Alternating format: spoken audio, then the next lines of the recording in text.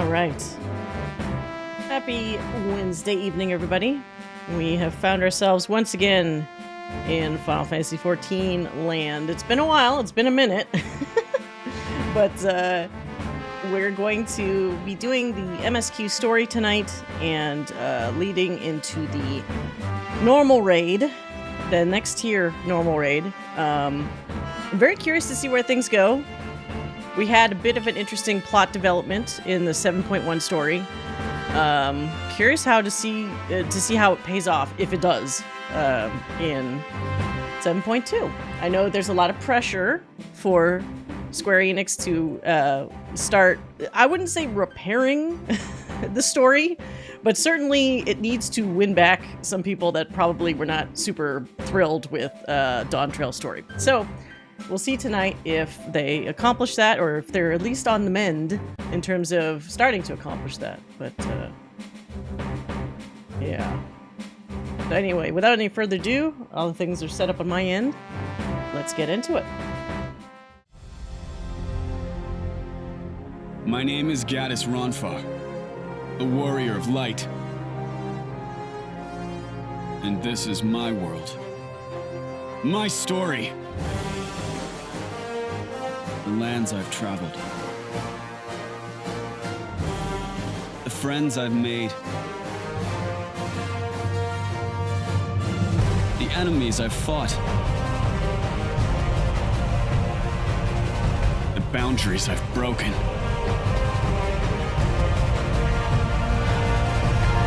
And the lives I've changed. In your darkest hour, in the blackest night, when you need me, I will be with you. So let us be about it.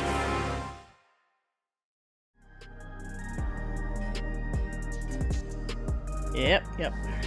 Not gonna lie, Summoner was kind of fun. Yeah, so like, I feel like maybe I'm in the minority, perhaps, amongst the people that when Summoner got a revamp, or pretty much a complete rework, I actually thought it was pretty fun. I know it got a little, I wouldn't go so far as to say it was brain dead, but it was very easy. Because if anybody remembers what previous Summoner was, I wouldn't even really call it like a Summoner class. Because so much of what original Summoner was in this game... The Dentist is now live, streaming Final Fantasy XIV online, brand new, 7.2 MSQ and Raid. Did it say 14 or something instead of 14? That was weird. Cryptic. The original Summoner, before it was reworked in, what is it? Was it an Endwalker that they changed it up? Was a lot of debuffing and like putting on tons of dots, and like you had the tiny little mini versions of summons, and it all felt kind of, I'm not gonna say lame, because I know some people liked it, but I think to me it didn't encapsulate what I thought like a Summoner could be. Now I'm biased because previously I played Final Fantasy XI, and the Summoner class in that one is fucking awesome, because you basically make almost full-size avatars of every summon you come across, and you can bring them out and have them do a thing, and some of them hang around with you like just all the time. So that's kind of a tough act to follow, you know, when you have 14 and it's so drastically different. I mean, you could straight up call out Odin and like Alexander and shit in 11. Like, every time you had a new summon that you encountered in the story, they would eventually work that into the Summoner class. Like, you basically have primal fights periodically, and once you beat the primal in those primal fights, they lend you their aid. Similar to like what happens in 14, but on a cooler level, because you actually are like bonded with them, basically.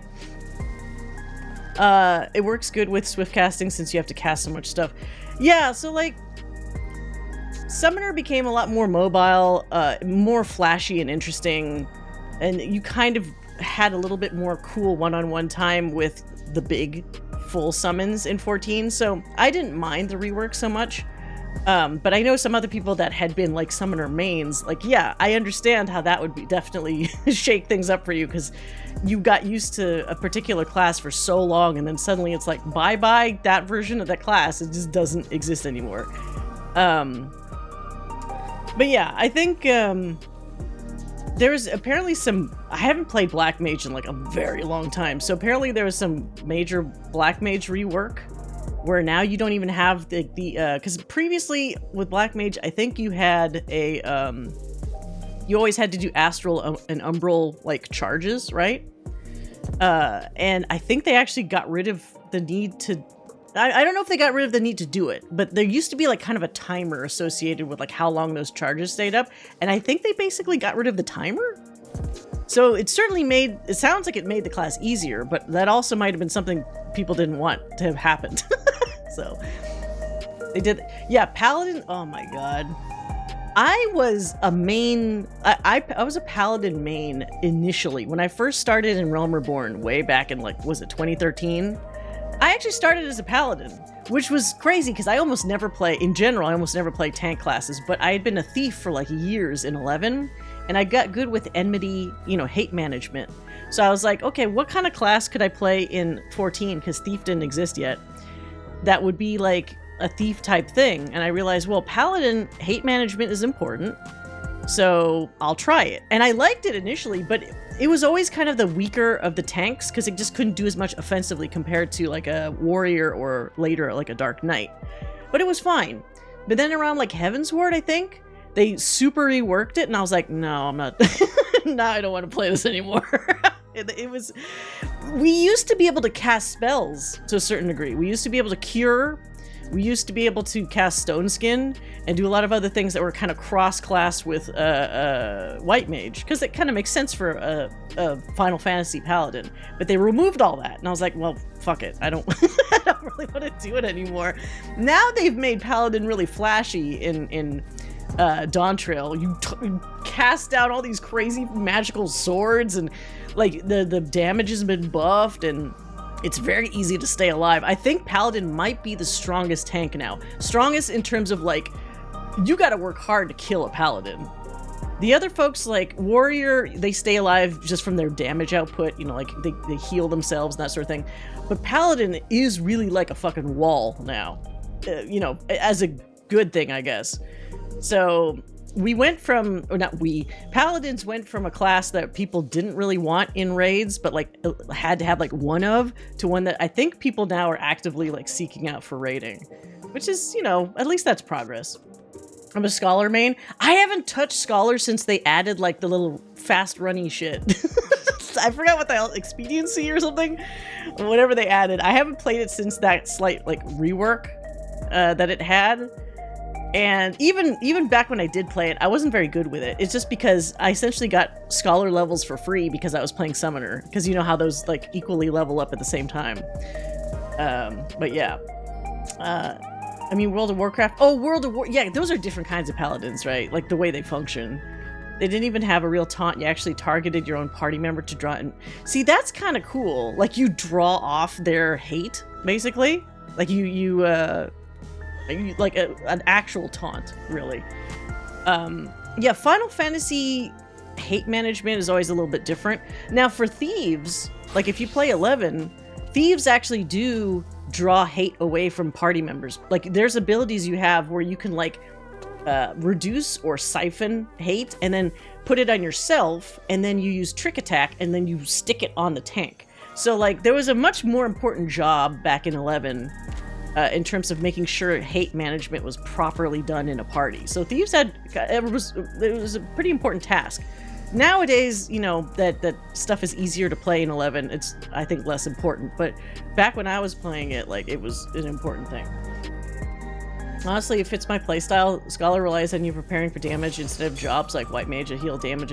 Yeah, so, like, I don't know. I was playing a lot of Astrologian before Dawn Trail, and then I haven't touched it, like, because Dawn Trail also changed up the cards and stuff again. Of course, Astrologian mains, I feel like they've been jerked around quite a bit, because I played it in Endwalker, where they had already simplified the cards, and then they changed it again in Dawn Trail, where now I'm not even quite sure, like, how the cards fucking work, because I only, like, used it twice. But it always felt like Astrologian, you had to predict the damage, because a lot of your shit would be like shields, and like regen and whatever. So it's like you try to be like, okay, something's coming up. Let me dump a ton of stuff on somebody. And then white mage always felt like you're reactive, unless that's changed. So it feels like Scholar was either reactive or kind of a mix of both, because Scholar had some decent shields and stuff, right? But then you also, at the time, remember when the little fairy or whatever actually used to be an important component for Scholars? Now I think it's just for looks, right? Because I don't even think you don't control them anymore, and I don't think they do anything on their own. They're just like there, which is kind of weird. I just feel big-brained, and Scholar seems to be a less popular role. Scholar, I think people were laughing at it initially when they added that that little fast-running like team dynamic thing that you could do with the Scholar. But when people started using it in raids, it looked like it was actually really useful. So I feel like Scholar regained itself a little bit on the raiding scene once people realized like the utility of some of those moves. But yeah, so I don't know what to play now, because like I heard Pictomancer got nerfed. I haven't tried it yet because I haven't played anything yet. I just loaded up the updates for the patch. So maybe I'll do Red Mage? Maybe this is the time of the Red Mage has finally come? Probably not.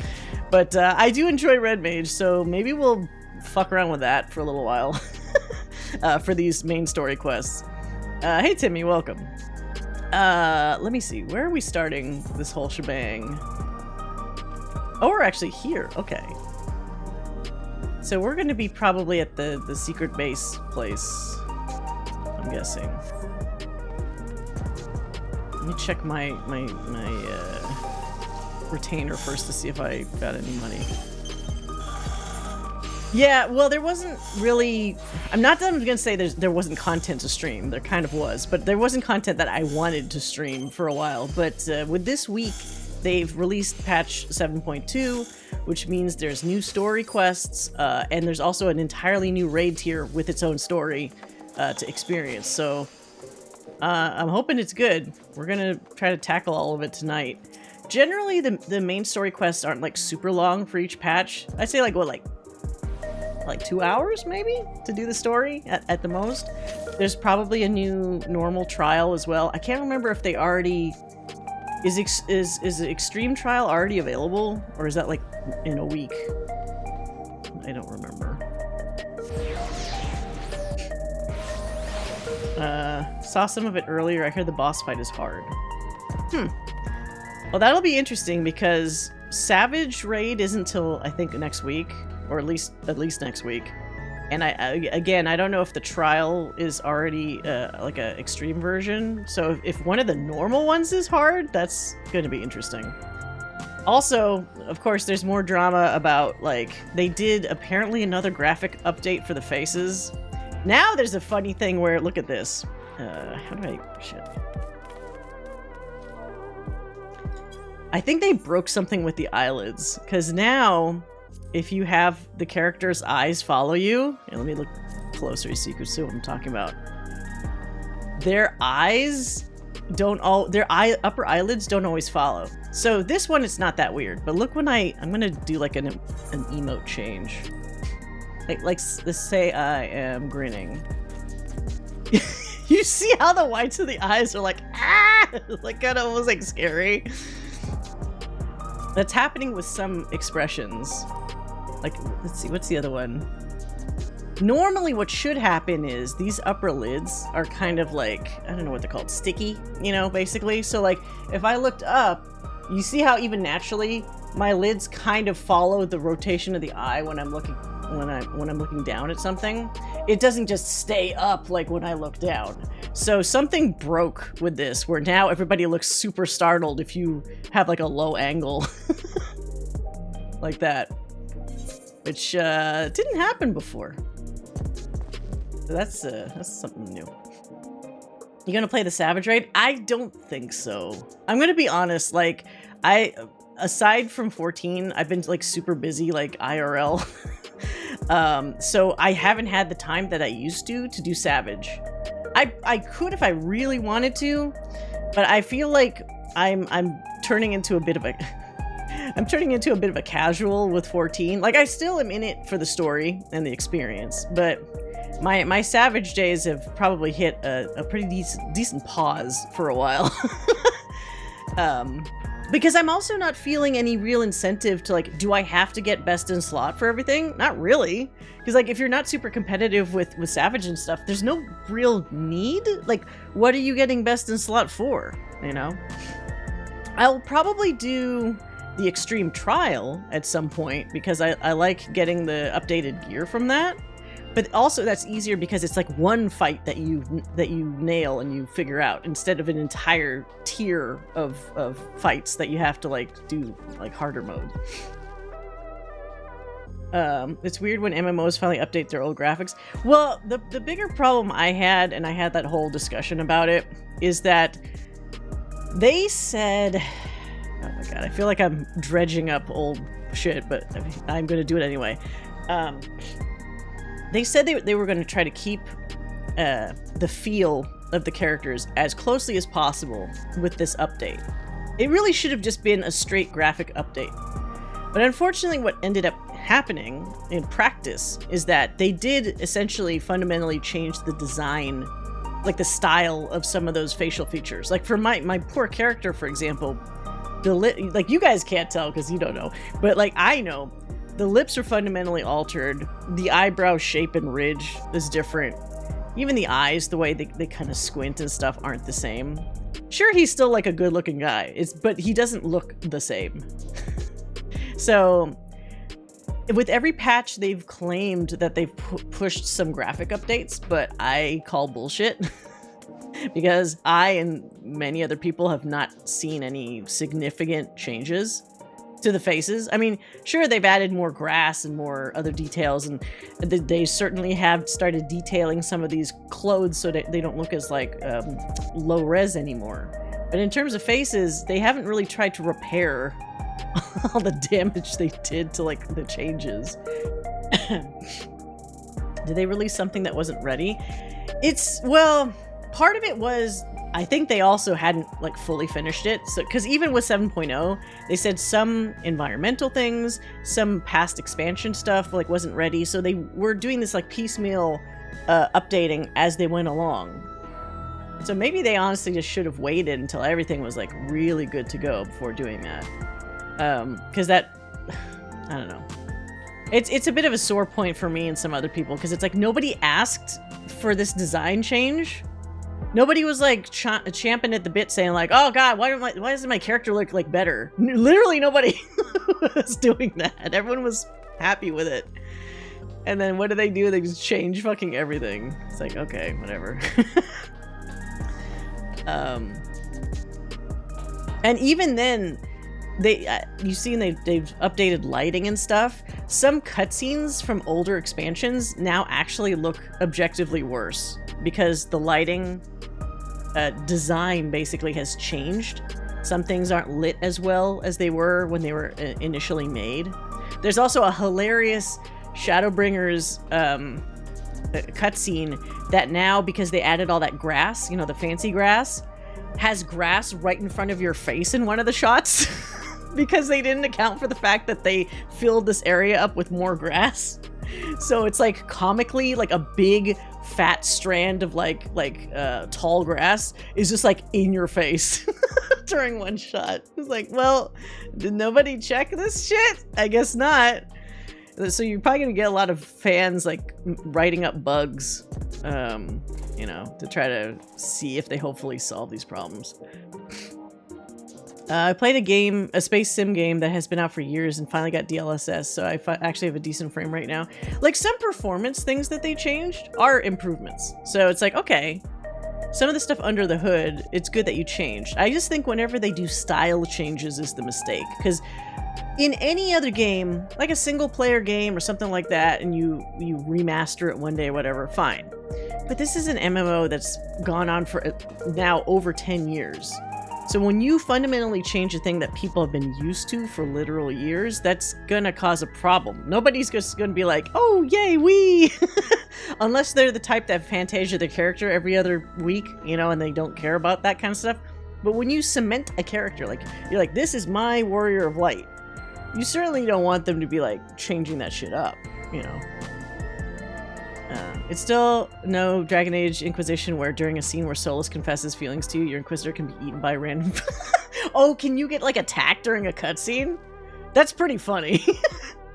Yeah, I've never seen it in 14, or at least I don't think so, where you can, like, get interrupted. Once you actually get in a cutscene, you're pretty much invulnerable, which is funny.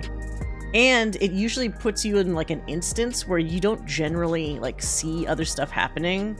Unless it's, like, one of those little halfway cutscenes, you know, like, where you're talking, but it's not, like, giving you different camera angles and stuff. Like, you're just still, like, standing there. Then, sure, other stuff could play in the background. MMORPGs have been doing that. I don't know why it's happening. Oh, yeah. Next patch, everything will be frogs. Well, I mean, it's funny you say that because I feel like on my server, I've seen a lot of specifically Tarutarus that like do, not Tarutar, fuck, I've been playing too much 11 lately. Lalafels that have the frog like helmet running around. So there's probably gonna be more of those. Let me turn my AC on a little bit. It's stuffy in my room. And then we'll start.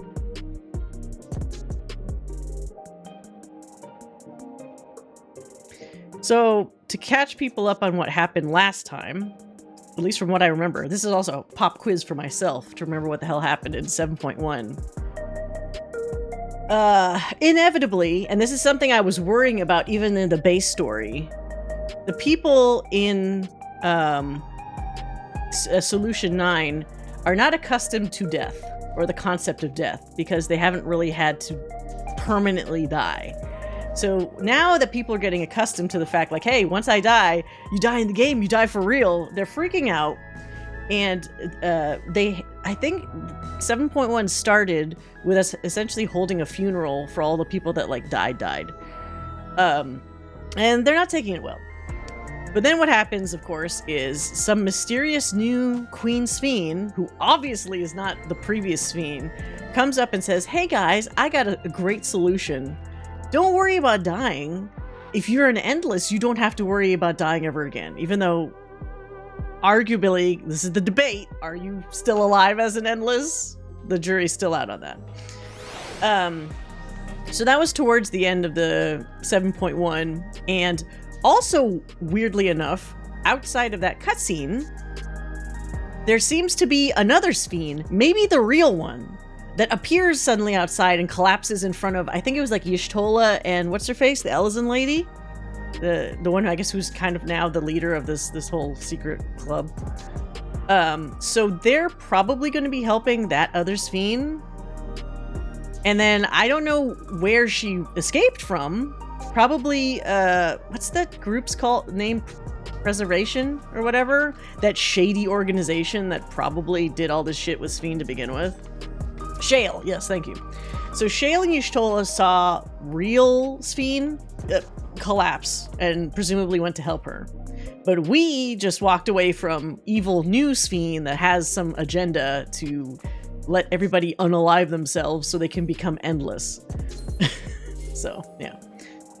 I don't know why, but in games I always play as humans.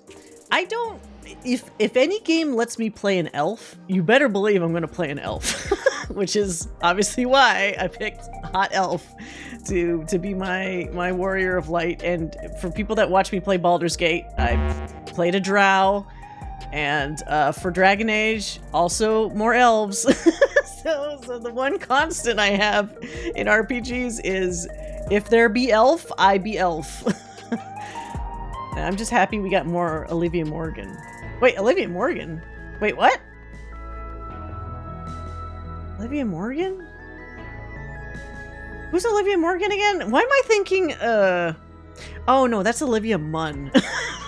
I was like, is Olivia Munn in the game? No, my brain like went to the wrong name. Oh, that's the name of her voice actor. I didn't even know that. Is she famous? I like Shale. And it's also pretty rare to have an Elysian, like, lady character. I mean, when's the last time, fucking Heavensward, when we had a notable Elysian female? You know, it's been a while. More Illuvian Morgan. She was also Feo. Wait, she was Feo Ul? Are you kidding me? That's a hell of a voice talent, because I would never have thought that they were the same person. That's great. Okay, all right, you have my attention. All right, so wait, we're gonna hit an ad, aren't we? So let's wait a second so we don't get interrupted by an ad. So as per usual, on the side, I'm also recording this because what I generally tend to do is I will do an edited down version of the MSQ with my reactions for my main YouTube account, and then of course the straight play-by-play, you know, broadcast of the stream will be on my VODs account if people want the full experience and they happen to miss the live stream. So there you go. Feul is oh god. Shadowbringer's character who's like a fairy that's helpful but mischievous. That's probably all I need to say without getting into spoiler territory. But she had a very notable voice. Or for me, a very memorable voice.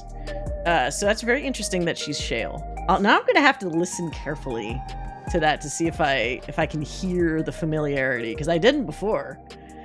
Oh yeah, oh my god, that's the other story bit that I forgot, because Shale was involved with that. Little Gululja found out his origin story, and it fucking sucks. Poor Gululja. That his mom was a, what's his face? Was a simp for his dad to an obsessive degree. And basically, like, no, it wasn't blackmail. But she brokered a way that she would get to do it with his dad, and essentially had Gululja. But then did they say how she died? I don't actually remember that. I'm not sure. That whole thing was fucked up because it was so funny. There was maybe an echo or something like that where it was just her talking about how thirsty she was for him. And I was like, oh, okay, this poor kid, he doesn't need to know any of this shit. This is like too much information. But yes, let's start ourselves off.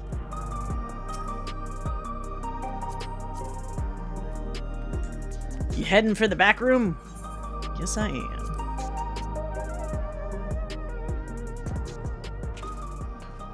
Oh, let me make sure all the music is nice and loud. I usually turn it down when I'm not obviously streaming because I don't need to hear the music, but we're gonna hear some brand new shit, so let's make sure everything's good. Oh. Yeah, it's good. Maybe a little too loud, but that's fine. Okay. Oh. Kryl. A glimmer of the past. Kryl wishes to catch up on recent events.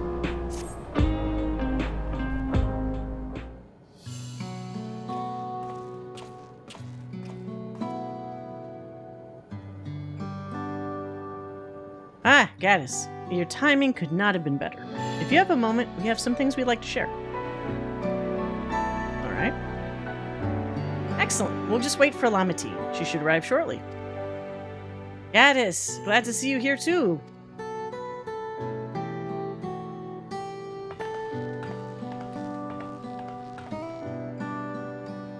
And speak of the devil, let's catch each other up, shall we? Right. I'll go first if nobody minds. I've been back in Tuliolal and spoke with Kona. I told him all about the records left behind by Gululja's mother as well as Spheen's reappearance. We decided that I should remain in the dome until things settle down once more. But while I'm Gululja's guardian, I'm also a foreign ruler. I'll have to take care not to appear as though I'm meddling in Alexandrian politics. That's all from me. Yeah, we gotta be careful with that. As for the rest of us, we've been keeping track of this new Spheen. She has been making a regular reappearance before the people, and each time she does, she encourages them to become endless. Alas, much else about her remains a mystery, including why she's chosen to reveal herself now.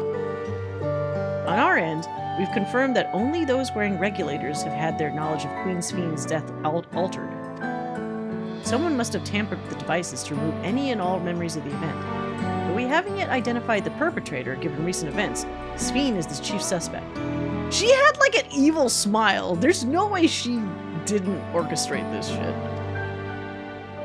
Many believe that the Queen of Reason is alive and well, and remember her funeral as a memorial for those lost in the attack. Needless to say, this has proven confusing for those with more accurate recollections.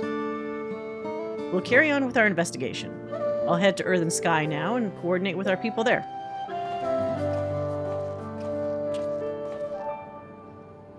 There's one other matter, the highlight of this gathering, you might say. We'd like you to meet a certain someone. What? By all means, where's this person now? In the break room. She's unwell. Oh, the other Sphene? Maybe she doesn't actually look like the fake Sphene. Maybe that's how they don't immediately know who it is. She's unwell, and Y'shtola and Alisaie have been tending to her. They'll be able to explain things. See? I want to see how she's doing, so I'll come too.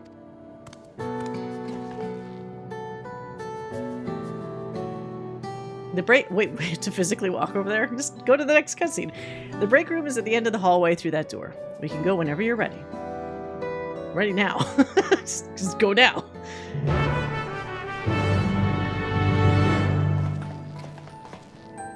Really? Okay.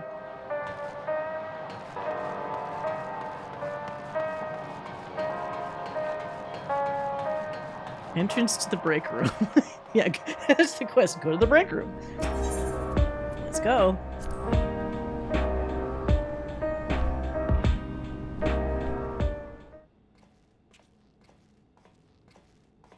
This is nice. It's like cubicles, though. Oh, here we go. Oh. Oh, it just straight up looks like Sphene. Okay, never mind. What is she doing here? Your bestest friend, buddy. We just heard she was busy spreading talk of becoming endless among the Alexandrians. What's going on here? Oh, come on. You can't put two and two together. It's obviously not the same person. She is not who you think she is. Not the Queen of Reason, who has made a miraculous return, but an individual of flesh and blood, possessed of a soul.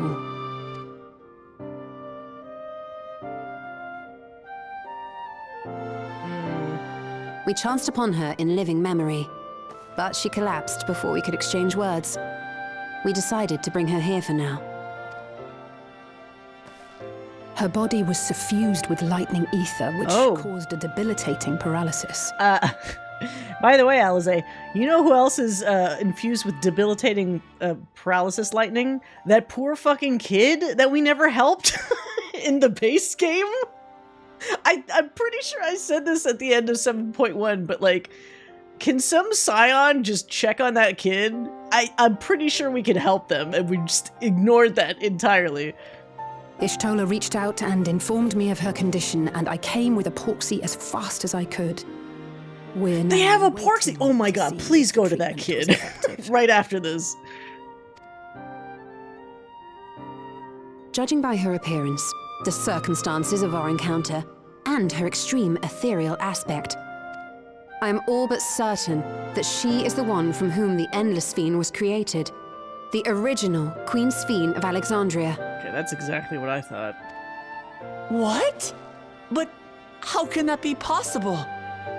The real Sphene died of illness 4 centuries ago. Nah, they put her on ice. Well, whatever ice that they use to freeze people.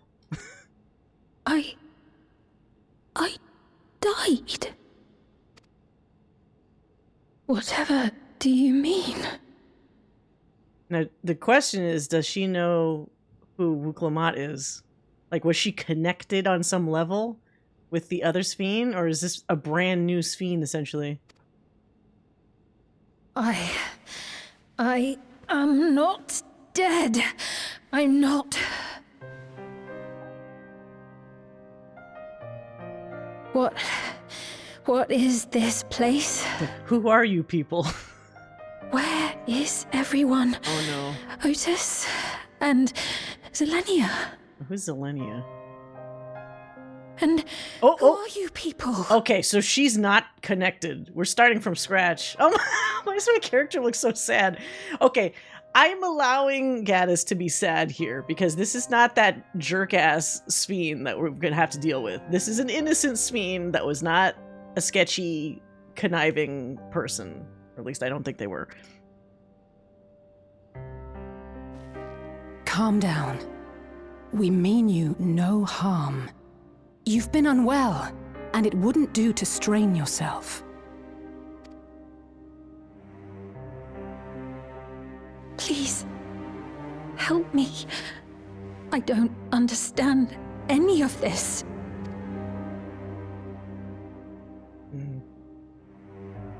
Of course. This is gonna be a But if I long might time to confirm some explain. things first. You are Queen Sphene of Alexandria, are you not? Yes. Yes, I am. And ere you awoke here, you were in another unfamiliar place.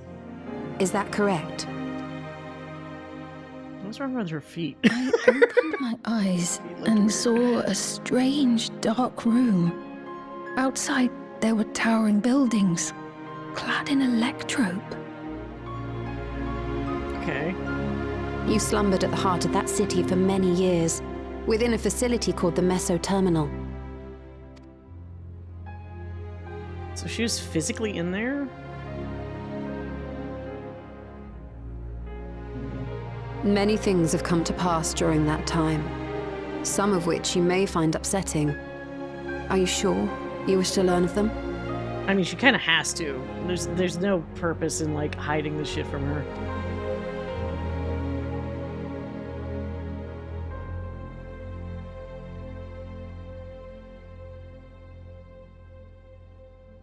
In that dark room, there was an electrope casket designed to preserve its occupant in cold They stasis. did put her on ice, literally. Holy shit. Wait, does Shayla's voice sound different now? Was it Feoul's voice actor before? I guess she didn't really talk that much, like, actually talk, so maybe that's why I didn't pick up on it till now.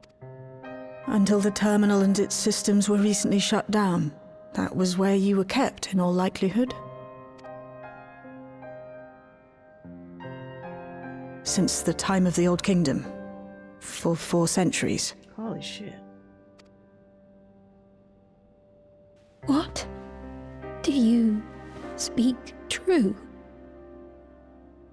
I've been asleep for that long. 400 years. Well, we got, like, TV now. Modern technology. Bullshit. Yeah. Our records say that Queen Sphene succumbed to the rampant lightning energies unleashed during the storm surge. But it seems the truth is rather different. So they had, like, a cover story for what happened to Sphene.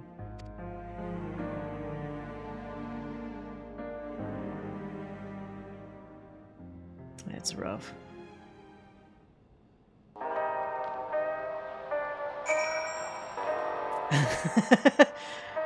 Sorry. Wookamat didn't go through. Yeah, Wook, you know what? That's a good point, Crimson. Because, like, Wook hasn't had a wacky experience. The Warrior of Light has had so many really off-kilter experiences that other people will never, like, experience in their lifetime. So for the Warrior of Light, some of these concepts are almost kind of old hat or quaint. You know, but, like, for everybody else in the room that's not a Scion, this is kind of a nutty concept. Like, you know, oh, Shale's haircut. It's not too much of a Karen haircut, is it? I mean, kind of, because it's like a short bob type of haircut. It's more centuries than I thought you would say. Yeah, 400 years is a long time. That's actually longer than I assumed it was like a couple hundred years, but 4 is quite a lot. I guess they wanted to make sure that anybody's like like you wouldn't have like the immediate next generation or descendants to already be able to tell you like what happened before. Like it has to be almost several generations removed for things to be like so disconnected narratively. Oh boy, what else is in here while we're here? Since I don't know how often we get to go in here. Vending machines with like energy drinks. Looks like some fucking Frappuccino container. I guess it is kind of like a break room. What the hell? Oh, the gross packet food. It's no good for anybody. So they're like cubicles, but for beds. You know, for a break room, I'm kind of surprised there's no fucking couches. What's the couches? Yeah, but they do need to, if they don't have a orchestrion roll for this music, they should definitely get one. Oh, speaking of orchestrion rolls, for anybody that's a Final Fantasy XI fan, make sure you go to the achievements guy that's in Gridania.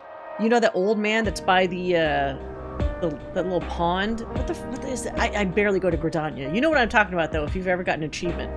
You can pick up the Mog House music on a scroll from the guy. It's only like 2 of the achievement points. Yeah, Jonathas or whatever. Yeah, go there. Alpalku Falls. Yes, thank you. See, everybody else knows the names. Yeah, he has a bunch of new stuff. He has some new glasses, like fashion shit you could buy, I think. And then some plates for your adventure plate thing, I think. I can't remember. There's a couple new items, so be sure to check that guy. Okay.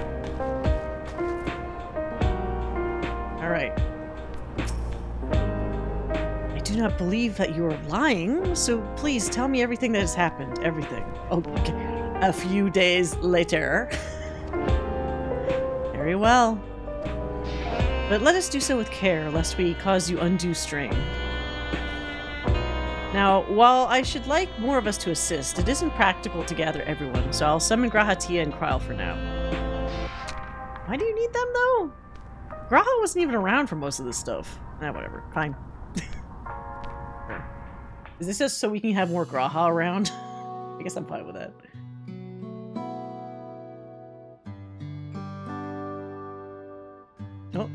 Oh, they do the little, like, elapsed time.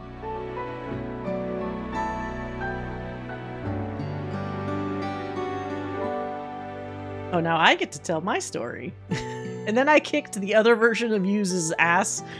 Other Sphene.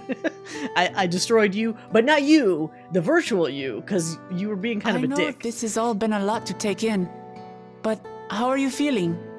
Physically, I mean. Probably not great. Much better now, thanks to Y'shtola and Alisaie's ministrations.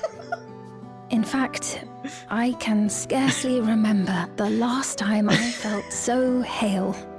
Sorry, this is distracting to me. I feel like Y'shtola has the problem I have with whenever I have to pronounce my name to other people that always see my name how it's written and say it wrong. Like Y'shtola's in the corner going like, it's not Y'shtola, it's Y'shtola. You say it quickly with me. Y'shtola. I know not how to repay them, not only for coming to my aid, but for telling me about my kingdom besides. I don't think they're ones to keep score. Isn't that right? Oh no, I keep score. I absolutely keep score. Oh my god, please let me say I keep score. Y'shtola is the motherly sort. Alisaie never abandons those in need. They're comrades you can rely on. Oh, okay, so I don't get to... Okay. Is Y'shtola really the motherly sort? I don't know if I'd say that. I do agree, Alisaie never abandons those in need.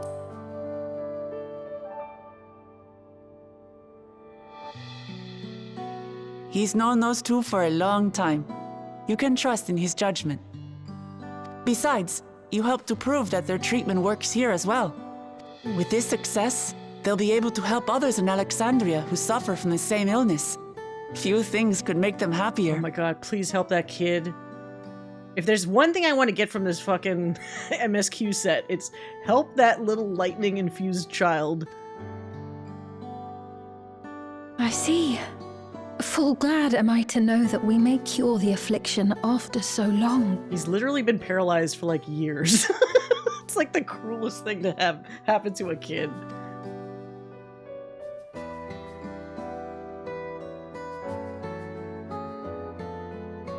so very long.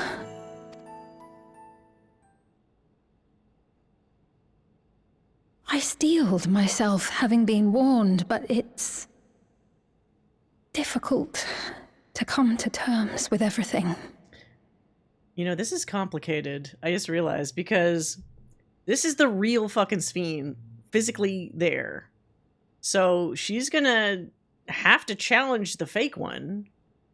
And the fake one should be like, cool, you're... in an ideal world, she overrides the virtual Sphene because she's literally the real original Sphene, but that's going to be really complicated. Or somebody might say, she's a clone, she's not real.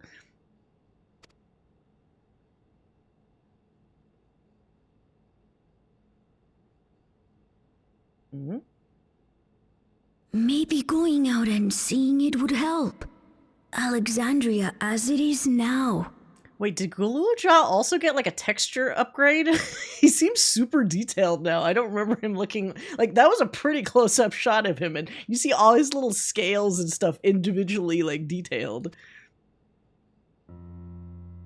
Oh, great idea. There's no substitute for seeing things with your own eyes. That said, there is a chance that you'll run into the other Sphene. Yeah, kick her ass. Still want to take a look, even so? They need to figure out what to do when that happens, though. Because it's not just that it's going to be awkward. You're going to have to do something about it when that happens. It would be a lie to say I do not feel anxious, but I wish to walk among the people, to hear their voices and learn about their realm.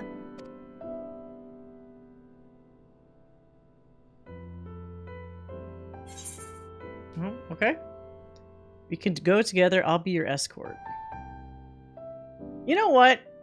This isn't a Sphene I wouldn't mind escorting. Because it's the actual one. And she also doesn't seem like a little prick. Like the other one does.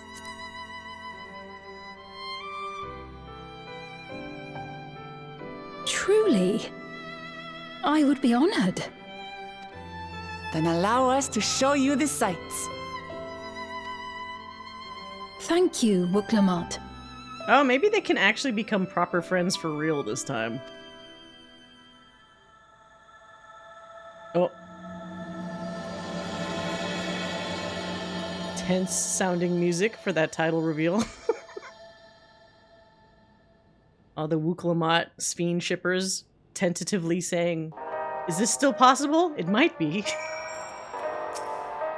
Thank you as well, Gaddis, for your kindness. The Endless Sphene. You knew her, did you not? It may take time for both of us to come to terms with the situation. Myself especially. But I recognize that I must. I may still be here, but the world I knew is gone. Oh, I had to pick a food. Oh, carne asada tacos. Bet you believe I'm gonna take that.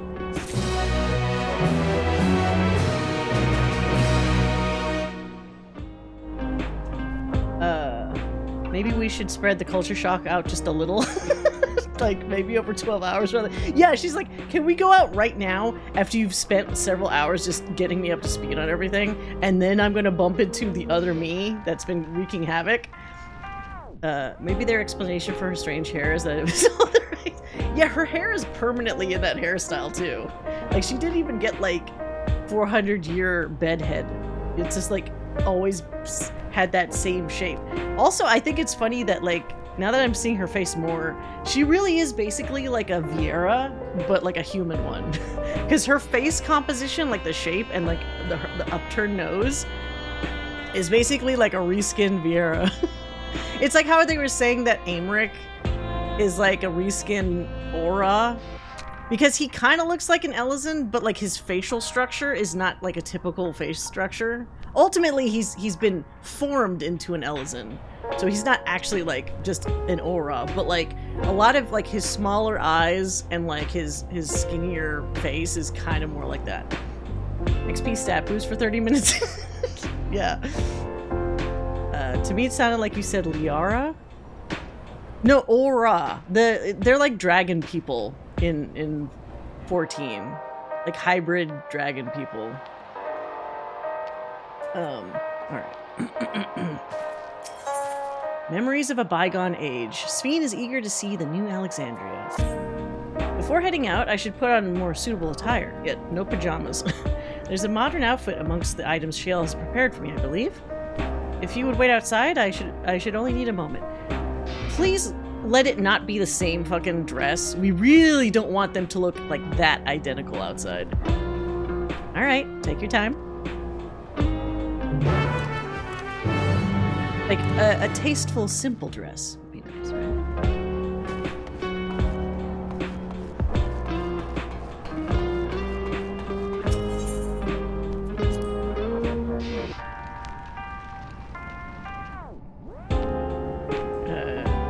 I don't know when I will... Wait, what? See those? No, but that's like, you can make your character an aura. They just exist. Ever since Heaven's Word, there's been auras. I think they were added in that expansion. It's been a while, I'm pretty sure. Oh wait, there's more than one Ellison lady? Who's this lady? She kind of looks like a Duskwite. They're so rare. Oh wait, but this is like the other world, so she's not technically a Duskwite. She's like whatever elves are in this world. I forgot the name. Okay.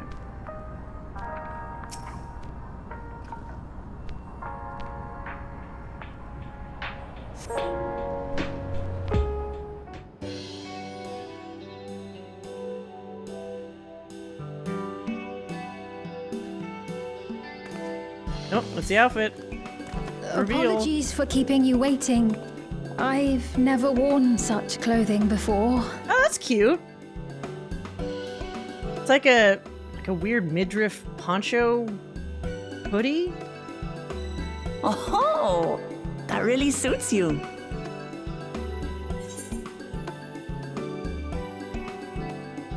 Oh yeah, no problem. NWA Tank, have a good time.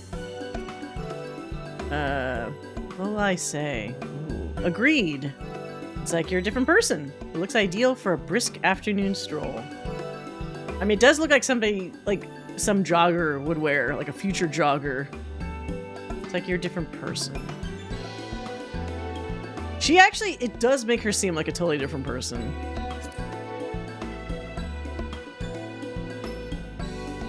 I had much the same impression. I had only ever worn skirts, you see. But it seems appropriate for a new beginning.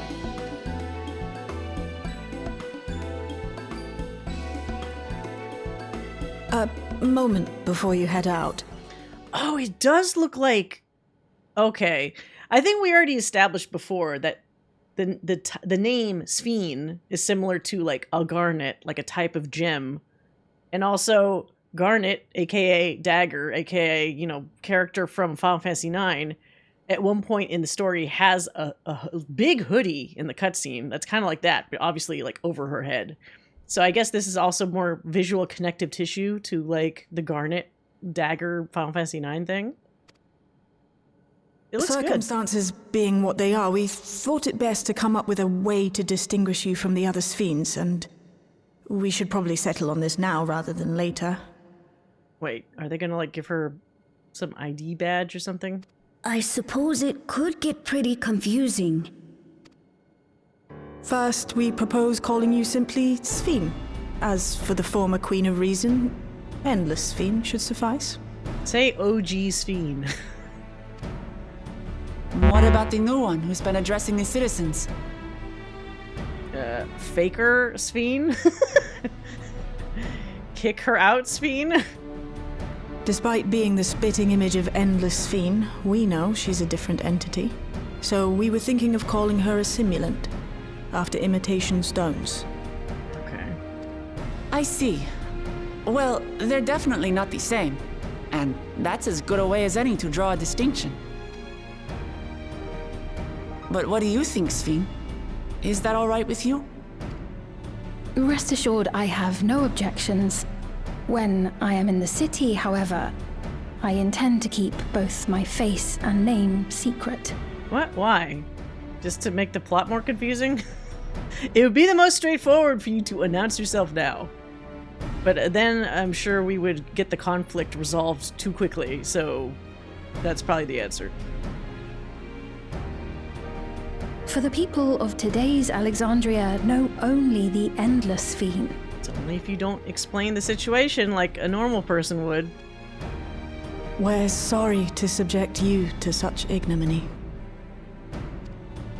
No, I myself would rather not invite complications, so it is quite all right. Thank you for your concern, Shale. Let us be off then. I am in your capable hands. That you are. She's gonna put the hood up. First, we'll head to the entrance of Solution 9. Good idea. We should start from scanning Port 9. I'll do my best to explain things.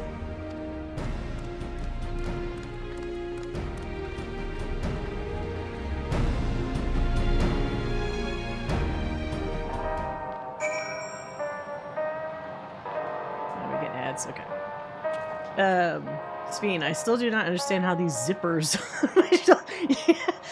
the fucking, like, Final Fantasy-esque design choices for clothing. Like, I don't think it's Nomura-inspired, and yet there's remnants of his design philosophy everywhere you look. Not inviting complication by adding application. Well, the thing is, like, in a real-life setting, you'd probably want to make an announcement like, hey, actual Sphene is alive. Like, immediately. Especially because the other one's trying to make people off themselves to become endless. Like, maybe that would stop people if they realize, like, hey, wait, maybe we shouldn't listen to the Sphene that's not, like, the legit actual Sphene. Sure, this new one has to get up to speed about, like, what's been happening. But start that process now. Don't wait. Like, what the fuck? The longer you wait and you let Endless Sphene do her bullshit, the more, like, havoc she's wreaking in the meantime. Just making it more complicated. Forge ahead.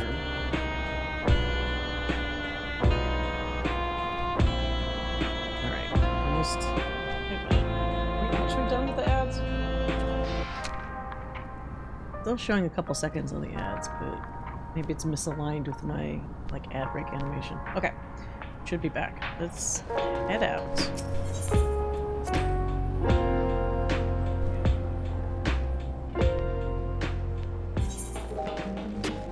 So we need to get... What is this? Information Center.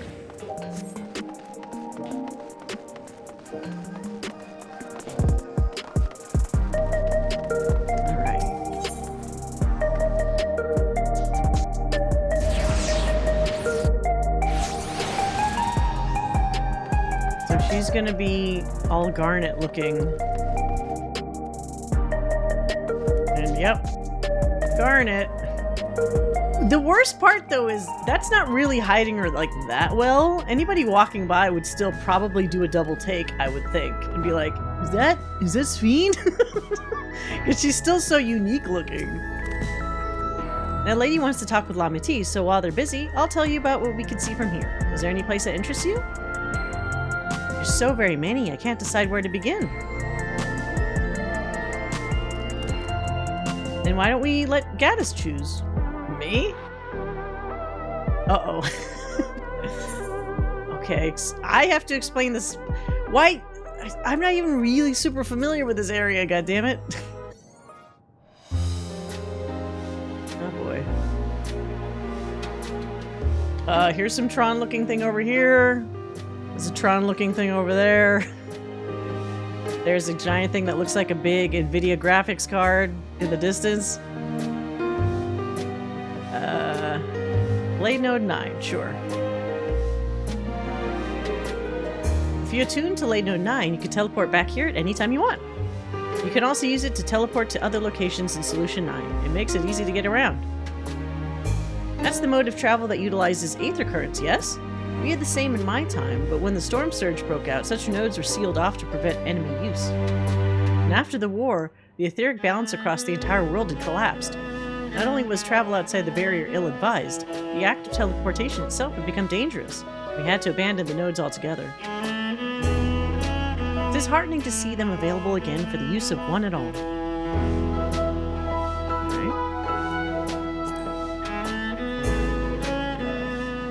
lady talking to Lamati just came back from Tuliolal. It was her first time since being trapped in the barrier 30 years ago. She has family in Alexandria now, so she had to return. Wait, how old is this lady? 30 years.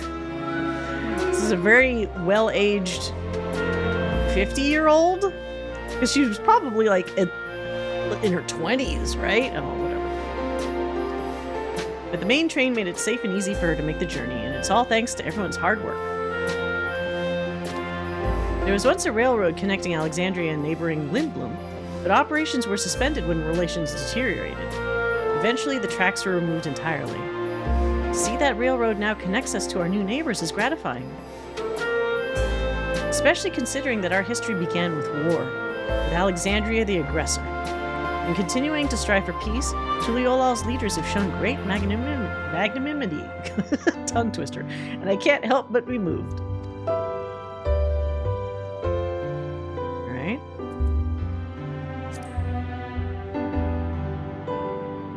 There are lots of different shops at the Nexus Arcade, selling everything you need. It's always full of people doing their shopping. The Endless Fiend gave Gaddis and Lamati a tour of the place. I remember watching them from a distance. The castle town I knew had a main thoroughfare that was lined with shops. Whenever I visited, the citizens would come and speak with me about most matters great and small. Just like that lady's doing now with Rook Lamont.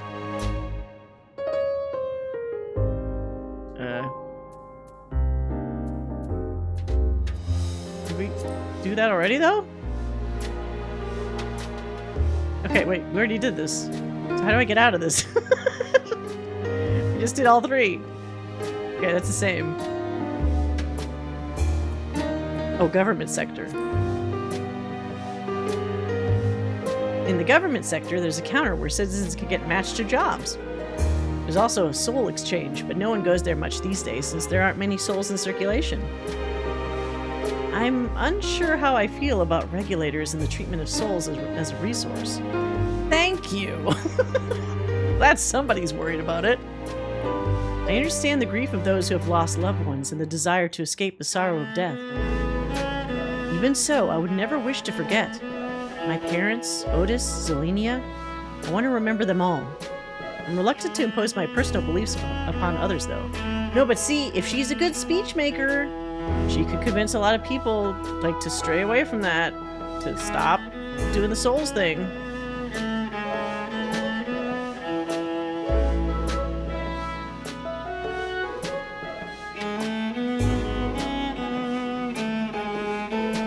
Like trying to quit smoking. Just need a convincing argument.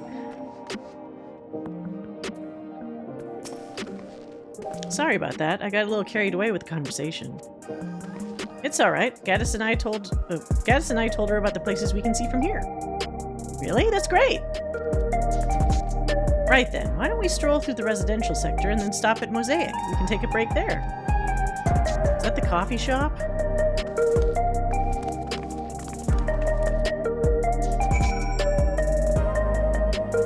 Remember when Lamati first saw this place? She's come so far.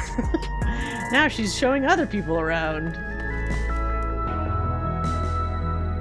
It would be fun to see Sphene and Gulja swap memories of Otis. They should sit down and, like, talk to each other about it.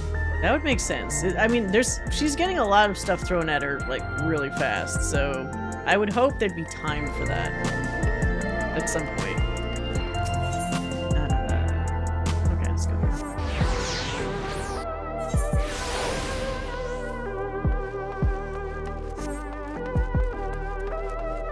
I wonder if she liked Otis. I think Otis liked her. Or I don't know if it was like did he like her or was it like a protective thing? I feel like it could be either one or the other or both, maybe.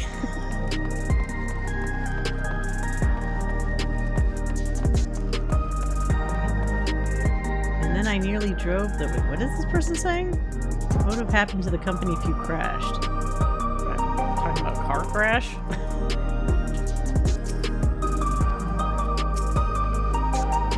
We've been walking for a while, so let's rest our feet, eh? Drinks are on me. Sphene, Gaddis, the two of you go ahead and... Oh, what do I get to order? The super tall mocha macchiato something or other.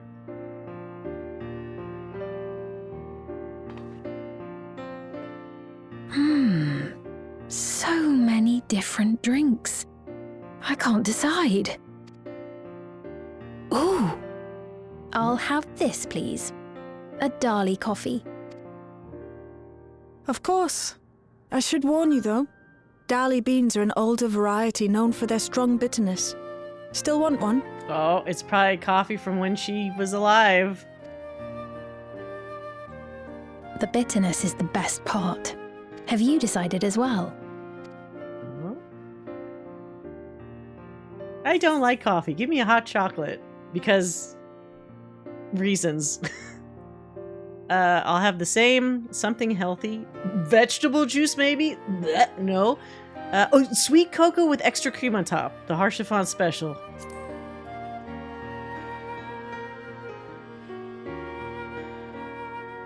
Ah, I understand completely. The allure of something sweet can often be too strong to resist. I'll have your drinks ready in a moment.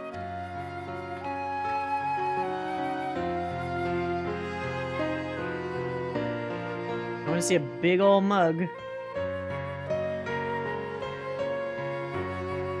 Oh. It's just little to-go cups.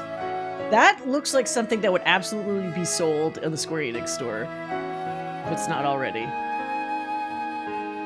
I saw in the Square Enix store they even have the actual regulators for pre-order. They're certainly well liked. It's a wonderful feeling, spending time with the people.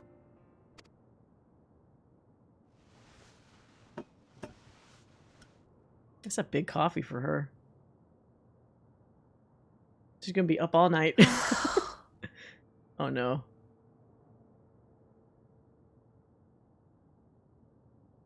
But they're not my people anymore, are they? Their city, their way of life, even the ground upon which they tread. I am a stranger to it all. I wonder if she could actually go the opposite direction where, because she's been detached for so long, maybe she doesn't want to be a ruler anymore? I want to go to your world. I don't want to be in this world anymore. The weight of the long years is finally beginning to sink in. That's kind of difficult.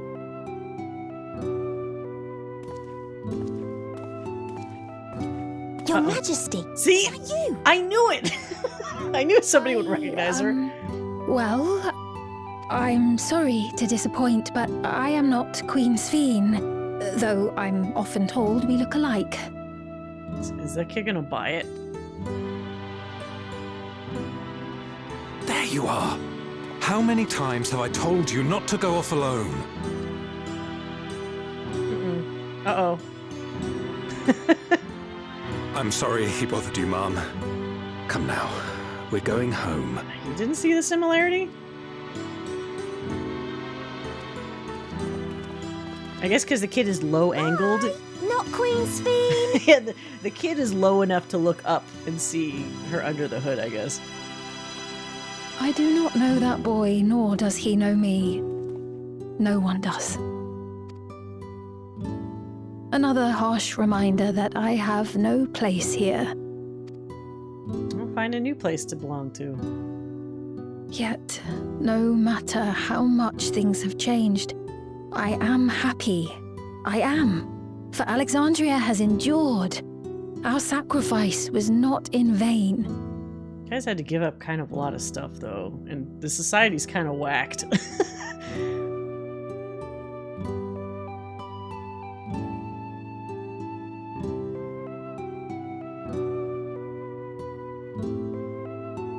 Even so, I cannot help but feel lonely.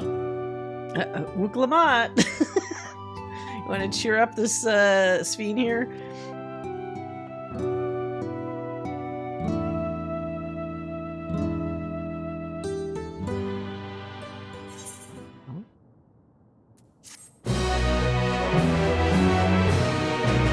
I'm surprised Wuklamat is like not more invested in trying to talk to this one. It's like, no, I only wanted to be bestest friends with the other Sphene. Not this one. When they're real, it's not as interesting. Jacket's looking sharp. This is the jacket from the recent, what event was that? The Girls' Day? Little Ladies' Day? But I dyed it to match my usual dark navy blue color scheme that I like Gaddis to have. But it works pretty well, and it's really nicely detailed. So I tried to add it with some other stuff that kind of fit. But yeah, I felt like he needed a change, because if you see this other, my usual outfit for him has not gotten like a visual upgrade yet. If you look closely, like it's still like low res. Once this one eventually gets updated, then I'll probably go back to wearing it, but it's looking a little low res right now. I'm not Queen Sphene, though I am told we look and sound completely... Yeah, for a kid, you could probably trick him, but if the adult had seen her properly, I think that would be a harder thing to lie about. How do dyes work? Is it similar to... I don't know how it works in Guild Wars. I can show you, for example. Normally you just right-click, you go dye, and then they're trying to add a second dye level to a lot of clothes, but some of the older stuff is just like one dye level. But basically, you get a little viewer here that shows you a preview of what you're going to get. You just pick your dyes. Now, you can't just do like whatever you want. I mean, you can if you have the physical dye item, which you can either buy from like NPCs, or sometimes if they're a specialty one, you can craft them. Other times, sometimes it's stuff you get from like a beast tribe, or what are they called now? Not beast tribes, whatever the fucking tribe thing is called now. The dye like items are all over the place, and often on the market board. So, like, say for example, I have here, because it's got a little check mark, I have shadow blue dye in my inventory. So I can select that one, and you notice it doesn't have the X on it, which means I could dye it right now, which would be a waste of dye because it's already this color. But, like, that's how it works, basically. And then for the second dye channel, it would color, like, something else on here. So, like, say for example, I have this as white, so you can see, like, the difference. This other dye channel for this particular jacket looks like it changes the inside shirt and the cape. But for every piece of clothing, those two channels are kind of different items, so it's not always the same stuff that gets affected. So you have to like kind of experiment a little bit. But it's not too bad. It might be done better in some other MMOs, but I still think this is fine. But the thing that needs work is like the glamour system. Because there's a glamour dresser, but it sounds like a lot, but 800 slots on the glamour dresser is not nearly enough. I need like double. We have too many, from years and years of collecting clothes, basically. We have way too many fucking clothes. So yeah. I have 0 dyes, I think. Yeah, you just buy, if you go to, there's an NPC in like the residential areas where you could buy like a bunch of dyes. And then, again, there's usually an NPC in, like, the beast tribes that will have dyes once you've, like, helped them out to a certain, like, reputation level. And then, of course, if you don't have access to either of those things, you could just go to the market board, and there should be, like, there's, like, a category for dyes. Yeah. Oh, right, okay. In search of meaning, Sphene looks at you apologetically. Why is she looking apologetically to me?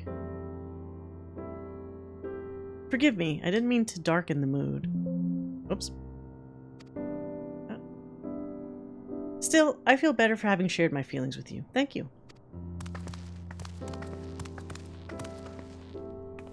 I'm sorry for not being much of a guide. I don't usually get approached this often. It's quite alright. When people have been through so much, it's only natural for them to seek comfort and assurance from someone they trust. Besides, I was able to relax with a delicious cup of coffee and have a lovely chat with Gaddis. Bit of a one-sided chat, but yeah, I appreciate your understanding. Right then, where to next? We could take a look inside the Nexus Arcade, but it could probably wait for when we actually need something. In that case, let's head back to the recreation zone. There's plenty to see on True View. Yeah, let's start the normal raid right now in the middle of the MSQ.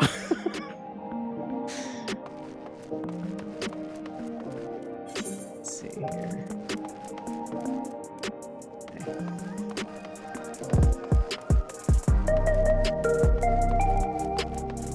yeah, and then they added this weird thing now where once sprint runs out, you get put in like a jog mode, which looks like run, but just a little bit sped up. Which I didn't know that was a thing people wanted, that they went through the effort to make, but I guess that's fine. But that does kind of beg the question, do you not need Peloton anymore, I guess, after you finish a sprint? A little weird. Where am I going?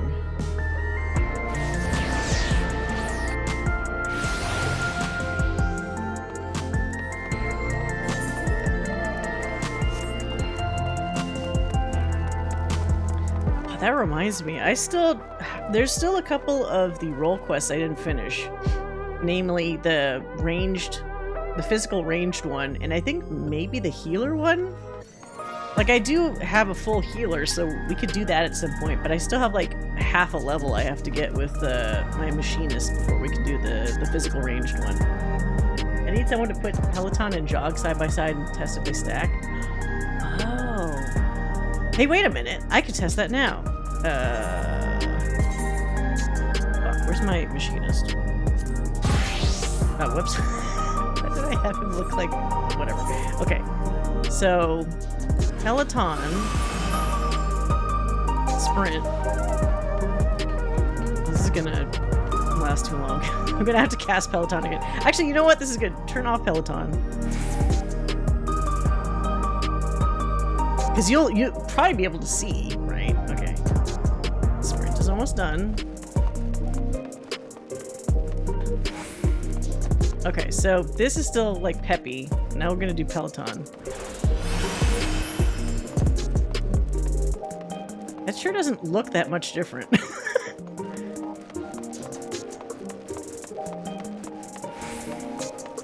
I just turned it off and it kind of looks the same. So look, I'm gonna do it again because we're just on jog mode. So this is with Peloton on, and now I'm just clicking it off. That animation looks the same, doesn't it? It looks like it just is just more of the same, apparently. And it doesn't feel like you're going that much faster either. So that's a little weird.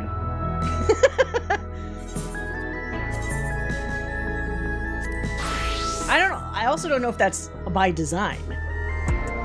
Maybe that'll end up being written up as like a bug, and then they do want you to be like a little bit fast. You should be a little faster with Peloton, because you're casting a thing on top of jog, so it should like, maybe it would look too weird, because that's already slightly sped up.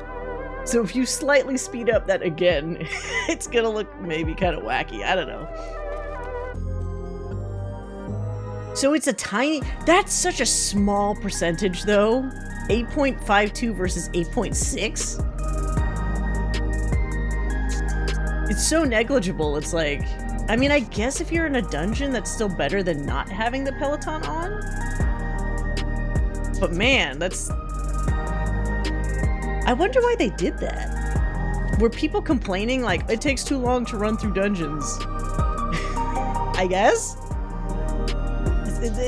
I don't know. I find that, like, a weird choice, personally, for them to do. Wait, what's wrong with this person?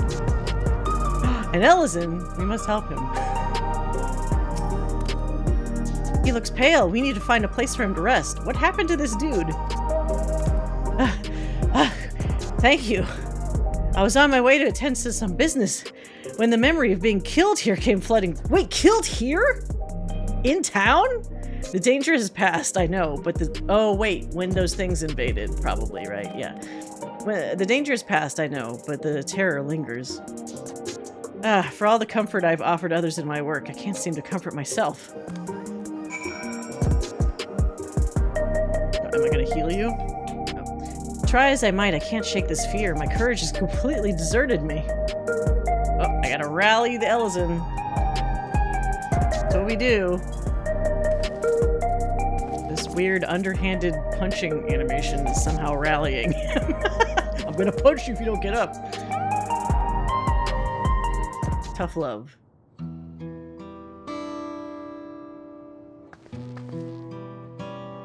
Thank you. I feel better already. Hey, you have my same hairstyle. Copycat. Your encouragement was exactly what I needed. Oh, but you're nowhere near as cute as Gaddis is. Ah, but where are my manners? My name is Malachite? Yes, Sailor Moon villain, and I am an usher. An usher? They're the ones who came to those without long live to They're the ones who came to those without long to live, right? Like a priest? But given everything that's happened, I expect your duties have changed. That's correct. We no longer attend to the dying. It's only after they have passed away in their family's care that we convey their remains to a government storage facility. Storage facility? What for? Henceforth, we must inter the deceased, but as the specifics are undecided, the bodies must be kept in cold storage for the time being. Oh, that's not great. I didn't know. I'd heard there were graveyards over by the submerged city, but like funerals, burial customs must be long forgotten. Did you have usher duties? If so, we could help. Let's help you carry the dead bodies. I'm not actually here on an official capacity, so I'm loath to trouble you further. But since you asked, I shall explain why I've come. I've taken to delivering the personal effects of the departed to their families. Even though their memories have been entrusted to the cloud, I still remember where they once lived. The rules to dispose of any belongings, to do anything else, was strictly forbidden. But it saddened me to see them discarded like waste, so I began secreting. It sounds like he's saying secreting them. Secreting them. I don't like that word, because it sounds like secreting. I began secreting away what I could. That's very weirdly phrased. Of course, I understand not everyone shares my sentiments, and I leave it to the families to decide what to do with these items. Some accept my deliveries, others reject them. Whether I'm doing the right thing, I cannot say, but I feel the family should be given the choice. Ah, they didn't have it before then. It's important to think about what people leave to us. I want to help. Do you want to help too, Gaddis? I probably should. Okay. Deliveries happen to be my speciality. I suppose I can. You know what? We always do fetch quests, so sure. And it's a fellow Elizan, so yes. I'm truly grateful. Now, there are 4 items to be delivered here in the recreation zone. I leave them in your care.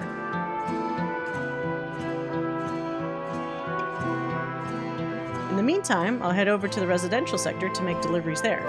After you finish, please meet me back here. I would like to know the family's reaction.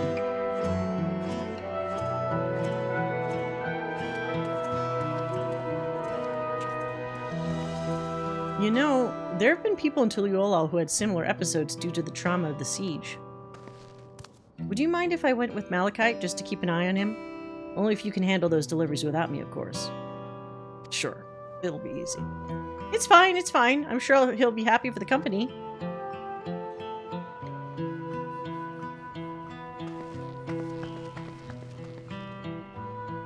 Alright, let's help these people. Hey Joe, welcome. Oh shit, sorry.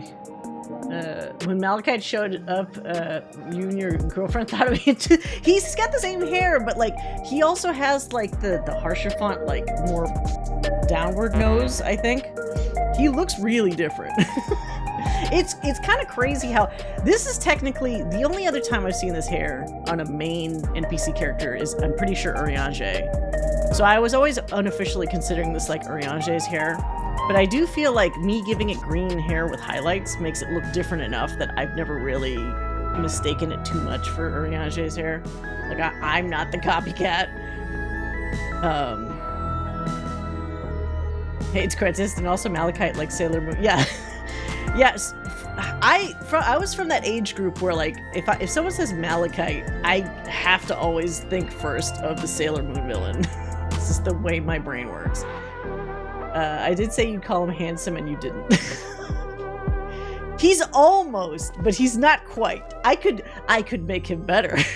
I could take Malachite's design and actually make him properly handsome. I just got back from seeing Black Bag. What's Black Bag?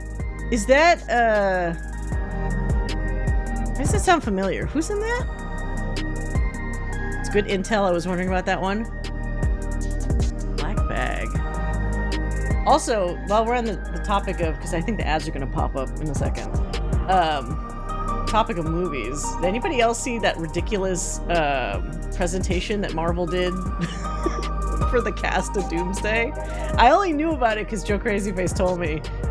But it was so ridiculous. It was really silly. They basically had a YouTube, like a live YouTube stream where they had a line of those chairs and they kept revealing more chairs with people's actors' names on them.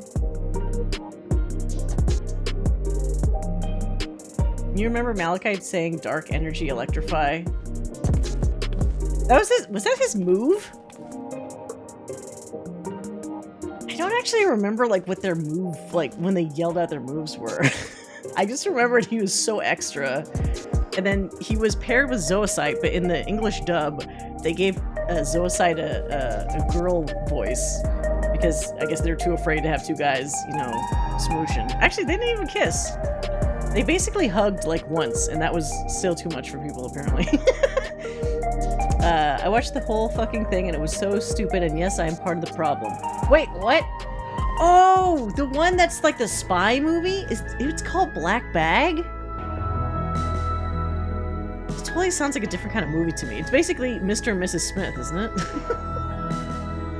That's the first thing I saw when I saw the trailer. I was like, oh, this is like a more serious version of Mr. and Mrs. Smith, like without Brad Pitt and Angelina Jolie.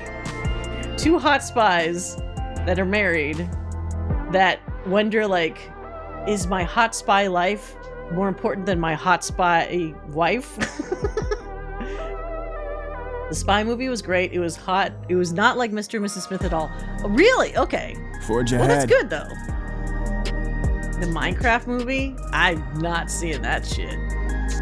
I also don't get why they didn't make... Because, like, Jack Black is the Steve character, right? But, like, why didn't they turn him into, like, a blocky guy? Instead, it looks like he just woke up and they gave him a shirt and then shot the movie. It's like no preparation whatsoever.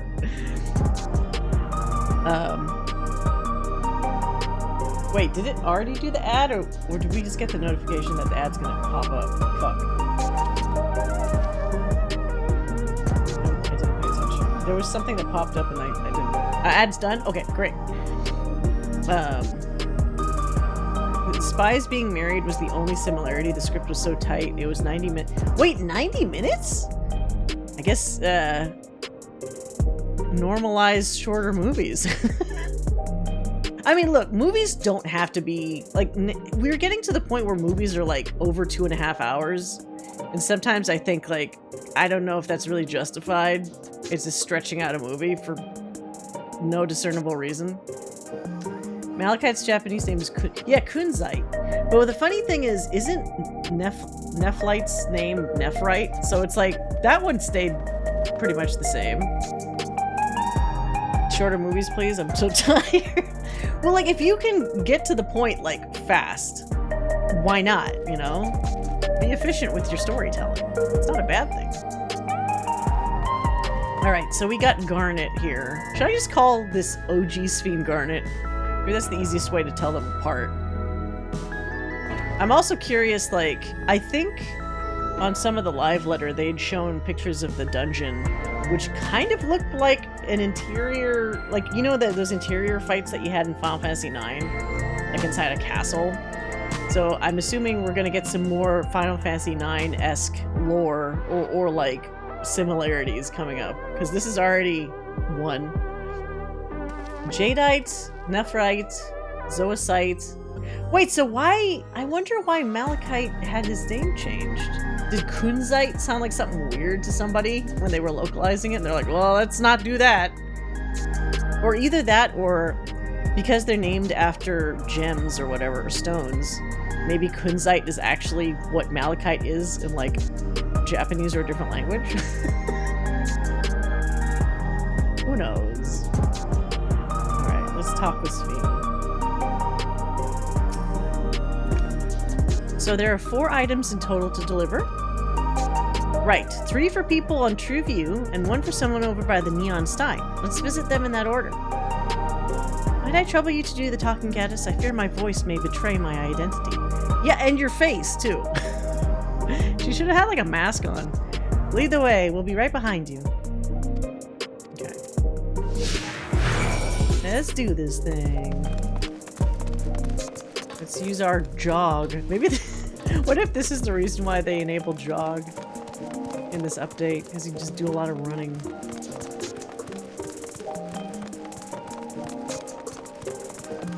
I don't know what 90s standards were thinking with that one. Maybe they just wanted a different rock. Maybe. Kunzite gemstones are shades of violet and pink, caused by trace impurities of manganese. But malachite is not a gemstone. It's actually kind of crystalline copper. What the fuck? So it seems they thought to fix Naoko's took. That's But isn't nephrite and zoisite and all that other stuff actually gems? Or are they actually more rocks or stones? Somebody was some geologist fangirl or fanboy and said, I'm gonna... they cracked their knuckles and they're like, I'm gonna fix this for some reason.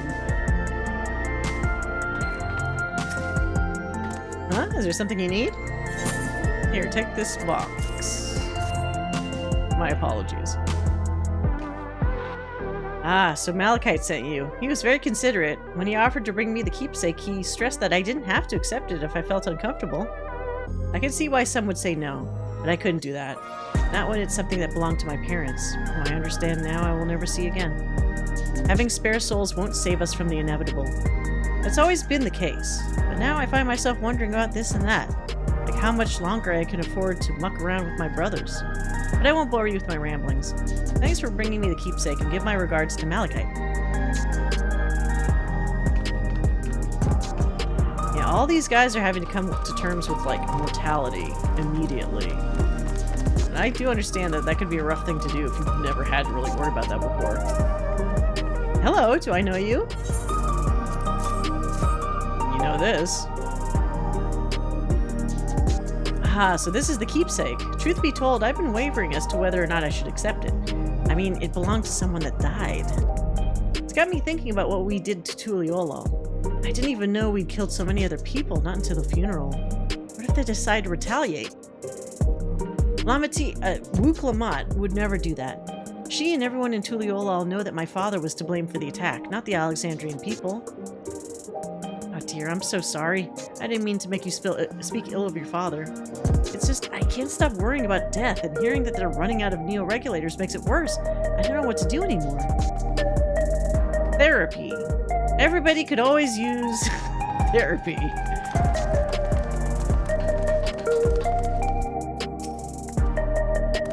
Oops, shit. Didn't mean to click that. What is it? She's a brooding citizen. That's all we need to know. Oh, you brought the keepsake. Thank you. I've been looking forward to this, hoping that it might help me remember, but no such luck it seems.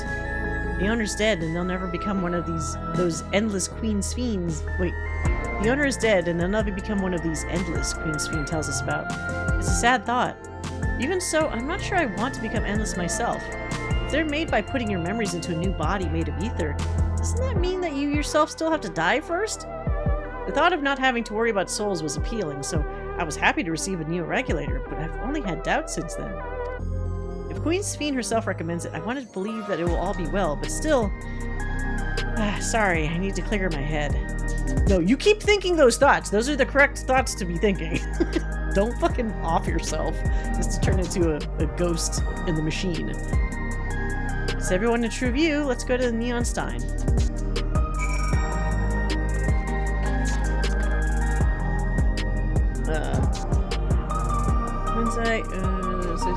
Jadeite is a hard, extremely tough, rare mineral. Okay, so they're minerals and rocks. So okay, maybe maybe someone had the right spirit, or they had their heart in the right place or whatever when they were renaming Malachite, I guess. Where's this other place I need to go to? Oh. So the change seems to come from the same reasons Hackman isn't Punkman anymore. Wait, really? Did somebody think Kunzite sounded like a some derogatory thing or something? I didn't mean to speak of your father's international campaign of mass murder. Yeah, it's like, awkward. Look at this car here. I want this fucking car right here. Cyberpunk looking car. Not this other one. This one looks stupid, but I like this car.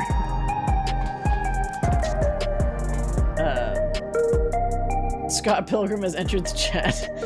Pac-Man was going to be Puck-Man when the US... Yeah, right. So what were they going to...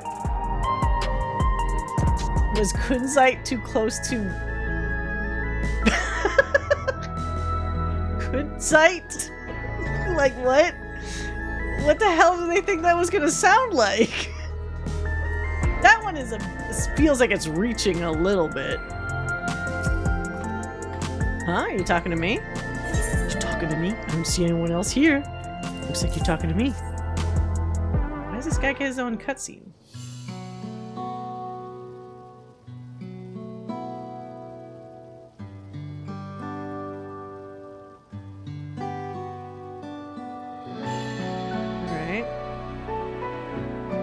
Oh, right, this. I can't say it stirs any memories, but it does feel familiar somehow. You know, you look familiar yourself. Where do I know you from? You know, a bit around. Of course, you're the unenhanced challenger. No, champion. I can't stress how incredible it is what you've achieved without using feral souls. It's a genuine honor to meet you, though not for the first time, I realize. Oh, this was the dork that was like, I've killed myself too many times and I can't afford more souls. Yeah, maybe just stop dying. Get good. It was at the infusion station at the government sector, and it wasn't my finest moment, as you might recall.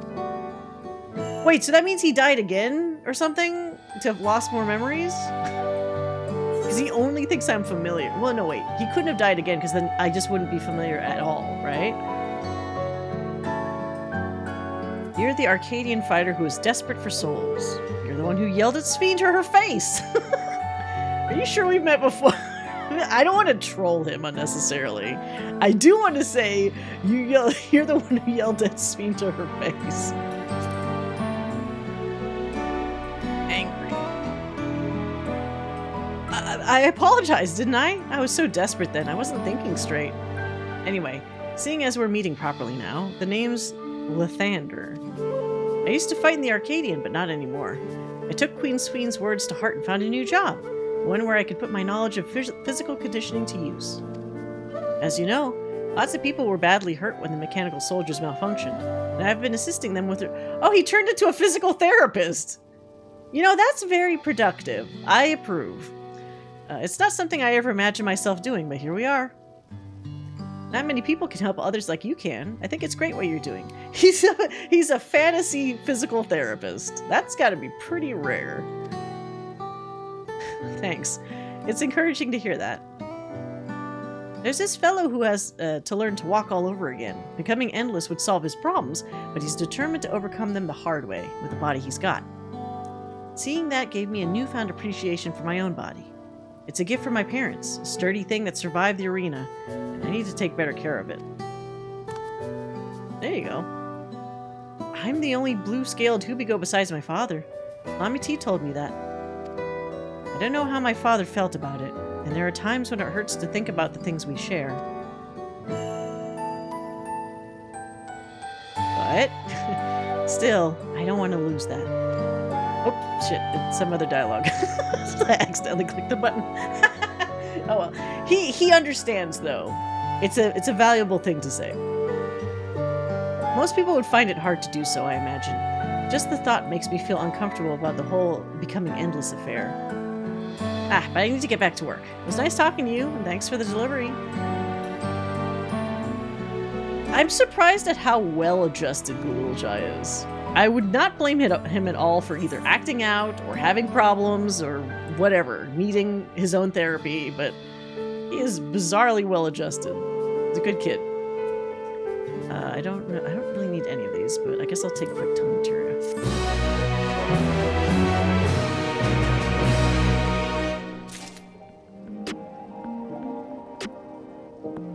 Yeah, Lathander. I was thinking about that. It's like, well, that's not really like a D&D Baldur's Gate reference, right? It's probably just a coincidence.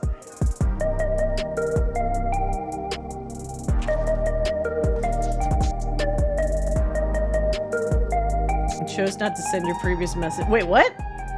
What were you gonna... Oh. Did Twitch actually warn you against typing a certain word? Oh, Twitch. Such a prude system.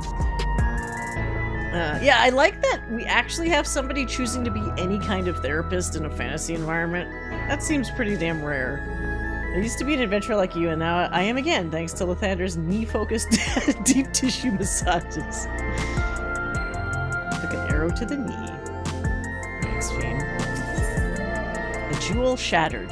Sphene is eager to tell Malachite of your success. I believe that takes care of the deliveries. Thank you for taking charge, Gaddis. From what I've seen and heard, 'tis plain the people held their queen in high regard, and the simulant has exploited their love and admiration to win over so very many. Come, let us report to Malachite. We should be back at the north of the recreation zone. So hopefully this is enough for her to finally get motivated to go up against the fake Sphene. I hope. Still need more mental health there? Yes. Even just one would be miraculous, I think. And you're studying massage? I mean, physical therapy, similar to mental therapy, I feel is something that's always like, it's not emphasized enough in how helpful it can be. A lot of people just feel like, I'll just get over whatever this is. Or I'll just take a shitload of medications. Or whatever. I hope the problem goes away. Now, which is not to say that medications don't help, but there's been a lot of cases where like physical therapy is like really valuable for recovery. Is one of the rabbits kind of a therapist or is more of a life coach? Oh. Yes. That was, yeah, in the Beast Tribe quest with the Loporits, that was super cute. He was like a radio DJ, right? But like the podcast radio show or whatever helped people talk about their like problems and shit. I loved the Loporit quests, the little Loporit Tribe quests. They were adorable. And it was so like, that was complete like fantasy therapy in that instance because each Loporit had like a problem and then we helped them like find their like what they really wanted to do with their lives and shit. Like it was adorable. More of that. All right, look alike. Okay, hold on a sec. Let's actually do this properly. So he does not. We have a similar skin tone, kind of. Why does he look so much less cute than my character? He has purple eyes.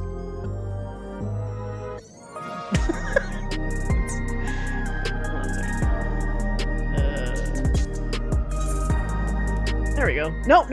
What are you doing, Yada? Stop it. Stop being cute. Okay. Yeah, he's so inferior. Come on. Also, I'm taller. It looks like... Does he have less eyelashes? His mouth is worse, because he has one of those, like, thinner mouths. His nose is the more, like, convex, slightly. Wait, did they change this? This nose used to be a bit more, like, curvy. Now it's, like, just pointy. And I picked the more, like, not sympathetic. I picked the more, like, sensitive eyes. Like, his eyes are a little, like, sharper, and mine are a bit, like, softer. Like, not soft, you know what I mean? Like, they're warmer looking a little bit. And the eyebrows, Gaddis has bigger eyebrows. For some reason, I think because I'm a dusk white. So dusk white, I think also have this little like, I'm tired kind of look, which I don't mind, where their lower eyelids have more shadow. Because I didn't put any like face paint or anything on my character or eyeshadow or anything. He just naturally has a darker like inset. Like Gaddis's father? Yeah, maybe. It's funny, there is something about, like, because he has the little wrinkle, or like the... What is this called? They're not wrinkles, but you know what I mean. Like the little, like, lines here in the inside of the eye, the lower eyelid, that just also makes him seem a little older, kind of. I mean, his skin quality is still impeccable if he is old, but, you know.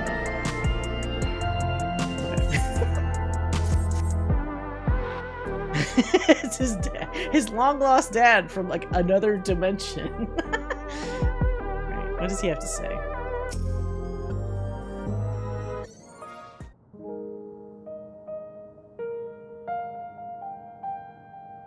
Thank you for your assistance. With this, every delivery I had planned for today is accounted for. The reactions I received were mixed. While some were glad, others decided they did not want the items after all. How was your experience? Everyone accepted their items, but they all felt differently about them. One person couldn't remember the keepsake's owner, and another couldn't stop worrying about their own death. I see. It's difficult indeed to predict how people may behave when confronted with reminders of loss. Of late, I've come to believe that we are, each of us, the sum of the moments we've shared with our loved ones. And when they passed away, we lost our memories of these people. We lost a part of ourselves. It's a thought that saddens me to no end. If our memories of the departed are no longer to be entrusted to the cloud, I wish that those already taken could be returned to us. Well, you know they can't, right? So... Well, my friends, I must resume my formal duties. My thanks again for your aid.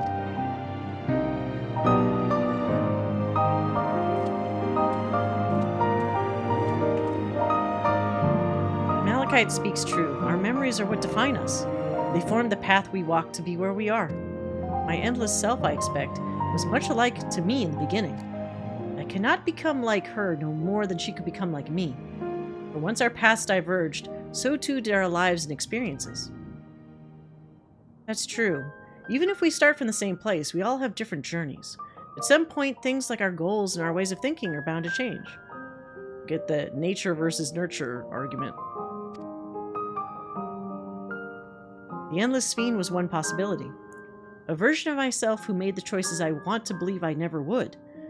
I am beginning to come to terms with the fact that I did, though.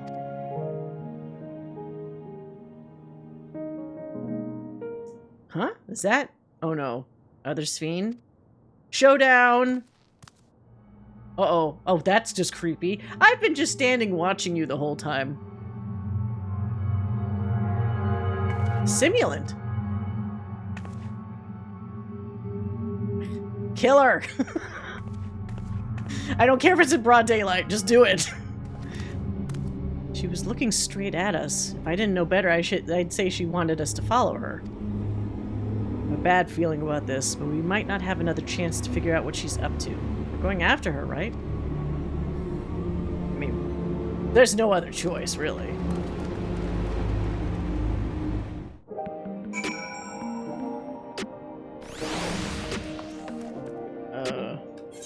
Where did she go? That's down the block.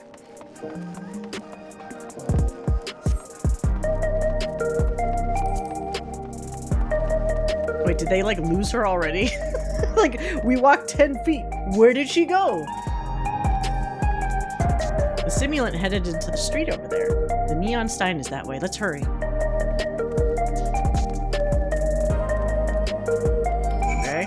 Oh, into this suspect building here? Oh, no, not that building. That would have been obvious, but it's apparently one down here. Oh, it's not even a building. It's just a spot on the ground. Alright.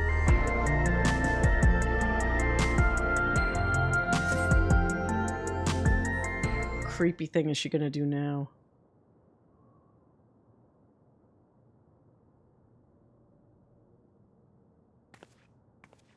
Not here. Let's press on, if only a little further.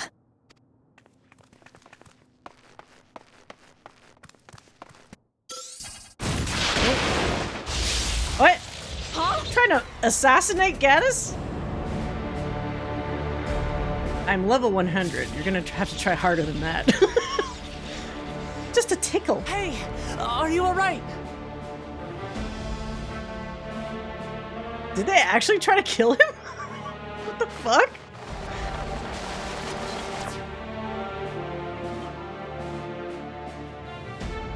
So he didn't die. Vexing, but expected. What the fuck? This little brat. Oh, this is the kid from the fucking poster for 7.2.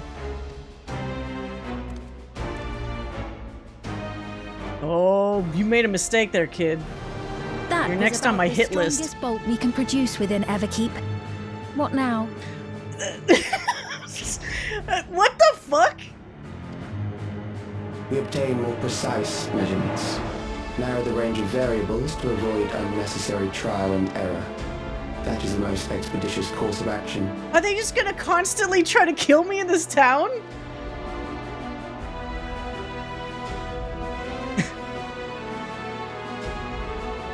I know that voice. I mean, people better not be close to Gaddis, because that's like, it's gonna threaten everyone else's lives. He's not gonna go down, but other people might. Gosh, she's insufferable.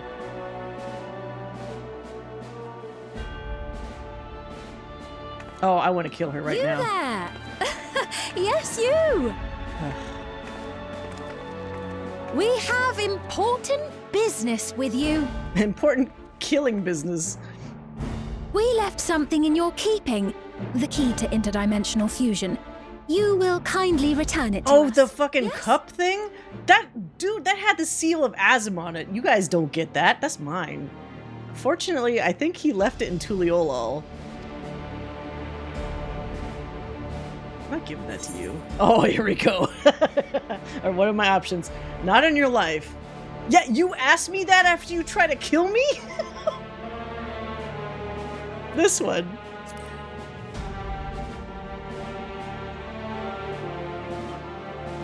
Oh, he's pissed. Now that you mention it, the other way around may have been more appropriate. Don't worry, I'll kill you first before I ask questions. How's that? It's only fair. If I had the key, I wouldn't need to be cruel and turn away so many people. Far more than 5,000 could become endless and know eternal happiness. She's too, like, pouty, like, oh, what was me? Somehow that's more annoying than if she was just like a mustache-twirling villain. Oh. What? You mean to steal ether from other worlds again? Okay, just kill her now. It's okay. All is for the sake of his experiments.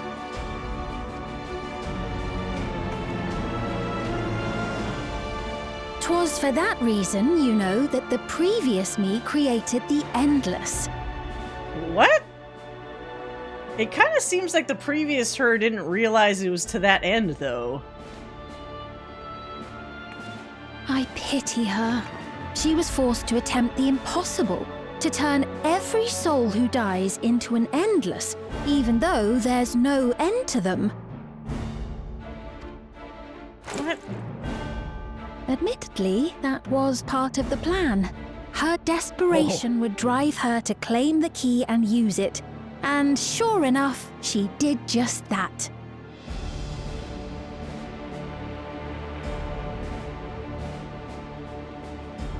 I know you had a soft spot for her, Lamachi. Oh, here we go.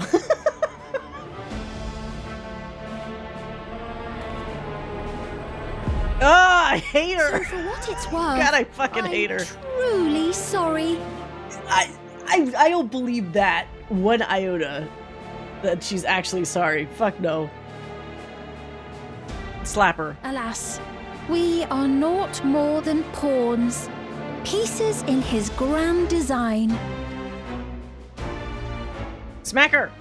You have an axe. Don't you dare make light of her love for her people. Don't you dare! Do it! Strike me down if you wish. Yes, okay. I shall be made anew. Well, you'll waste resources at least, right?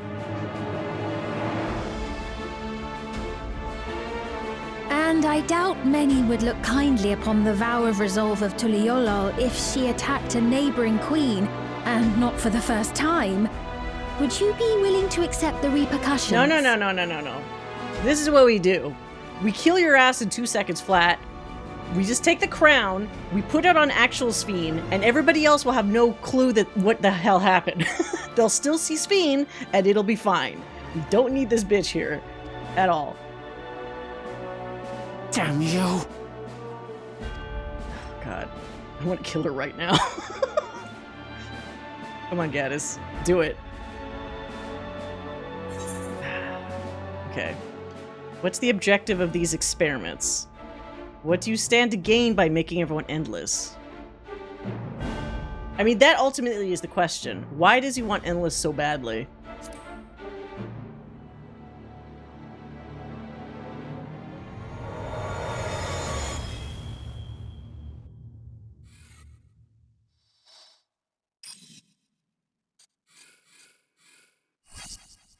He's a stylist?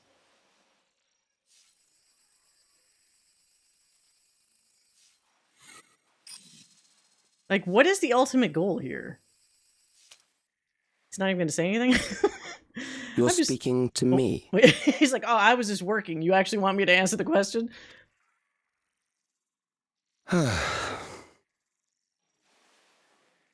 Evil doctor? Our goal is to usher in the next phase of mankind's evolution. Since time immemorial, life has used death to facilitate adaptation in an ever-changing environment.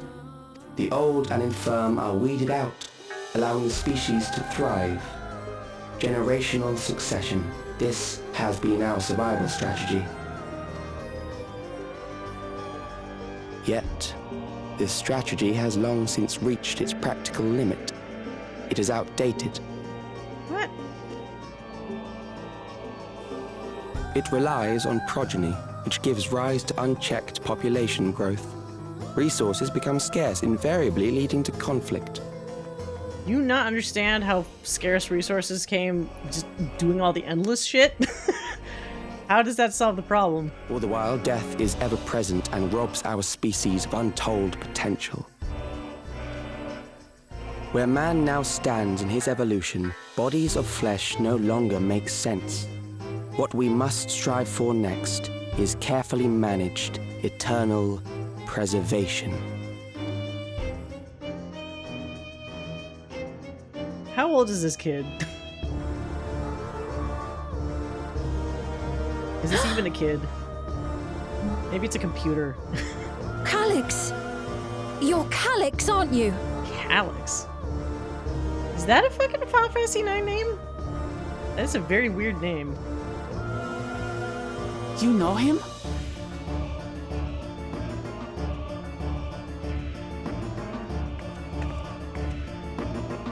The young genius who had mastered electrope technology. Giving me my iPad.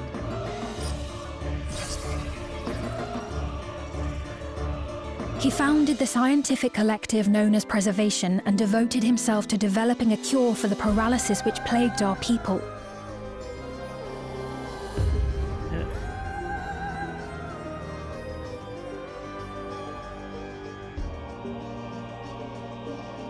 Calyx! You always had your gaze set upon the future, and I know you do now. But I beg you, do not deceive the people of Alexandria. Do not manipulate them with this imitation forged from my memories. Well, how rude. Yet, whatever you may say, I'm the one whom the people regard as queen. Well, you say that now, but we haven't actually had to test that.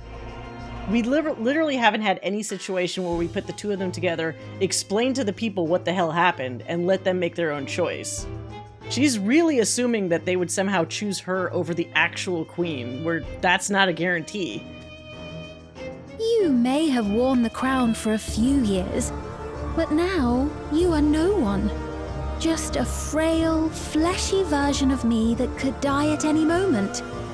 The kingdom has no use for such as you. Are they just gonna try to zap her with lightning? know what's stopping them from doing that. Also, how did she escape from her stasis? Somebody must have let her out. Our demand is simple. Surrender the key. Refusal will necessitate consequences. Try me. I dare you.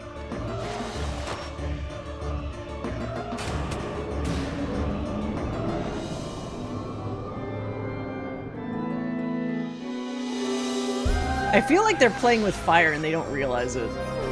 Because narratively, we've established the Warrior of Light is not a normal person. They should realize that from their attempted assassination, you know? Like, we've literally killed gods. Multiple gods. It's like, you're just the next in a line of expected big bads. You're nobody. I got ads. But this is maybe the... This might be the first time, though, that we've actually seen the Warrior of Light specifically get pissed off at, like, a personal attack. Usually stuff happens to people maybe in the vicinity or, like, a overall situation. But somebody literally tried to just nuke us. Well, not nuke, but, you know, like, try to, like snipe us. And we just kind of shrugged it off. We're gonna kill until exactly. I'm gonna start murdering for the good of mankind, and if some little weenie wannabe doctor boy gets in harm's way, that's his own fault. Let me start by mushing the fucking robot evil girl in the distance into a fine paste and continue from there. But wow, okay. They sure know how to make it personal. One thing I will say, and who knows, maybe this is an adjustment from what people were saying in the base game. A lot of the situations that popped up in the base game were usually more focused on Wuk Lamat or other characters or overall situation at large. They've definitely focused things so it's more primarily on the Warrior of Light. The Warrior of Light has the key. The Warrior of Light is in control generally of the situation outside of the issue with Sphene. So yeah, it's just really interesting that now they've put it on our doorstep for the first time in maybe the entire, because like up to this point Wuk Lamat's kind of taken the lead, right, with things that have happened to her specifically. Even fighting other Sphene at the end of the base game was really just something like oh, we gotta do this fight. But I don't think it was super focused on us. It was really Sphene going, you're the big trouble issue here, so we kill you and then we're good, right? Which then we killed her right afterwards. But now big evil group recognizes we're the main target because we have a thing that they want. So it's kind of nice how the fucking Eye of Sauron has switched over to us instead of like all the other immediate people. I hope it stays that way. Are you alright, Gaddis? Forgive me, I was once able to use healing spells, but my long slumber appears to have sapped my magical reserves. It's frustrating to be so powerless, but perhaps I must accept my newfound limitations. You've been alive for like a day. You probably just need a nice long rest, restore your MP, and then you'll be back to normal.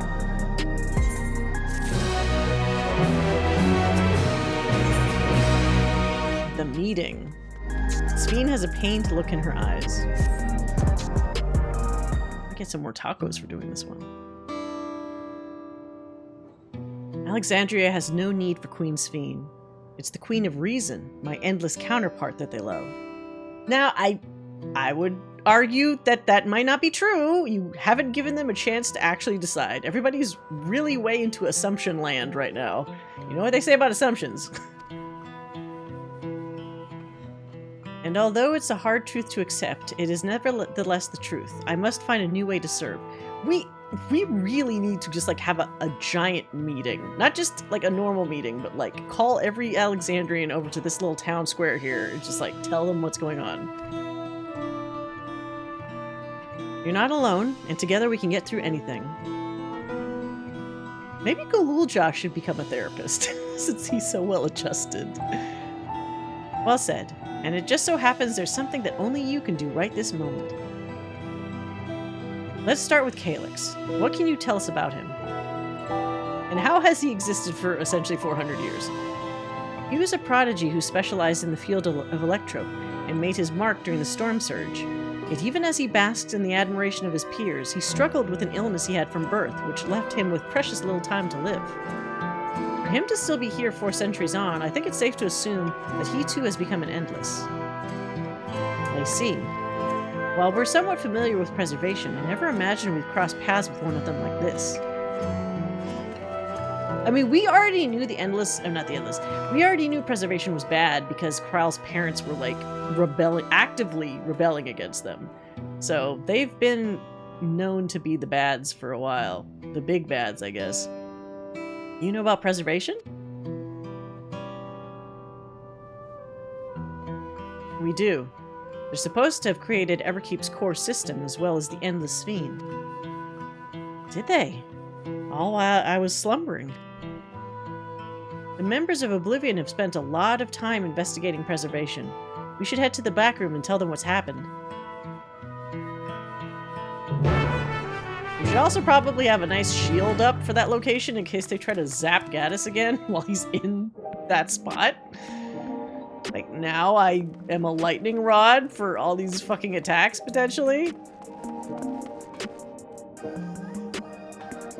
Wait, which way are you? Oh, this is around the corner. It's just wild to me that they were like, yeah, just murder him right now. Usually bad guys, like, either make themselves known first or, I don't know, they try to orchestrate, like, an event of some type. It is pretty different for somebody to just, like, try to do it without, like, announcing their intent at all. Also, what the hell were they expecting? They want the little Azim cup that we have. They wouldn't have got it if they killed me. They just would never know what the fuck happened to it, right? Where am I? What the hell? Oh, we're in the wrong section altogether.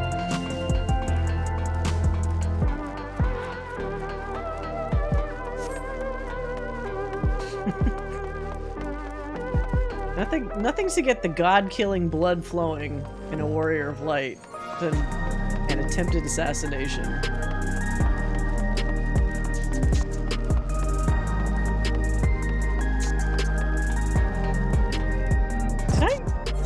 Are you telling me? Oh my god, I did the same thing twice. Shit. Am I just missing the door?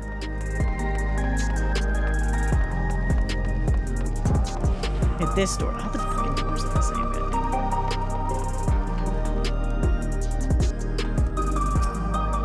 Yeah, let's go.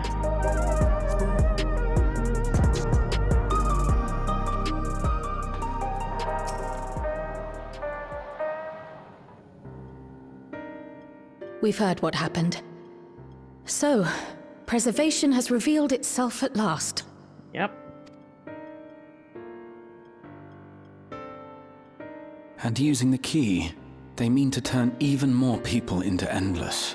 Hey, Graha, by the way, they tried to kill Gaddis. That's probably gonna make you extra mad, right? Because you love the Warrior of Light so much? Can I get a nice, angry, puffy kitty to be my, like, attack cat and go after them? It seems safe to assume that they too intend to steal ether from the other reflections. But unlike the previous Sphere, they have no intention of saving everyone. Calyx, of all people, would know precisely how much ether is required to sustain an Endless. Thus, he is able to set a realistic limit to their creation without being swayed by emotion. Carefully managed eternal preservation. Whether or not this can be considered an evolution, 'tis plain that man's very existence would be forever changed. I mean, if you think about it, you would completely eliminate the concept of procreating. Like, there's no point in future generations. As to his own theorizing, future generations just create more of a strain on resources, which is the problem that's been happening with the Endless. So you would essentially have a finite group of people that would just, like, exist forever. But that would basically stagnate, because, like, what do you do? To what end? Say, if this Calyx is as brilliant a scientist as everyone says, could he have been the one who erased everyone's memories of Endless Fiend's death? That is a possibility, though I cannot speak to his motives. Though Calyx has outright stated his ultimate goal, how his actions will further this agenda remains unclear. The bigger problem I see, but I don't think they've touched it yet, is they can remove memories, but do we also have to worry about them inserting false memories? So say we do go up against them and we have the original Sphene. Who's to say that they don't try to imprint fake memories of the people being tricked by an evil, fleshy Sphene? You know, like, don't trust her, and then people will already be pissed at the beginning and wouldn't, like, hear her out. That said, we have seen how anxiety towards death continues to spread amongst Alexandrians. Perhaps the simulant stokes this fear to entice them to become endless. Everyone is afraid of death. We try to put it out of our minds, and I do not blame the people for feeling as they do. What? Nonetheless, I wish to stop the simulant. I wish to do what I can for those who believe in their queen. Although I wear no crown, were I to forsake the people, then I would truly have no place here.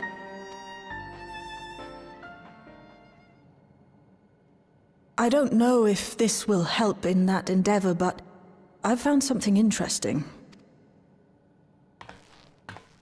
When I analyzed the sign that Calyx appeared on, I was able to determine the source of transmission.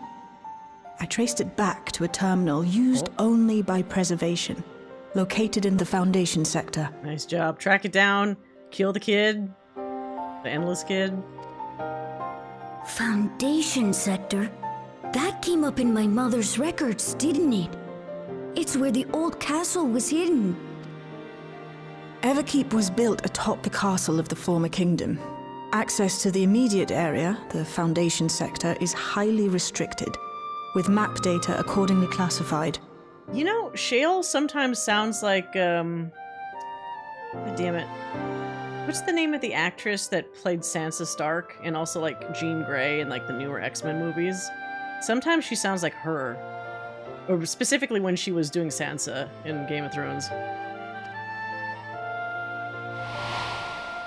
Yeah, Sophie Turner. She kind of sounds like her sometimes. The old castle is inside this tower. The old castle? You mean the old level 100 dungeon? It's an ideal place for preservation to conceal a terminal, I must say. Having existed since the Storm Surge, they would be familiar with the castle's layout. But I wonder, would someone so versed in electrope, such as Calyx, be so careless as to leave a trail? Well, he clearly wants us to go there. He thinks we stupidly have... Well, maybe we do. But he thinks we have the Azim Cup on us. So he probably wants to try to entrap us so he can take it. Oh, I expect he intended for us to find the terminal. Yeah. It may be a trap, but it's our only lead. What do you think, my friend? We go there and we kick this dude's ass. If we have a lead, I say we follow it. We can't leave them to their own devices. I think a little revenge is in order.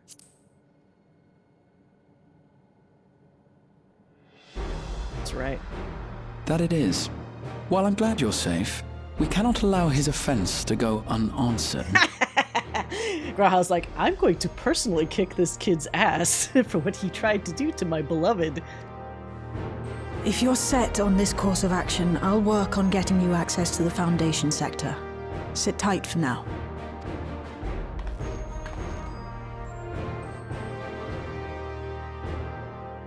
Close up on cool shoes. Let me come with you. You want to at least rest so you get your MP back, maybe? I may not possess any special skills, but I know the castle better than any. So please. I'll be the NPC probably running through the dungeon as you kill things. Sure. All right. If that's what you want, then we go together. The rest of us will take point and secure the way, and we'll count on you to guide us in the castle. You know what's interesting I've been noticing? Maybe it'll change later.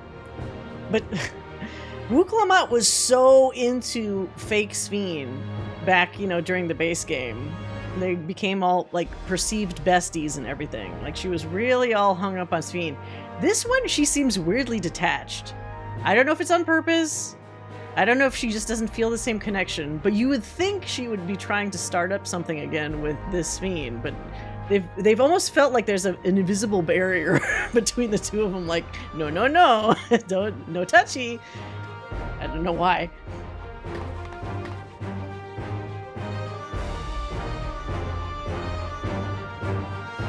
I only like fake Sphenes, thank you.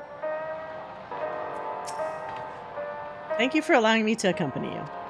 It may take time for me to find my place in this new Alexandria, but I will. Slowly but surely. Give me more tacos.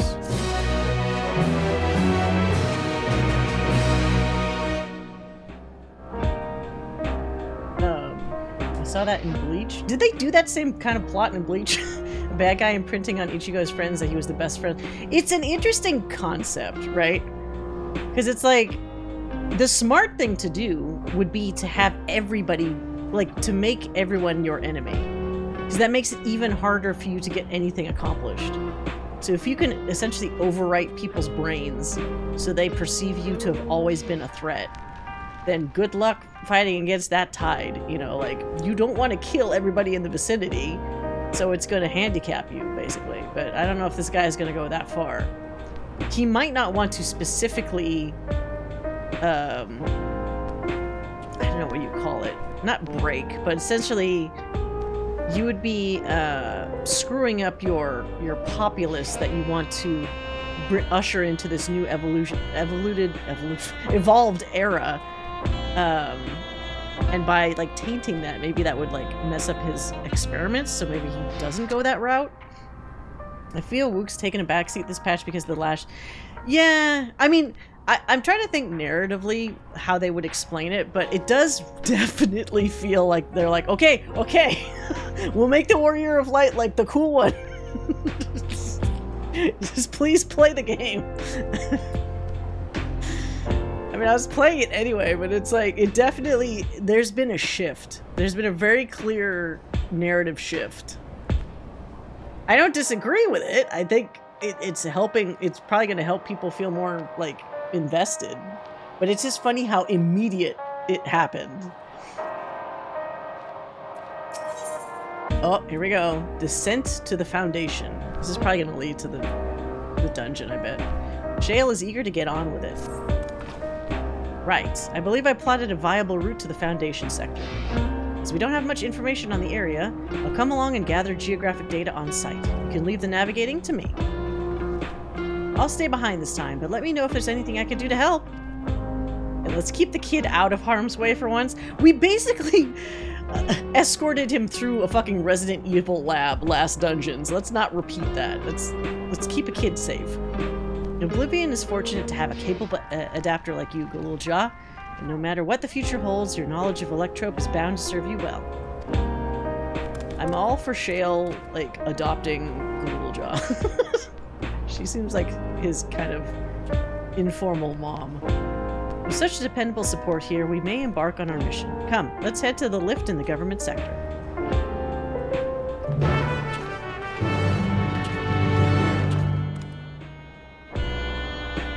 Let's get the hell out of here.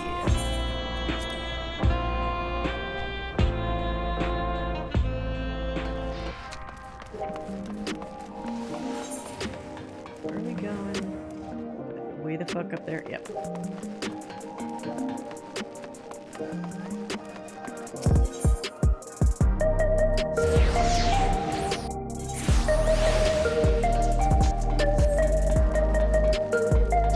be funny is if they had like in-game stuff where wait a minute, I just realized something.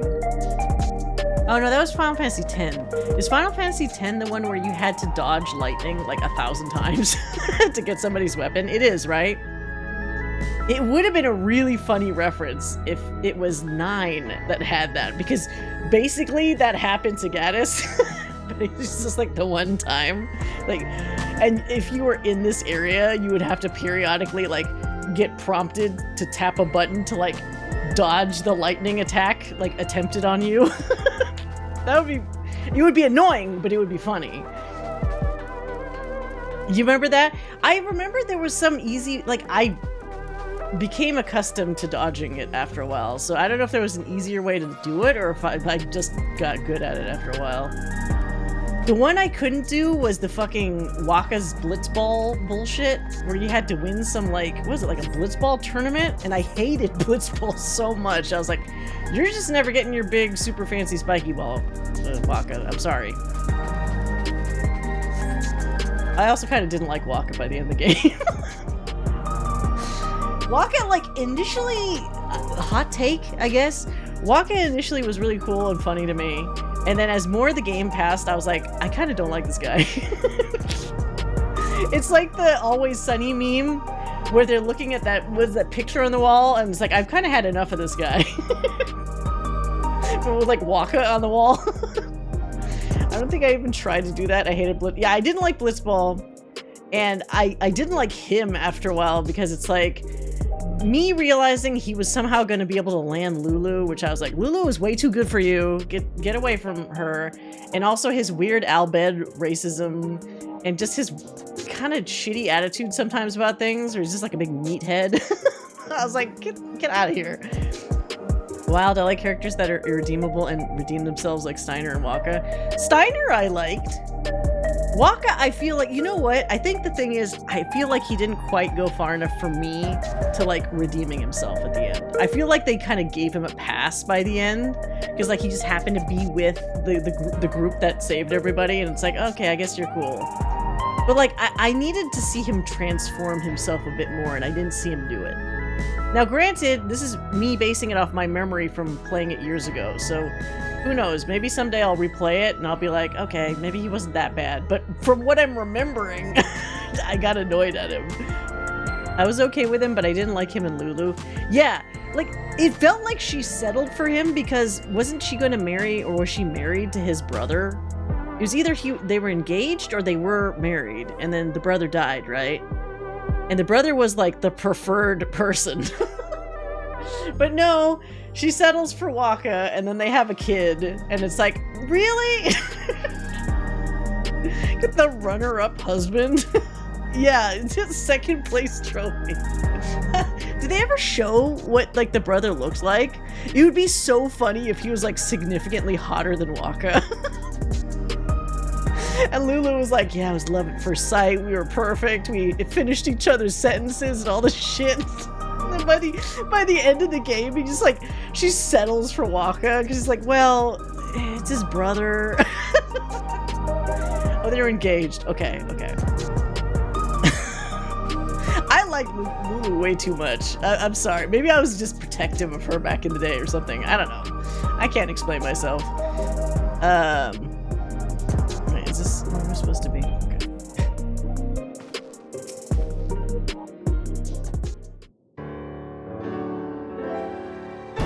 Oh, it's the get shit done music.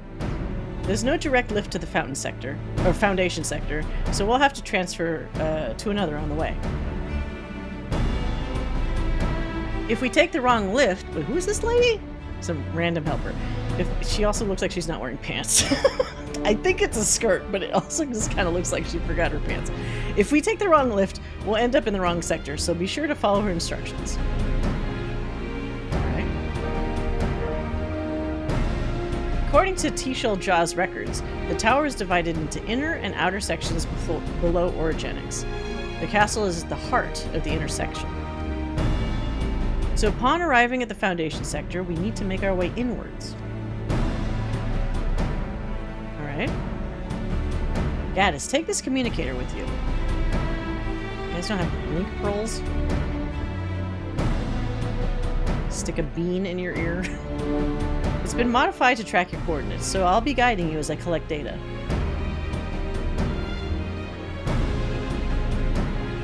Sounds like we're all set. Let's get going. Right. Don't worry, we'll help you out. The Underkeep, now accessible.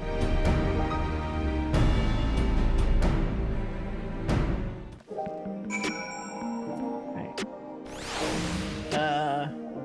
Oh, is his name Chapu? A brown-haired Tidus.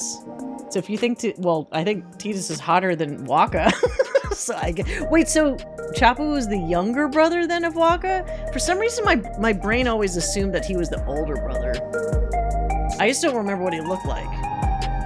Being with your girl is good, but keeping Sin away from her is better, Chapu. Maybe Chapu was the sadder thing to me, because it's like, I probably saw like, oh, all the potential he has, because he's younger and full of life, until he was literally not full of life. Alright, so let's do... Raha! Oh wait, we need to figure this out, okay. Wait, not small talk, sorry.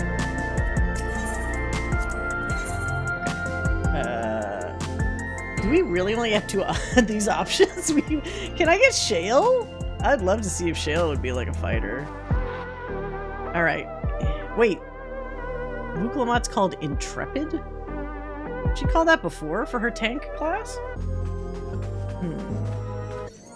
Tidus is a cope mechanism. Tidus or Titus?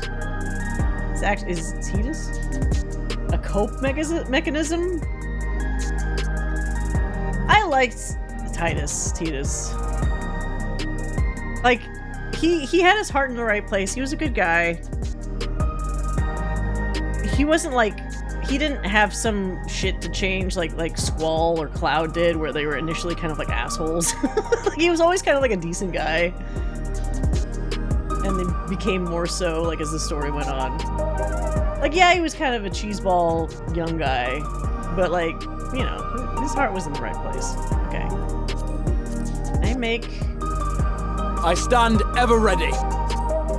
I stand ever ready. Let's get to it. I won't let you down. I stand ever ready. I stand ever ready. Okay. I can't change their types. That's fine. Whatever.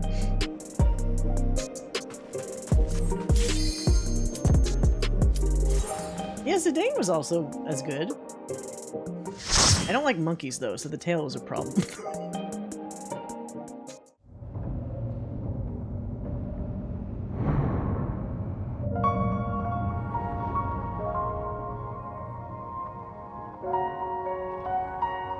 I like this somewhat somber music.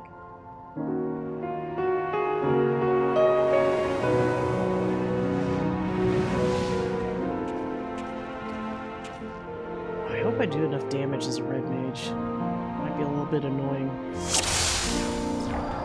Alright. There are beasts ahead of you. They must have gotten in and made themselves at home. Okay. Big blobby people. A sand cake.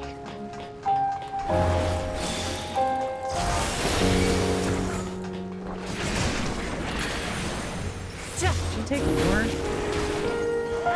Where's the other group? What? Oh shit! Well, I've committed to this.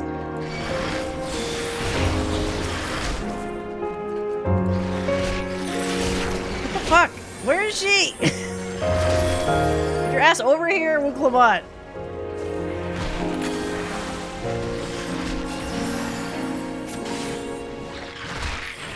There you go. Well, you didn't have to put him on the staircase, but okay.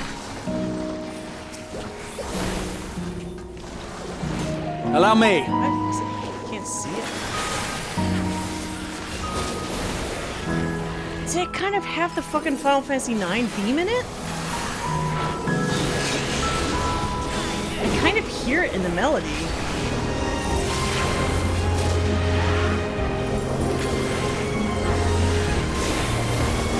That just makes me sad.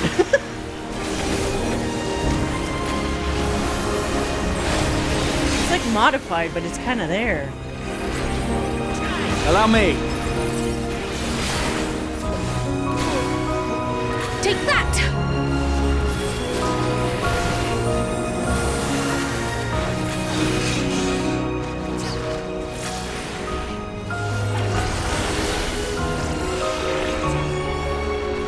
Allow me.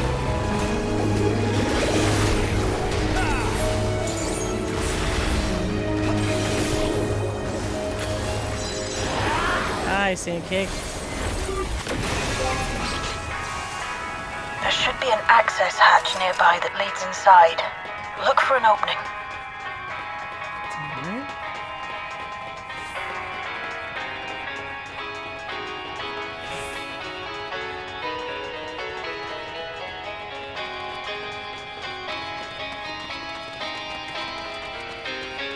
Sandworm.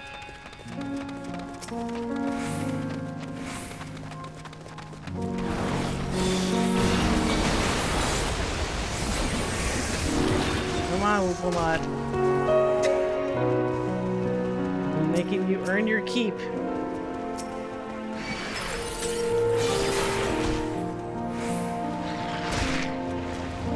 There. On.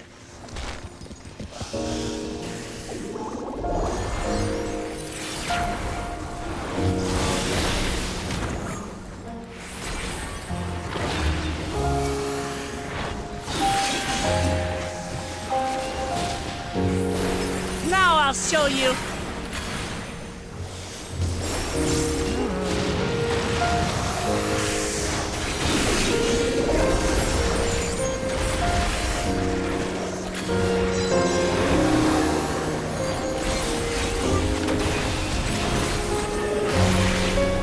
Forge ahead.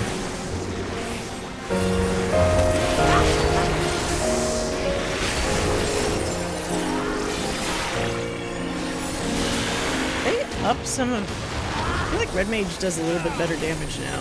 This is just me imagining things.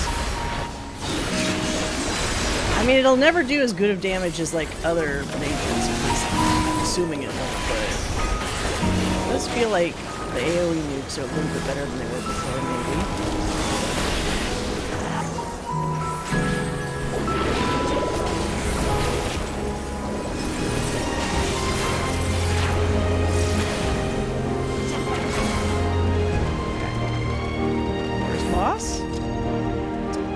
I gotta say, that's a pretty standard, like, it was such a huge area, there wasn't a lot going on there. You're detecting something big.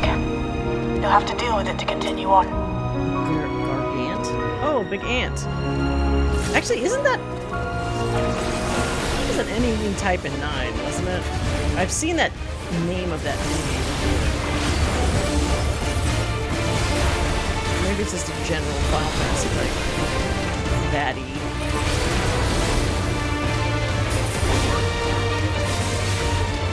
Oh shit! Whoops! My bad. How was I to know? I need to look at these NPCs. They always have nice little cheating positions. What the hell? Oh, there he goes.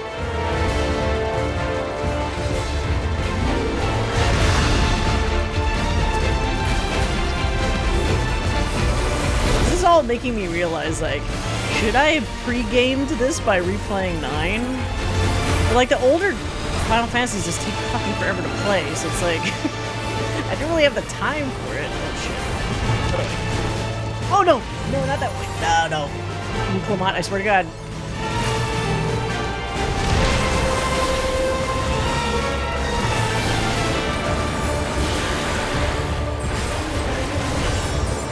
Where's everybody else?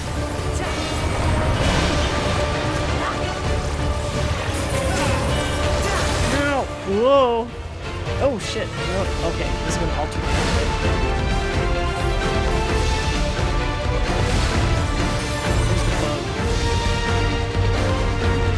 Oh fuck! Well, that's not fair. God damn it! Don't kill me! Don't kill me!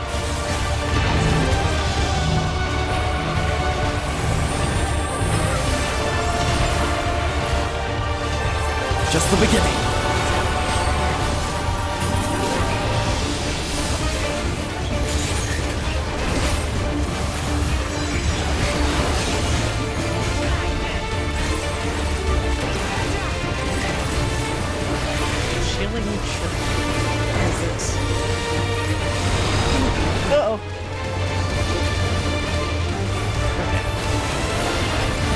a lot of like half screen things.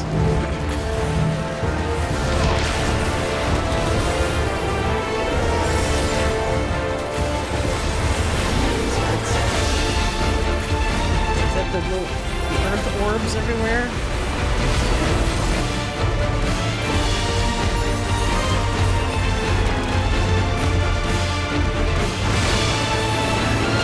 Oh no, wrong one. Ah, okay.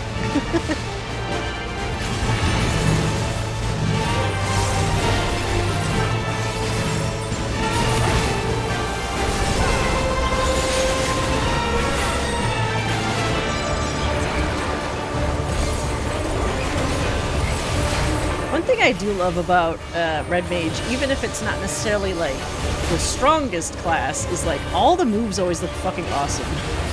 They're very elegant and flashy. Exactly what I would expect from a Red Mage. Good work. Now, proceed to the access hatch and head inside. Okay.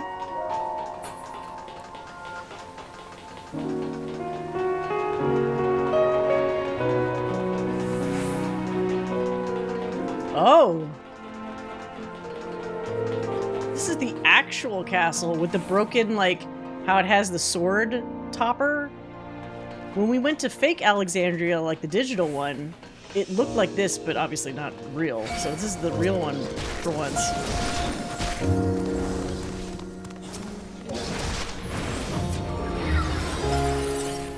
Come on, bring this thing over here. What are those? Armadillos with big metal balls on their tails? Underkeep Singulata. What the hell?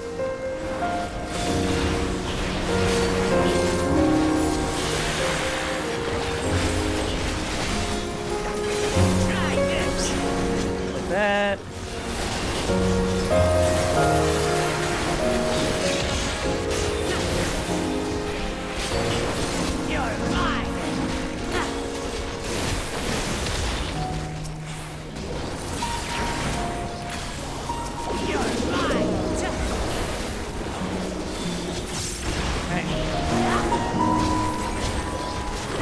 Murder!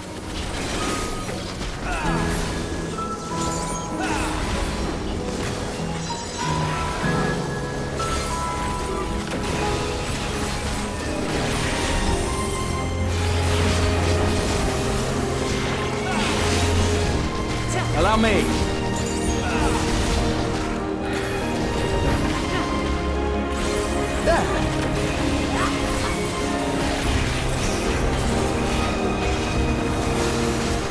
More guy.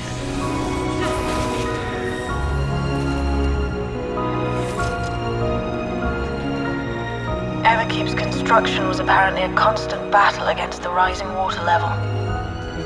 Oh, whoops. War the people labored to maintain the castle. It meant a lot to them.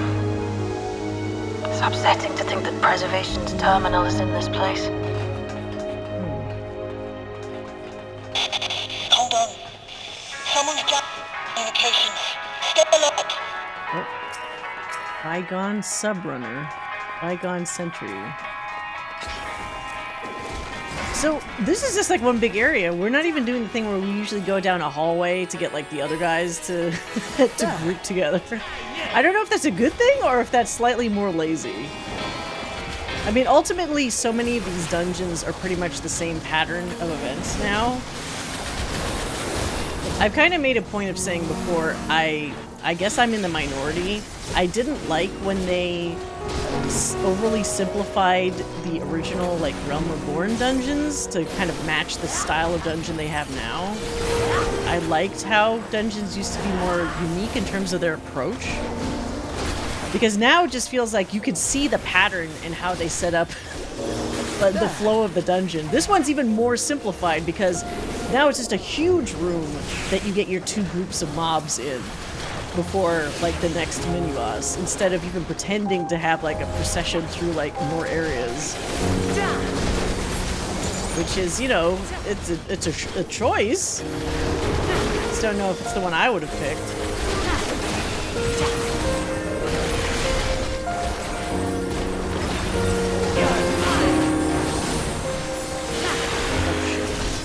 That move.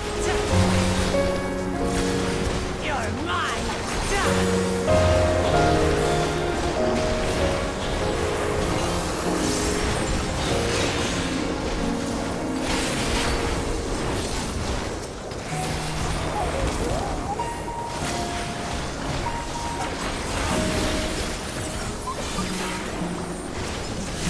How do I kill this guy?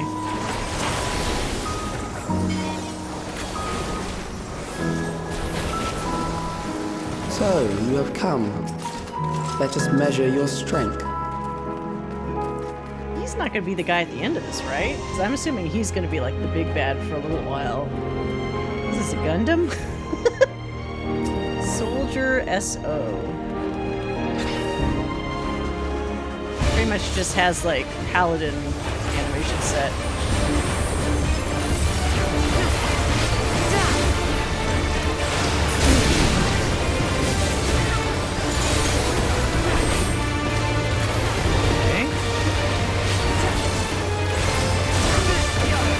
Hold on.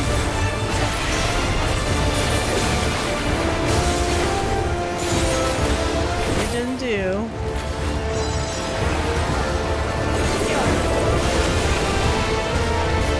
Inside?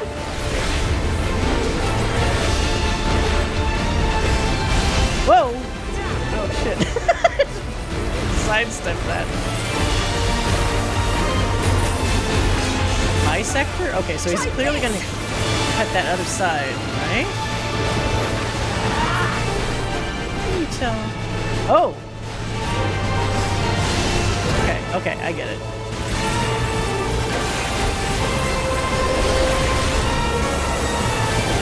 So don't go to that then, right? Yeah, please.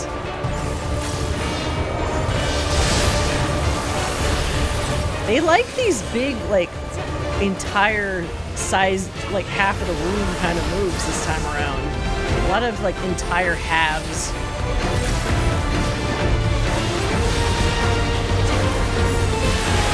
So here comes this thing again.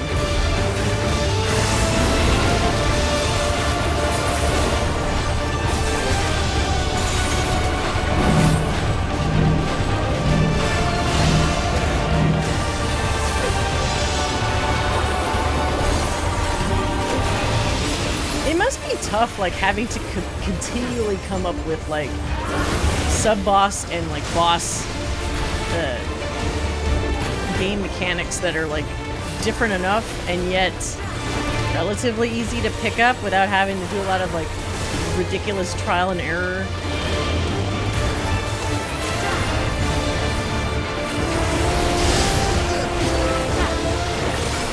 I mean, we have seen some dungeons in the past where they definitely re-borrowed some previous mechanics, but this one looks like it's at least trying to do something a little different this time around, unless there's a boss I'm thinking of that's already kind of done this before, but not exactly like this at least.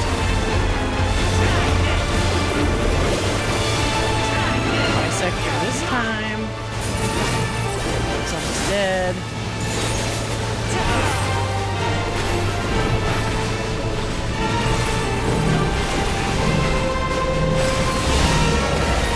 Up. That was going to be the other guy. It's okay, because Graha always has my back.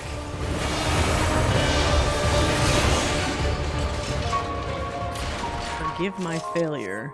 That was hardly a challenge, I see. You will show me more. I bid you press on. Are those coffins and shit in here? Or is that just supplies? This reminds me a little bit of, God, what was that part in Stormblood where we actually got into that area where Xenos had his people experimenting on, like, bodies, and there were just, like, bodies lining this, like, big open area. It was around the area where Kryl was being kept in, like, one of those, like, chambers. This visually reminds me of that a little bit.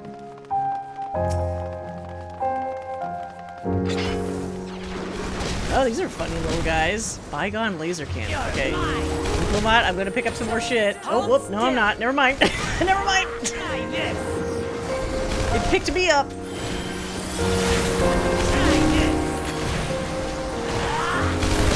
Yeah, the second time with Fordola. Exactly. It sort of reminds me of that.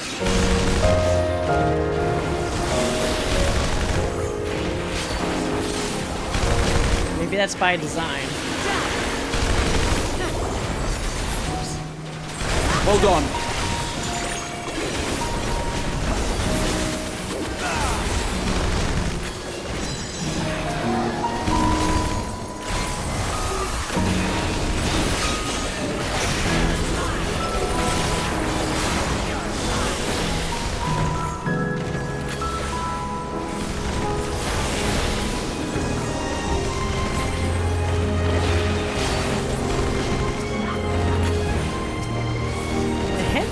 Laser cannons almost kind of look like the little sippy birds, you know, the ones that tip back and forth when you put it in the cup. I don't know why. Oh shit.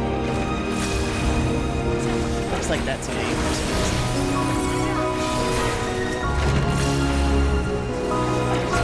You guys.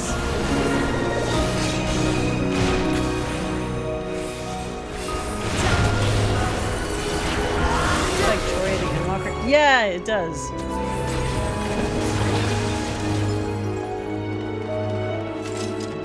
See somebody move this aside. Is this a big old painting of Sphene?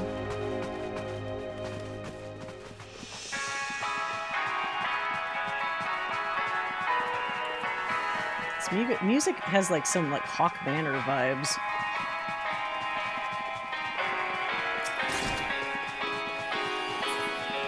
Terror Knight.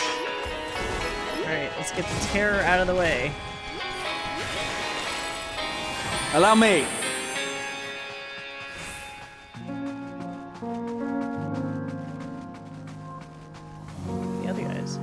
Oh, it's a big boy. I'm gonna die.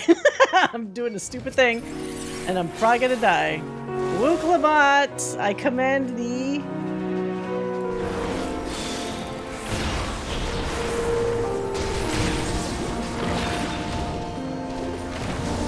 She's gonna die, maybe. I might have pushed her too far this time. Oh, what the fuck? That was a really wide attack. Now I'll show you.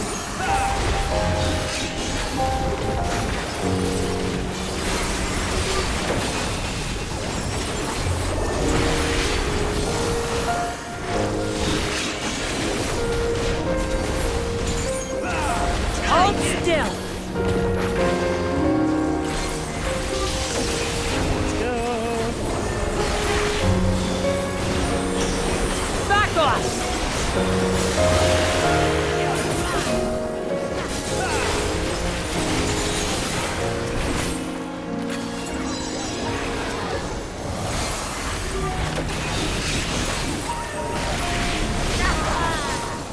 Yeah, I feel like this trust, like duty support thing, now they can handle double pulls, and that definitely wasn't the case before.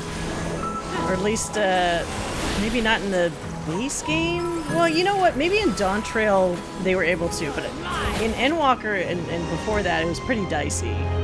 And their damage output seems to be better. Either my damage output is good, or theirs has gotten better. One or the other. How much farther do we have here? Is this like the last bit? It might be these doors here. You are untroubled thus far, but I have something that may test you yet. Let's see about that, pal.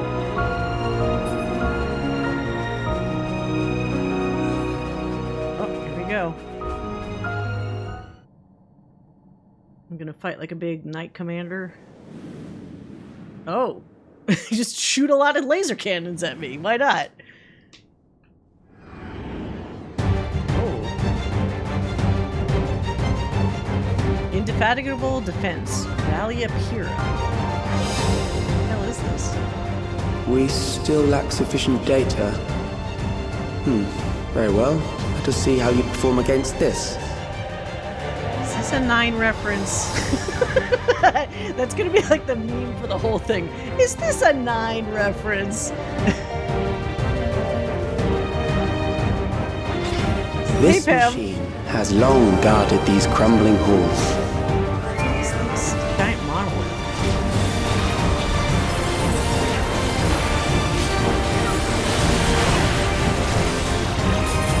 Say what you will about Dawn Trail in general, but I do still think like the battle music was pretty damn good. Oh, what? Circuits? Follow Graha's lead. Whoa. Whoa, whoa, whoa, whoa, whoa. Jesus Christ. Just the beginning. Spicy. Let us introduce more weaponry. Turrets activate. What are the turrets gonna do? Oh, that's it? Come on now.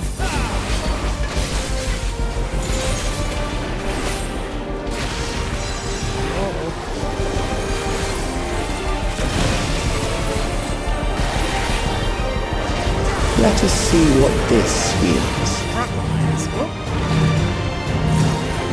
Okay. Yeah, they really like the half battlefield attacks this time. Perhaps they all do approach to assess your adaptability.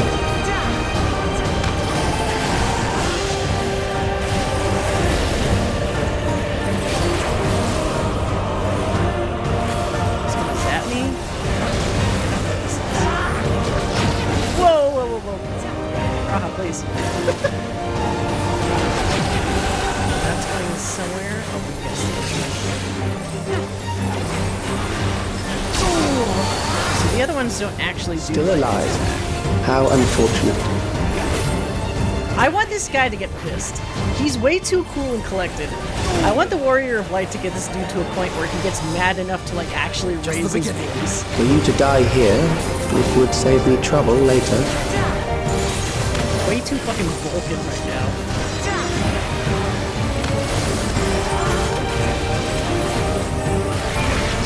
Oh shit. Well, mistake. Somehow I didn't get hit. Take it.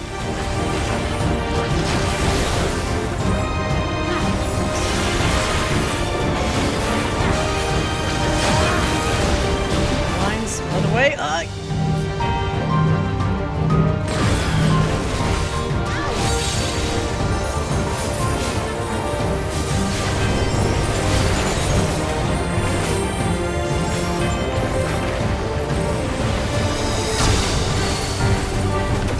I'm beginning to understand how you were able to defeat Queen Eternal.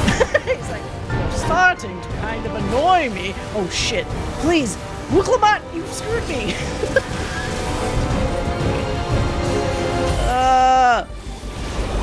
Now I'll show you. Tank, take the hit for me.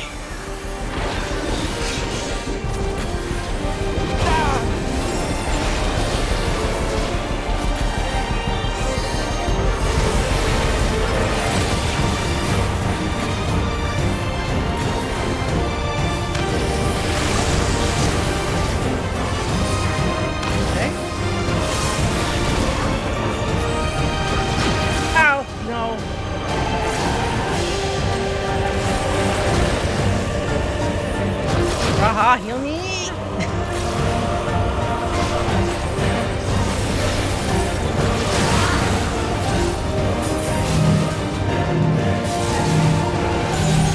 You need to heal my ass.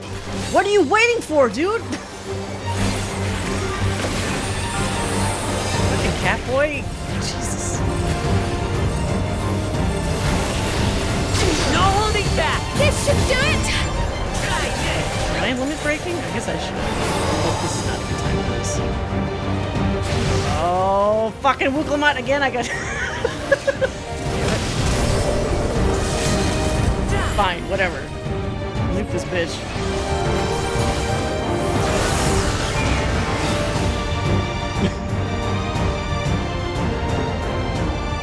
Indefatigable defense. We have enough to proceed with an analysis. Wait, what? Is there a stage 2? Oh no, okay. For a second there I was like, phase 2? he's mad. He's so mad. Gaddis doesn't do the thing where he's like, yeah. He's like, no, I'm gonna kick this guy's ass.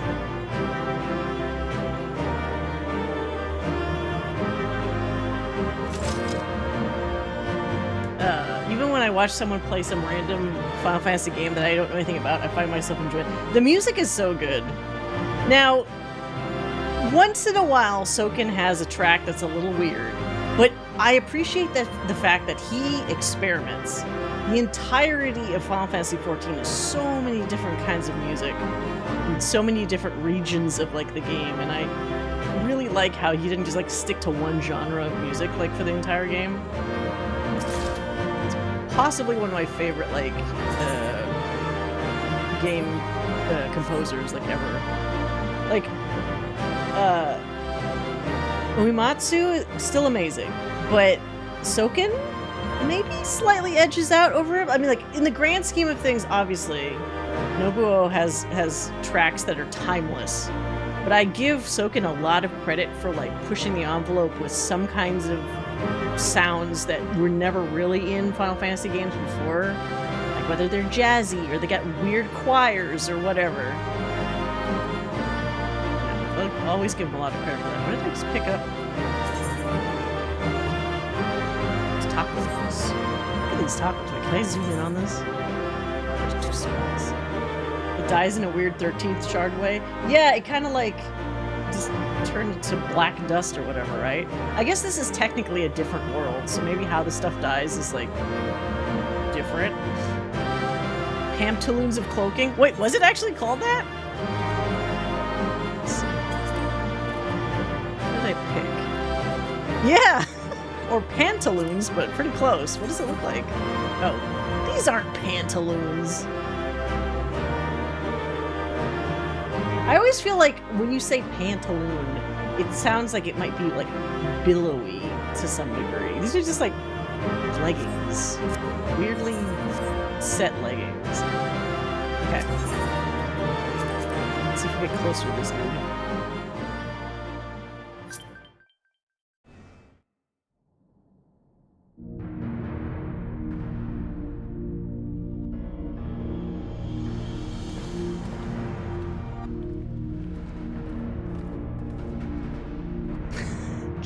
Yeah. Calyx was measuring our strength. Is that why he contrived to lead us here? Well, he It did looks seem like bothered we've that he cleared couldn't away the kill us. machines and beasts. But who knows what else he might have in store. From here on out, Sveen and Shale will move with us. Let's find that terminal, but stay alert for more threats. Alright, sounds like a plan. Does Sveen have fucking Daisy Duke shorts now that I can actually see? Because her black shirt covers most of her shorts, but when you can see from the back, they're like really short shorts. Like the kind where you can actually see like the pocket sticking out, the inner pocket, because it's like the pocket is longer than the length of the shorts. Oh. Before my illness left me bedridden, I used to walk through here on my way to watch Otis and Zelenia train. You knew Otis, if I'm not mistaken. Zelenia was his second in command in the Royal Knights of Alexandria. So if Otis... Oh, how I loved to see the two of them spar. Right. I once dreamed of fighting by their side, so I studied the magical arts under my tutor. So if Otis was basically Steiner, then she must have been like Beatrix. But when I was 15, the storm surge broke out, and both my father and mother passed away. As the new queen, I was forbidden from taking to the battlefield, for our nation would fracture had I died without a successor. Yeah, that would actually be kind of irresponsible. I don't know why these fantasy things, like the leaders always have this fascination with being at the front lines. Seems like the dumbest thing you could possibly do. Like this isn't like, I guess they did that in Lord of the Rings technically, but still seems irresponsible. Though in the end I could barely move.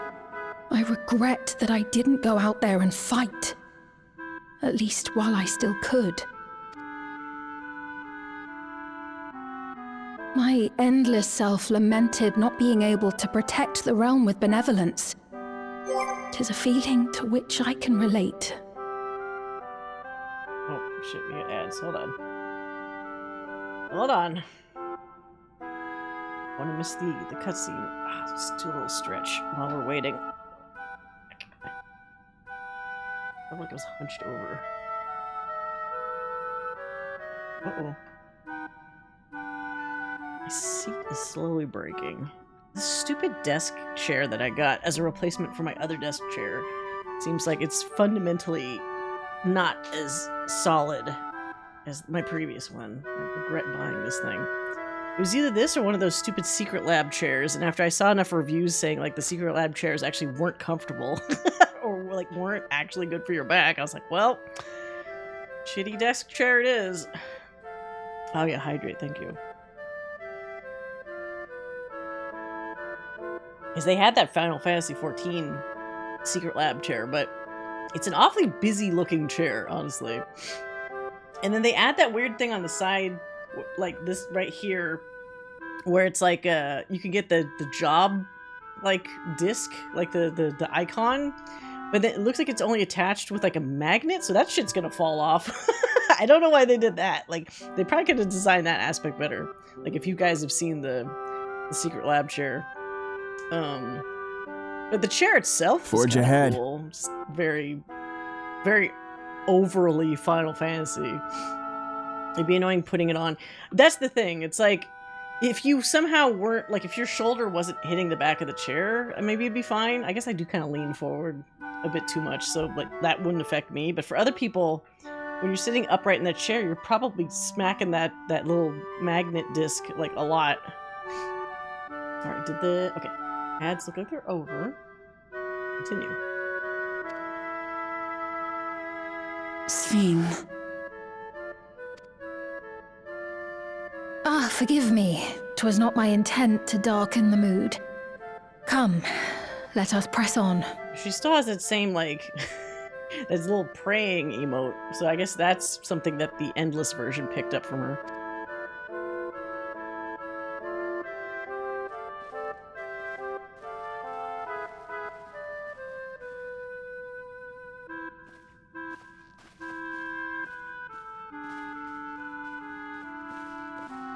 This is one big castle, though. How far does this hallway go? What is this, a castle made for not ants? Oh, is there like a monster? Oh, wait. Oh, wait, that was her. For a second there from the camera angle, I thought she was looking at the end of the hall at like a copy of her. It didn't, my brain, I'm sorry. Didn't make the connection there. What happened? Oh no, we got teleported. Okay, that's why she looked behind. I was like, I thought we had somehow been with her at the end of the hall, but the two of us got spirited away somewhere else.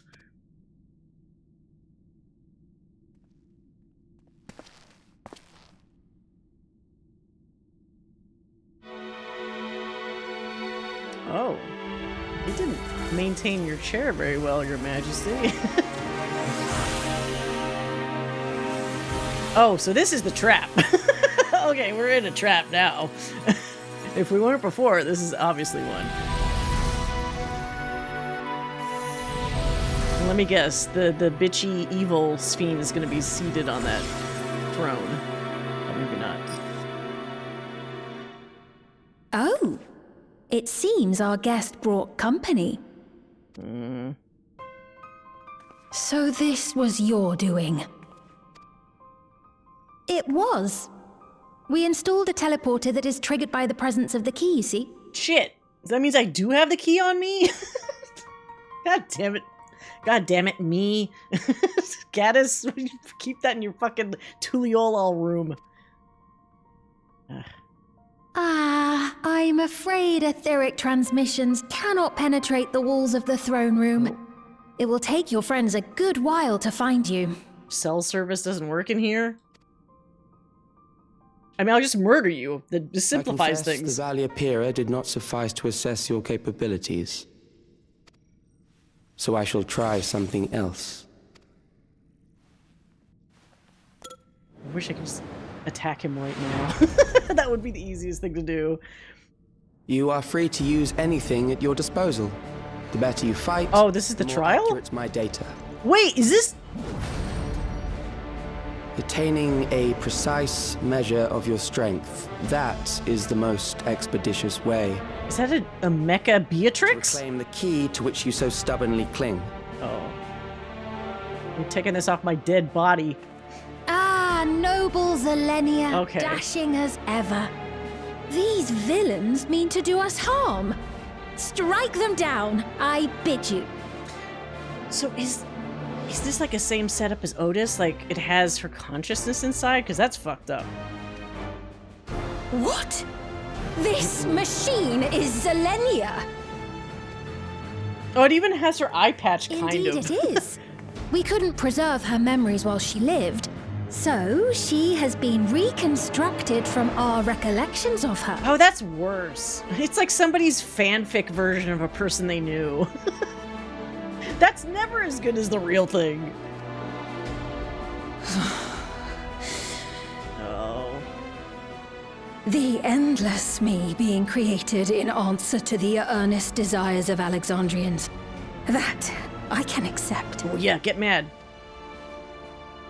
But to twist the memories of those I held dear and treat them as playthings. That's right, get mad. This disgrace I cannot abide!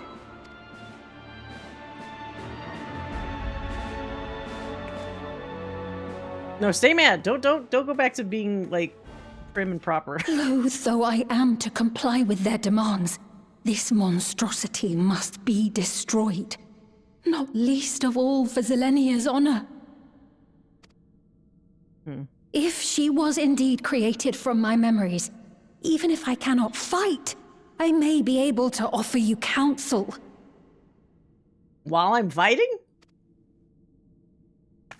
So please, lend me your strength and end this farce. Is that like... I don't want to see like visions of the previous Endless Fiend, because I actually like this one a lot more. Don't remind me of the one I didn't like. I like this one.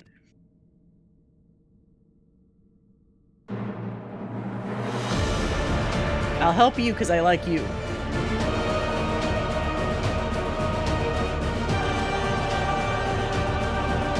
Let's do the thing. Uh-oh, wait, we shouldn't be showing him that. Now he's gonna remember this. It's like the RPG thing where it's like, Calyx will remember that. There it is. Oh, the fucking theme!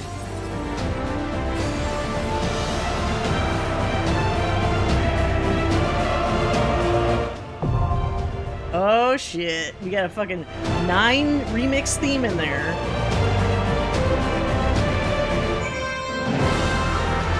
That's cool. They're big mecha boobs. Look at those.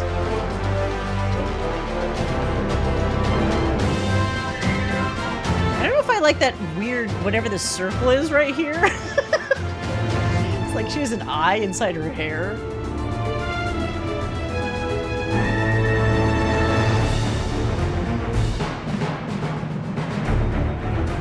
How do you type up the unlock sound hum?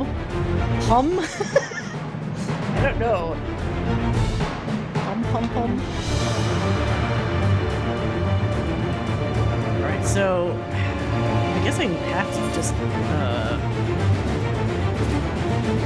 where is this at?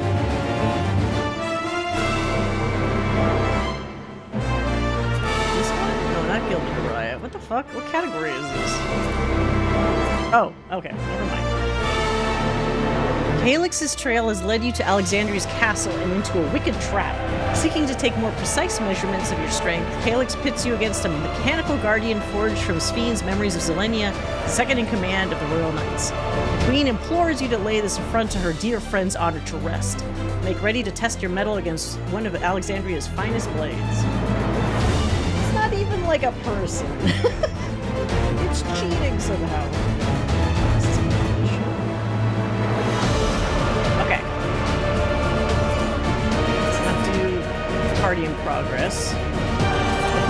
still doing this? Okay. I was gonna say, I hope I don't have to wait 10 minutes, but I literally have to wait no minutes at all. Would you say that this game is worth someone new to jump into? I think so. The nice thing about this game is, like, they've been consistently evolving it so it's even easier for, like, newbies to jump into. Like, they've been streamlining a lot of the original stuff, like, from the base game, so that it's, like, less painless, or more painless. Not less. And then they got that free trial they like talking about that lets you play through the entire first base game and the next 2 expansions for free before you even have to start paying for it. So you would definitely know if you liked it or not at that point. Yeah, that's the meme. What Vane just put there is the meme. But it's true. Alright. We got a banger of a song. Are there color-coordinated people on the team?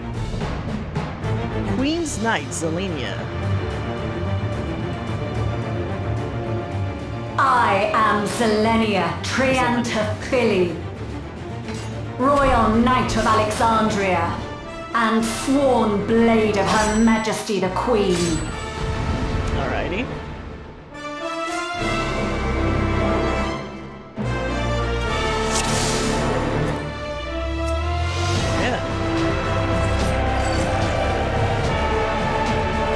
Upon my blade, I swear, no harm shall come to Her Highness.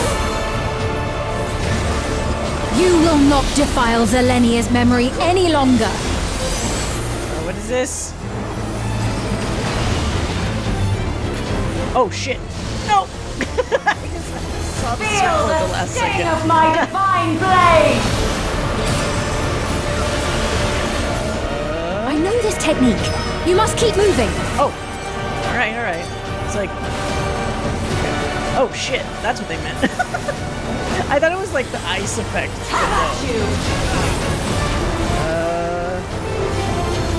Side of the room? Yes. Okay. So this bullshit again, but now I'm on the inside. Oh wait, but it's gonna swap, isn't it? Okay. Now that I can see the limits of the thunder, it makes more sense. Well, inside? Oh. Okay. Sure. That's gonna be a mess with the extreme version, I bet. Should be recreated so faithfully.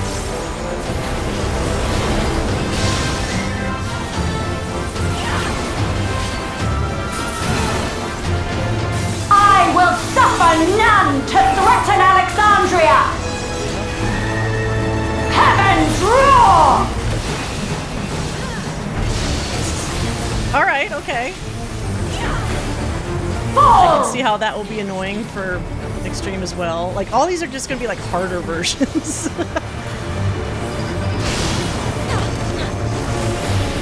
Have care! Zelenia was capable of much, much more. Sure she was. I will show you the soul of a royal knight! Wait though. Oh! Phase change.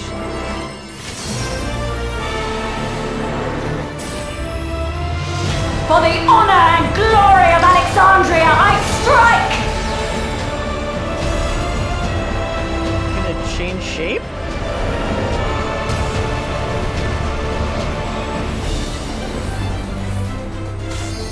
Oh, ouch.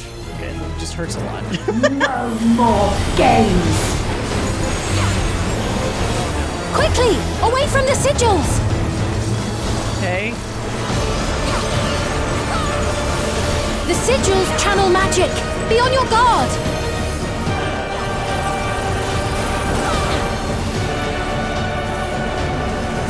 That? I'm the only one standing there, but apparently that was okay. You've no time even to fear my wrath!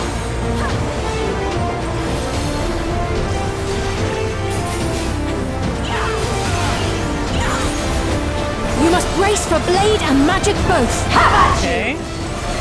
I like the tips. Chips are good.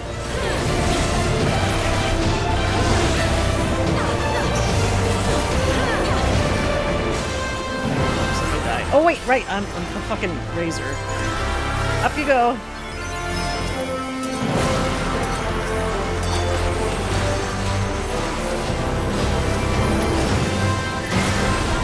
Taste my steel! I don't think we're gonna survive.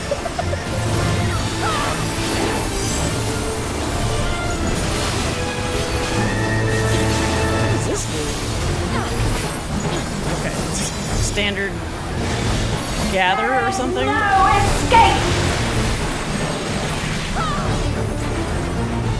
Surge! What does that mean? Stay away from that?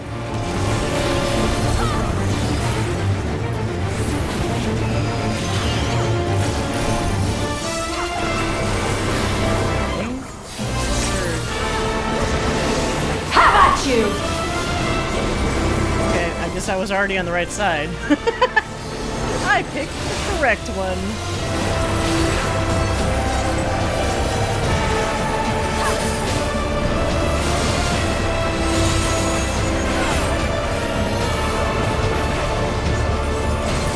So that's gonna pass over again, right? Oh, maybe not. Fall! Oh, fuck.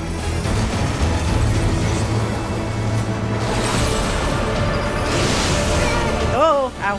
I know this is merely Oh a shit, I was reconstruction, far enough over. Ah! and yet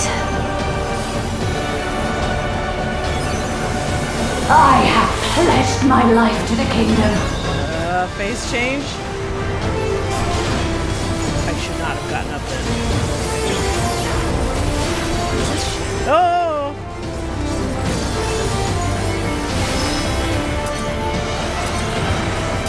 Have at you!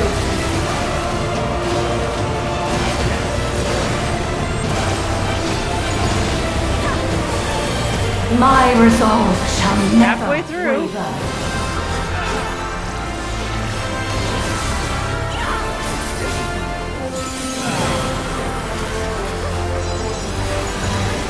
I am sworn to protect my queen!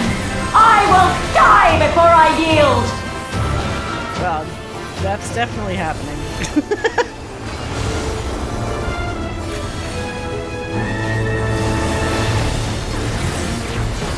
So what is this move? Lightning?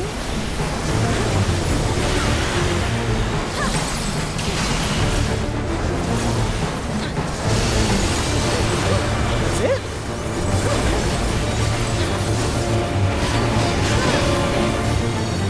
Oh, right. Okay, so that. We're gonna do the other shit?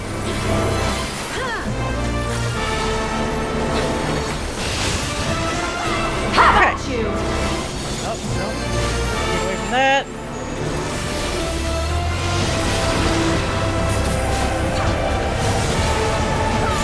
Stay in.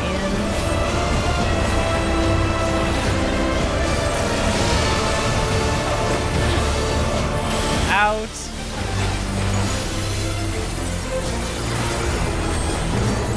Away from that, that's for sure. Oh, I got hit. that's right. Zelenia was always there to protect me. Oh, this isn't Zelenia. This is like somebody's fanfic Zelenia, so it doesn't count.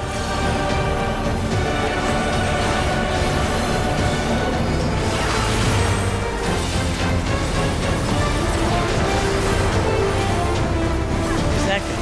Fall! Okay, okay. I need to pay attention to this.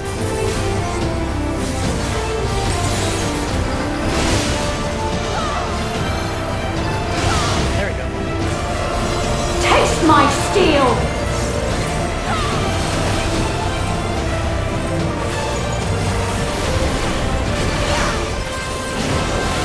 Got healers, please.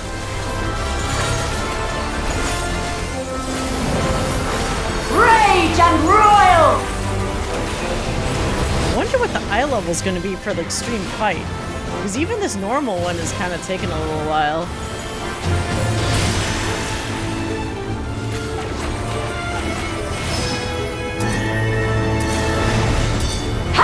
you! Oh god.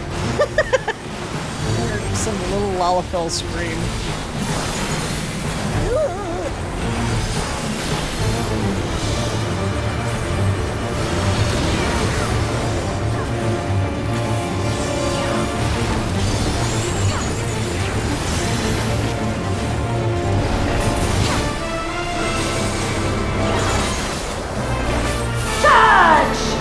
Right?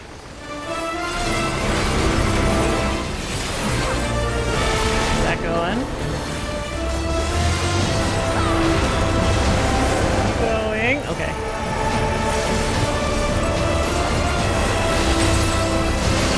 Alright. Out. Now what? Valorous Ascension. Oh, this is general damage. Oh! Painful damage. Oh.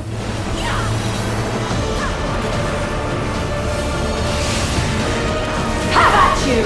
Have at you. Okay. The final stretch.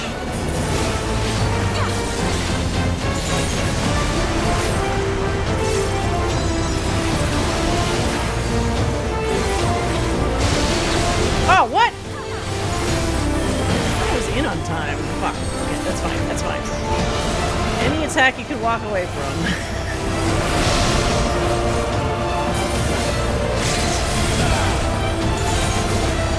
Your LB, Mr. FPS man.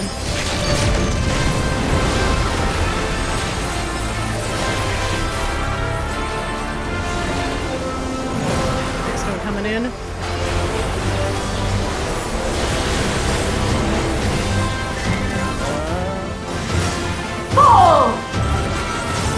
Hazards, hazards.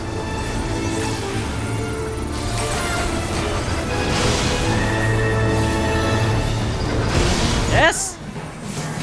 Taste my steel! Get up! You're done, robot lady. Denied. A disgraceful display. Forgive me, my queen. I have failed you. Oh, that sucks for Sphene. I mean, it wasn't really your friend, but I'm sure she's gonna still feel bad about it.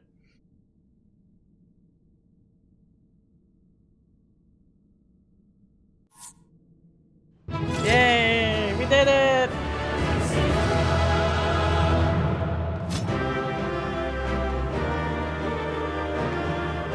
Thank you for keeping me from harm. Yeah, where were you the whole time? Now that I'm approaching the end of my third playthrough, I want to start playing a wider variety of games, thinking of... Ah, yeah! Never too late to try 14! I don't know why when she says, taste my steel, I want to respond, eat my shorts. I feel like at this point with the Warrior of Light, that's probably his reaction to a lot of these guys. Somebody's trying to come at him with the seriousness of like, I will destroy, like the Mass Effect, I will destroy you. And Warrior of Light's like, yeah, I get these threats like twice a day. It's whatever. Alright.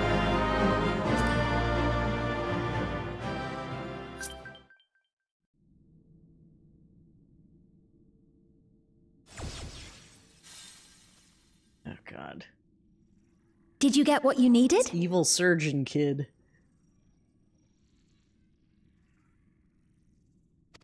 I did. Though these figures will complicate matters. Is that so? Well, if we are done here, then I shall end the transmission. Hold it! Killer!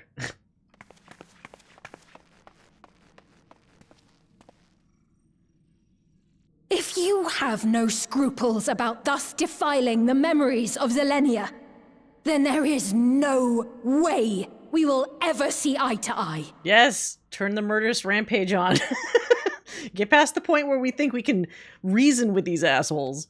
You are not fit to be entrusted with the cherished memories of Alexandrians. I, for one, have no wish to employ the fruits of my research in this manner. It is a waste of time and effort. But since I relinquished my flesh long ago, I must resort to every conceivable method, so long as the hero insists on keeping... He's blaming me for this? I would have stopped this, but man, he just keeps pushing my buttons. My hands are tied. Gotta keep doing this crazy evil shit. Just give me what I want. Why do you so oppose our objective? Because you're so obviously evil. With the key, we would be able to harvest ether from other reflections and bring forth more endless. None of that sounds good. Jesus, he's saying it as if it's a thing I would agree with. We could give this chance to evolve not only to the people of the Ninth, but to those of the Source as well. I see no reason why you should reject such a boon. You know, for such a smart guy, he's pretty fucking stupid. We literally ran into the problem of there is not infinite ether. It has to come from somewhere. You will run out of ether eventually if you just keep siphoning it from these other worlds to supply your stupid endless. It's not self-sustaining.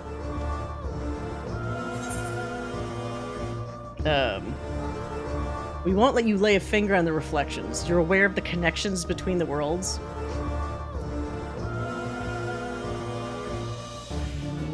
What's the angry shit?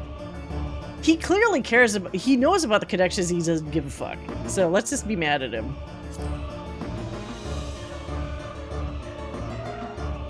How miserly you are. But unless you're willing to compromise, you won't be able to save anyone or anything. Oh, right. Sure. Well, I'd say our conversation has run its course. God, she is really insufferable. Ultimately, what you think is immaterial, for the seeds we've sown have already quickened. The people have glimpsed hope in transcending death, and they can ill turn away from it. I don't know if all of them have. That's already faulty logic. We already came across some people that are like, no, maybe I should just do the natural thing. And thus does my role come to an end. The rest I leave in your capable hands, Calyx. Cool, is she gonna, like, kill herself? As a token of gratitude for consenting to my tests, I leave you with a gift. Be sure to take it with you. No, I will return it immediately. Don't want it.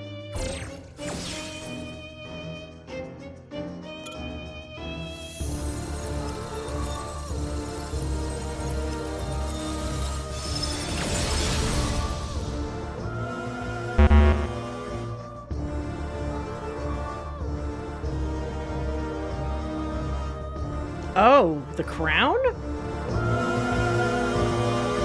I mean, this could work in our favor if we're able to, like, either reverse engineer it or basically, like, just see what makes it tick. Good old-fashioned gaslighting. I mean, you know what? This might also be a reaction to what they were saying in the past about how, up to this point, we've always had these forced, like, well, not always forced, but we are now having more, consistently, like, sympathetic villain type things. And a lot of people are like, why don't we just have some straight up evil ones for once? Well, here's your result. Selfish evil heroes. Oh, not heroes, villains, sorry. So, that's something. I would stop being evil if you stop wanting to be... Yeah, his logic doesn't work. Which maybe they'll kind of draw attention to later, because it's like, you know, you're not even a real human anymore. You're essentially data that thinks it's a person. So, there's a lot of flaws there. Zelenia was kind, but she could be stern, a pillar of strength when I ascended the throne in troubled times. Not only did she protect me, she also buoyed my spirit whenever it threatened to buckle under the pressure of my station. By preserving her memory and honor, you've done more for me than you could know. Thank you, Gaddis.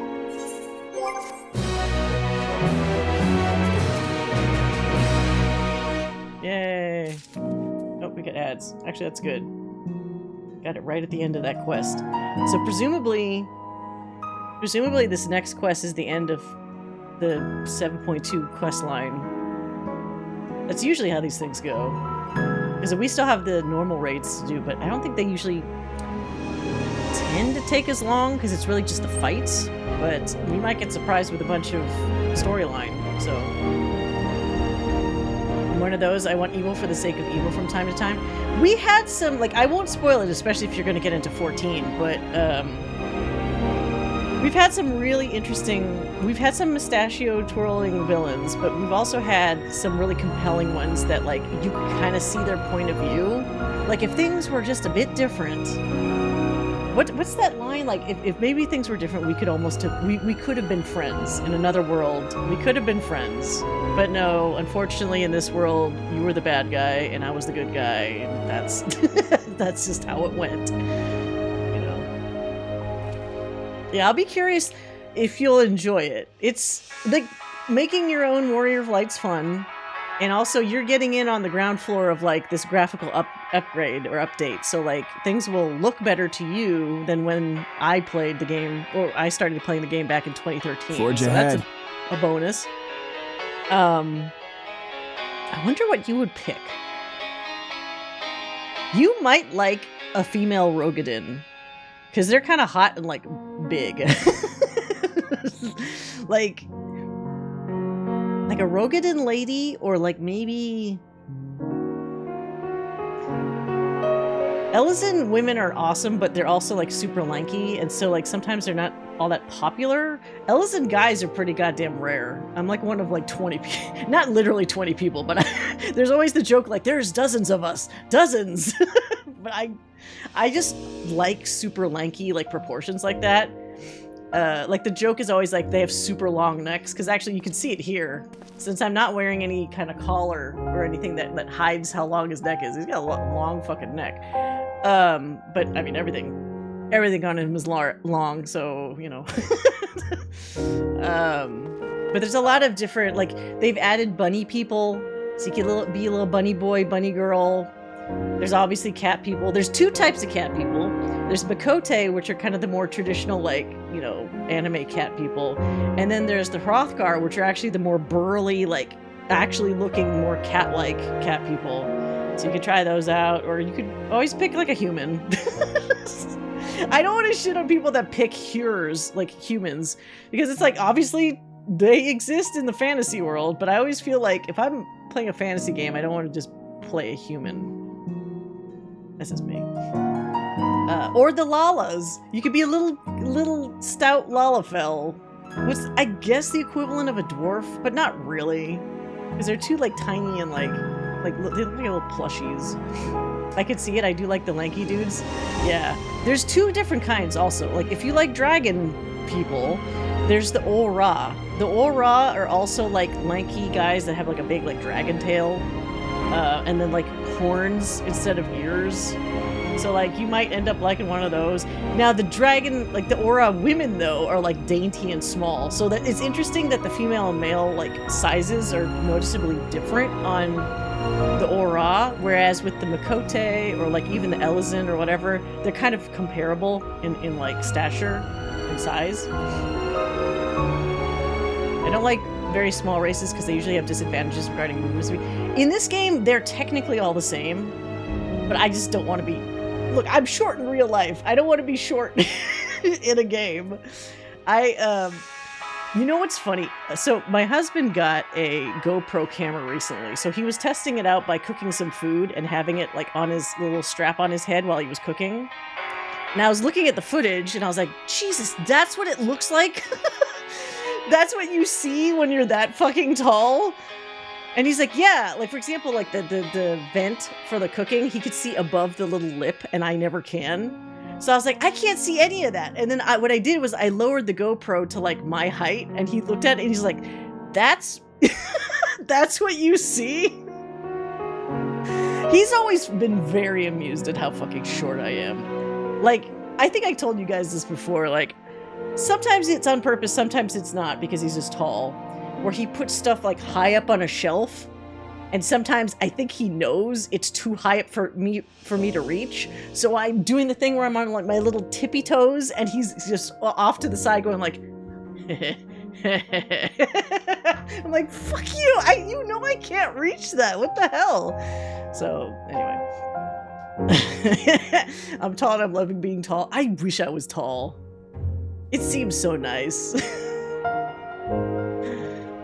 I do like the short-tall dynamic, though. That is like a thing I like, which is convenient for me because that's my situation, but, you know, anyway. Shared paths. Oh, this isn't the last quest yet. Okay. Sphene stands in silence. I feel bad for her. She's got a lot to process in a very... Like, this is like basically Selenia, the worst day for her ever. It pains me to think that you're gone too. It's like all happened in the span of a day.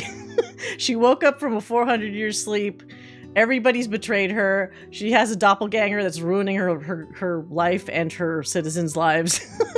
Like, how does it get worse for her?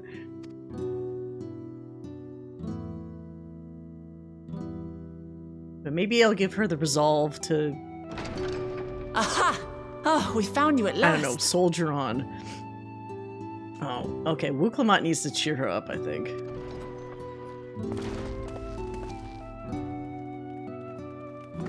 You had us quite worried when you suddenly disappeared. What in the world happened? You know, no big deal. Just like a big boss battle. A boss battle!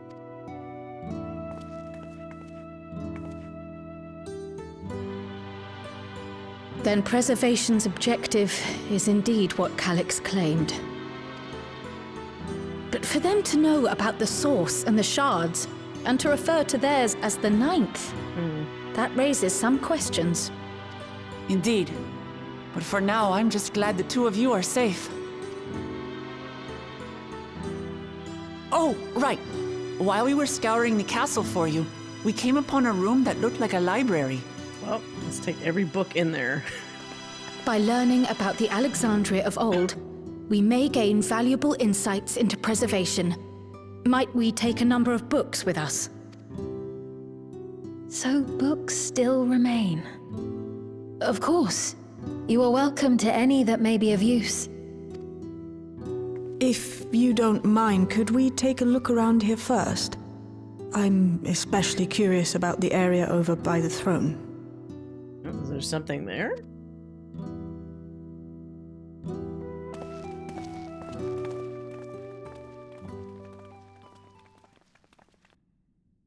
Oh, the crown. Yeah, of course we need to take the crown. Just pass it by? Pick it up! Or is that a secret passageway? This tiara. It was hers. The Endless Fiends. What's it doing here? She dropped it? Although knowing these big bads, they clearly want us to have it. It's a type of regulator, I believe. It contains the data of the Endless Fiend's memories. Calyx likely used it to create the simulant. Which means that as long as the tiara is in our keeping, we shouldn't need to deal with any more simulants. What if there's multiple tiaras, though?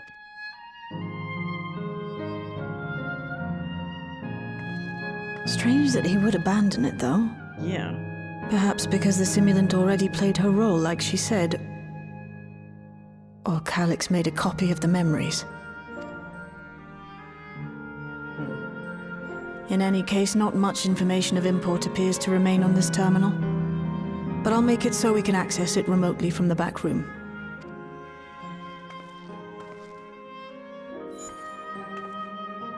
Don't put it on. No, please don't. This probably what he wants. The memories of another me. The tale of her journey as Queen of Alexandria. That's a lot smaller than I thought. Oh, I guess it's just part of it. Might I hold on to this tiara? You may examine it whenever you wish, of course. Sure. It would be for the best, I think. Does that work for you, Shale? No objections from me. All right, I'm finished. Let's head to the library, and then back outside.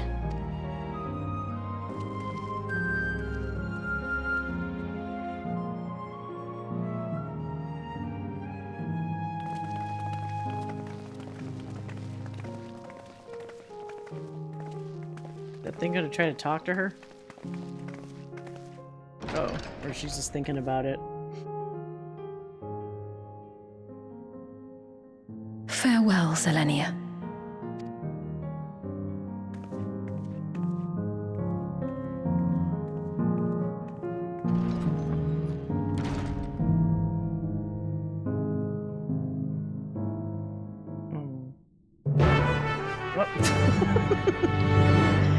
Music to break that up.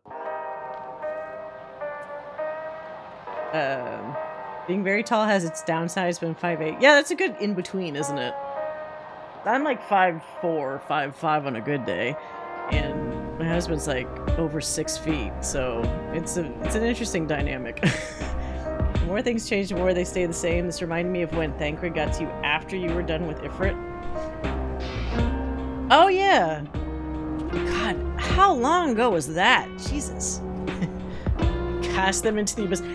I love Aymeric, okay? Aymeric is like possibly one of my favorite NPCs, top 3. But what a bad call that was. I guess you could chalk it up to like, you know, everybody was high on adrenaline, major shit just happened. Warrior of Light and Alphino probably just listened to him without really like letting it sink in and think about it for like 2 seconds. I mean, I guess in the long term it worked out, but Jesus. It's nice. One of my best friends is 6'3" and his wife is 5'6". Yeah, so it's like that kind of dynamic is fun.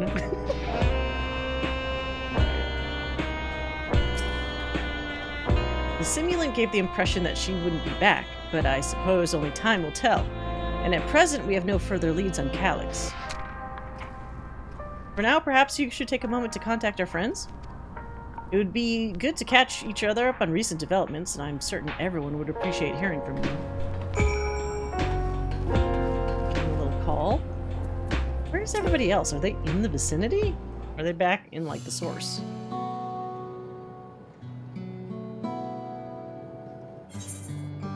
Oh, who am I gonna call? Wait, what? Where's Estinian? I guess Estinian doesn't really care. Ishtola, Alphino, Alizé, Erenville? You know what? Since Erenville kind of has a connection to this place, or used to, I am kind of curious what the hell he would say. Let's try it. He's probably off becoming a Beastmaster somewhere. Gaddis, this is the surprise. Has Rukalamat gotten into trouble again? Not this time, actually. I see. Knowing you, I expect you're already looking forward to the next obvious trap. Try not to overdo it. Okay, well, I was hoping it'd be more informative, but I guess that's fine. I'm in the outskirts at the moment. I've been helping the people with their work, and talking to those I meet to gauge their sentiment. It's been uneventful for the most part, but there's one notable development. Following recent events, some here stopped wearing regulators. This has led to a disparity in what people remember and the Queen's death, and the occasional episode of confusion. I'll be sure to let you know if there's any other changes. So that means there's people that do remember the Queen's death amongst the group. Oh, we had to call everybody. Okay, fine. Y'shtola, alright. Y'shtola. Citizen Gaddis, is something the matter? So, preservation is behind the recent intrigue. It doesn't surprise me. I'm glad to hear you're none the worse for your trials, though.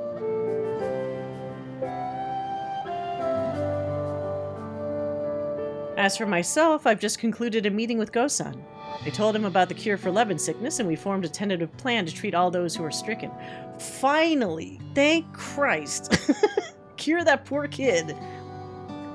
I'm now otherwise unoccupied, so I shall take a look around the government sector to see if aught is amiss. And if this Calyx is obsessed with the key, then I ought to begin studying it in earnest as well. I'm surprised she wasn't doing that this whole time. Alphino?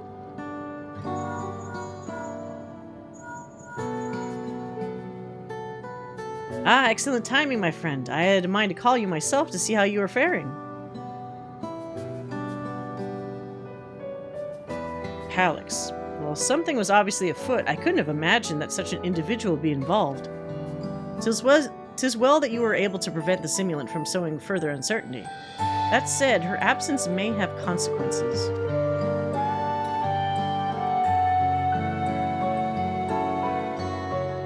The people of Alexandria still have great trust in Sphene. 'Tis plain in the way they speak of her even now, and in how the simulant was able to win them over. When they notice she has ceased to appear again, rumor and worry will spread, and we must be mindful of any pronounced shift in the mood of the populace. But forgive me, it's been battle after battle for you, hasn't it? We can handle ourselves for now, so pray rest up while you can and recover your strength. This should be the time where we bring in the OG Sphene, though. Like, there's nothing good that will come of, like, hiding what's happened from the people. Because that's going to confuse them, and it's going to ultimately be more of a pain in the ass for us. So we should indicate, like, hey, real flesh and blood Sphene is here. She needs some of your patience to get up to speed with things, but you knew and loved that Sphene. It's based off of this one, so you'll love this one too. You know, like, it's not that hard to grasp as a concept, I would hope. Okay, Alize.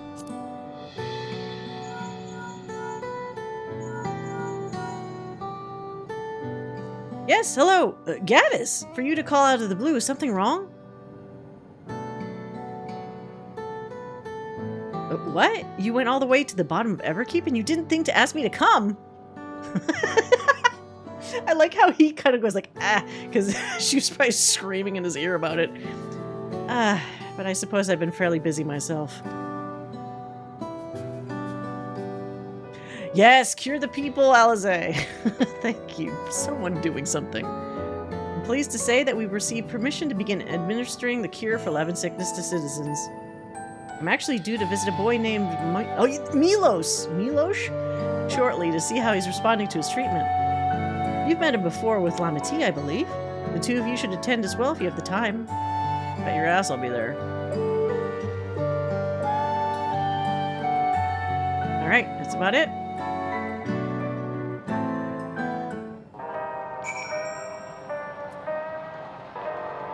Yeah, I'm enjoying it. The story, the plot is definitely thickening.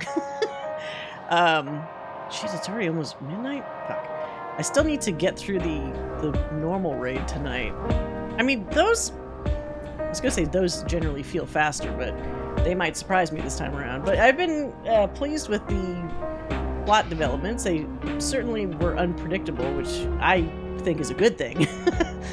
And I definitely feel like they've both subtly and not so subtly taken people's, like, I don't want to say backlash, but, like, their criticisms to heart, at least so far. Because there's been some change-ups in, like, the dynamic of the team that I've been feeling in this plot thus far. So, I don't know, so far I'm digging it. And I actually like this Sphene, so that's definitely a welcome change. What did the others have to say, if I may ask?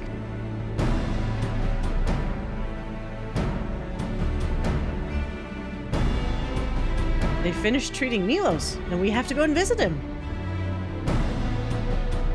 Would you mind if I accompanied you? I understand he's afflicted with the self-same condition I was, and I cannot help but worry for him. Of course, we don't mind at all. In the meantime, I shall take myself around Solution 9 and see how things are. I share Alphino's concern about the Queen's absence, and even setting that aside, the situation is not like to resolve itself while becoming endless remains an option. I had been meaning to visit some shops, so I shall join Kryl. We should have just nuked that whole endless area after we shut everything down. Just nuke it from our orbit, that's the only way to be sure. Just get rid of all that shit. While everyone's out and about, I'll try to pick up Calyx's trail. I'll see if I can dig up some information about the key for Y'shtola as well. I'll help you. It seems we all have things to do. Still, there's no telling what else Calyx might have planned, so please be careful, everyone.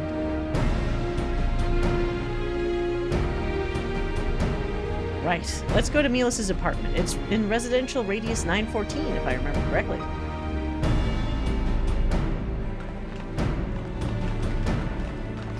Let's help the sick kid. I guess Alizé's already helping him. Yeah, they really made it work much better. Yeah, everyone likes OG Sphene? Okay, I'm glad everyone's kind of in agreement then about it. It is funny that they made this new Endless Sphene so over-the-top evil, but I mean, maybe that's not necessarily a bad thing. It makes it very clear, like, nobody's gonna like that one. She's a very bad girl. She's been naughty. I guess she's maybe dead, technically. At this point. Okay. Oh, here?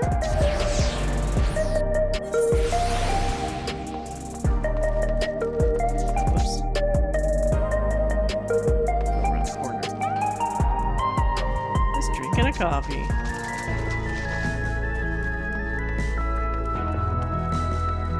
I love new Endless Sphene, even if she was only one patch. And the voice actor has done a good job. Everybody's been really good. I like hearing Shale talk a lot more too, and I actually like how she seems like she's becoming a more active and important part of like the overall team. Is there an elevator here? Maybe it's this, right? Ah. Everybody, all these other people are already gathered around. The kid's standing up, or sitting up. Kid is cured. Hello. You came before with Queen Sphene? I'm glad. I'm glad you came again. I believe he'll be fine now, but just for good measure, I'll administer a healing spell. Alizé, you miracle worker, you. This piggy is just gonna blast you with helpful energy. I once hoped that Milos at least might be made an endless. Then he wouldn't need to suffer anymore. Oh god, it's a good thing you didn't do that. You feel different now?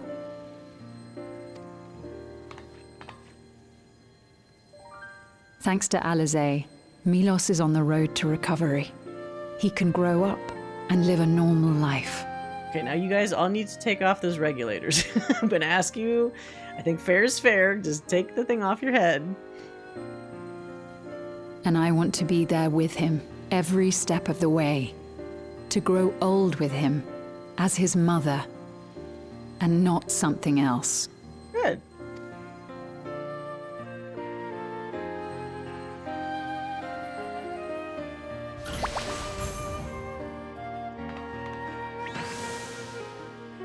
That should do it. You're doing well, I'm glad to say. Thank you, Alizé. You're welcome, Milos. Now, you'll feel breathless for a little while still, but don't fret. It'll get easier to speak with time. It's pretty amazing that you're even able to do that much. Considering how long That he was said, affected. we can't rule out the possibility of a relapse. As a precaution, I would keep him away from lightning-infused objects. Like everything there? It's like they're surrounded by electrope. That might be a little tricky. Lightning. Does that include regulators? Oh! Wait, this might unintentionally be a perfect time for them to get rid of the regulators. It does. I understand if it's difficult for you to part with something that you've worn for so long, though, so it's entirely up to you. Do it, do it. No. For Milos' sake, I will do it. And if the environment here isn't good for him, I must consider moving outside the dome. This is a good mom. You two would be more than welcome in Tulihiola. It's very assuring to hear that. If you don't mind, could you tell me about the process?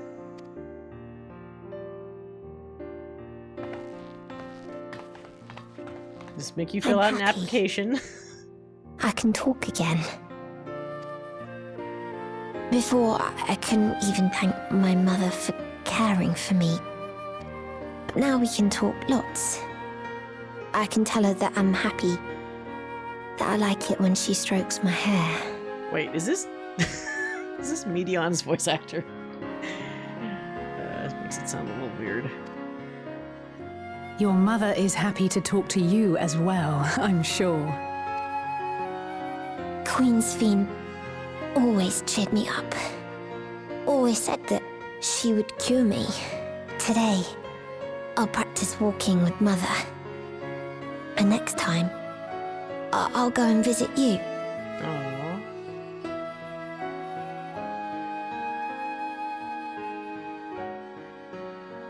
Thank you for explaining everything. Well, that was fast. So if you have any other questions, just let me know. What if they just walked over there and then and then Wukalamak just goes, just come to Tuliolol. Oh, that's all you need to know. Okay, let's go back. Let's walk away from that couch now. Right. Let's get going, shall we? Please come back soon. You too, miss. Miss Sphene, because you look exactly like Sphene.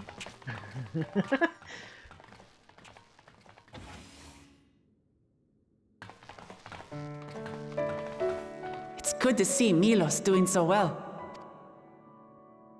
The Endless Me gave him the strength to hang on, and she didn't rely on any special power to do so.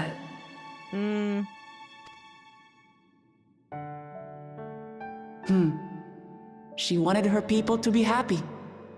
Even though we had to fight, her love for them was very real, and it reached Milos.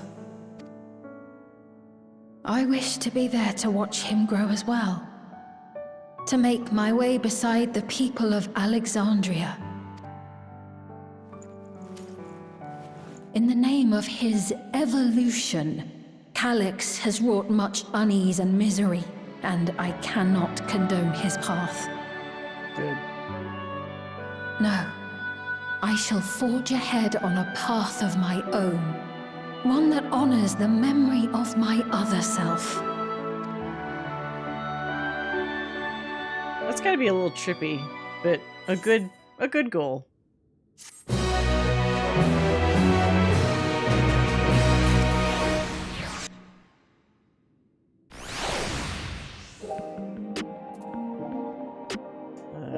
Let's see.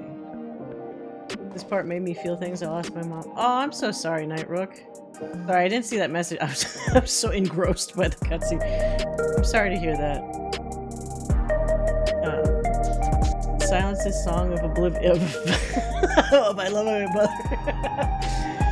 May we please be friends? Yeah, she tried to disguise her voice a little bit, but I could hear it sometimes with Milos's like lines. It's enough that it's like making me like get weird like PTSD from Meteon. Meteon Redemption Arc, learning to love a mom. Forge ahead, Meteon. I mean Milos. They both started with an M, so didn't realize it was her book. Yeah, she does a pretty decent job of like disguising it for the most part. Let me just try to dismiss this ad. I think that's only going to be for like 5 minutes, so I think we're getting close to the end of this storyline. Can't wait to do the raid. Okay. Oh, here we go. It's the title. Seekers of Eternity. Sphene is in higher spirits. Milos is a kind and brave boy. It did me well to see him. One day I hope I can speak with him about my other self. Come, let us return to the back room, and on the way, let's pick up treats for our friends. A little gift to show our appreciation for their hard work. Can we do the treats in a cutscene, please? Okay, good. No fetch quest stuff.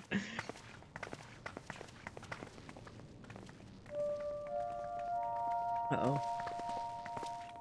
No. Can we go 2 seconds without something creepy? Alexandria, please be advised.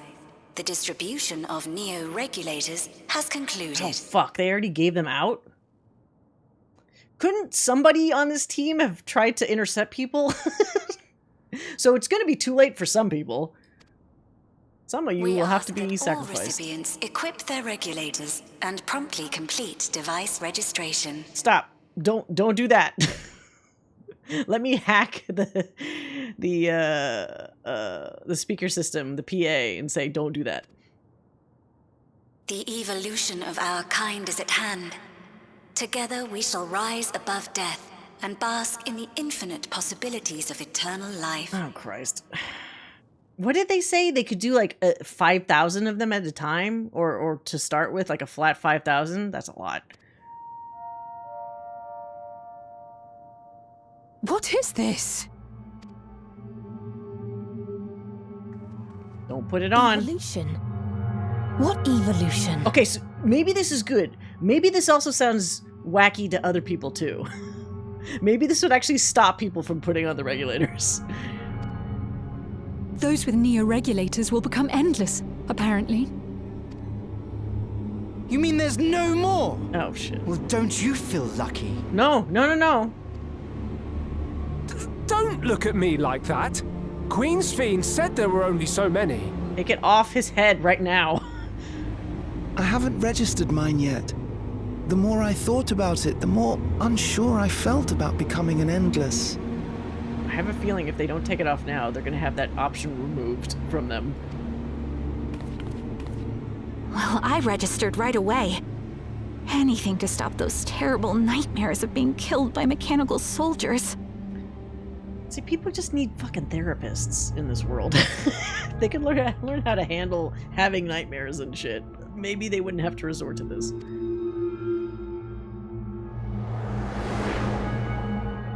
Ultimately, what you think is immaterial, for the seeds we've sown have already quickened. Yeah, they're fucked. The people have glimpsed hope in transcending death, and they can ill turn away from it.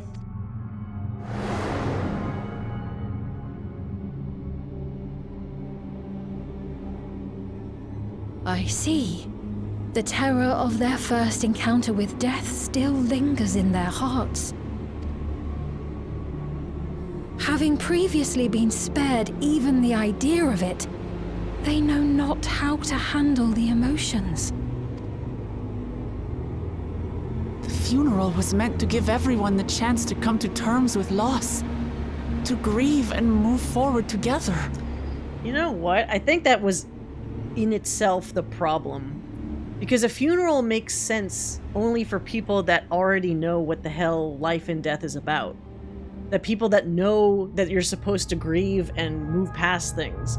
When you're a group of people that have never experienced that kind of loss before, I don't think a funeral is going to have the same impact because they're not going to know how to handle a funeral.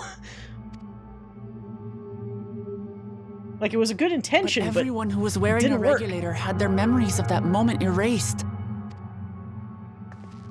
And to see those oblivious, happy souls, those who remembered must have wondered if it might not be better to be like them, to go back to a time when death didn't exist. And now they've been presented with the chance to do just that by becoming an Endless. It's not hard to see why they would consider it. Oh, you gotta head out, Joe? No problem.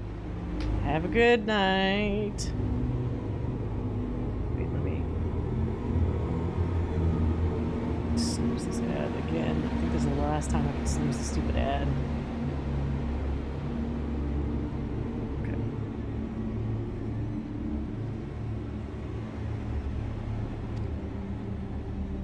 If this fear of death continues to spread among the people, what will become of Alexandria? I think they're approaching this the wrong way. There's gonna keep being a fear of death until they're properly like educated or explained about it. Like, people are just gonna come to their own shitty conclusions since they don't have any experience with it. Like, this isn't really a way to solve it.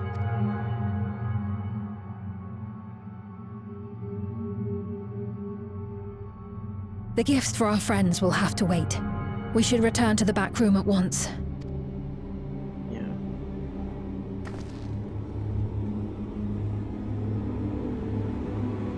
Because they just keep perpetuating the problems with, like, people fearing death.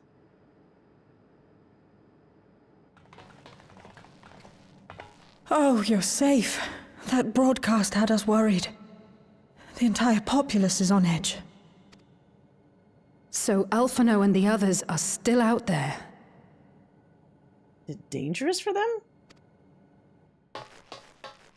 We have a situation on our hands. Okay, maybe it is. A civilian has been killed by a mechanical soldier here on Trueview. Oh no. Oh fuck. Are they gonna like kill people as the incentive to like... So, okay, this little shitty surgeon doctor kid. So either they've got as many as they want for their evolution and they're just gonna kill the rest, or they're doing this as an incentive to make the people already scared of death even more scared and definitely incentivize them to get, or to do whatever they can to get regulators of their own for this. Wayakwe is on the scene and reports that the problem unit has been subdued by another sentry. That doesn't make sense. Only someone with the King of Resolve's authority could order a soldier to do that. No, I think the preservation guy has overriding authority. It's not you, kid. Don't blame yourself.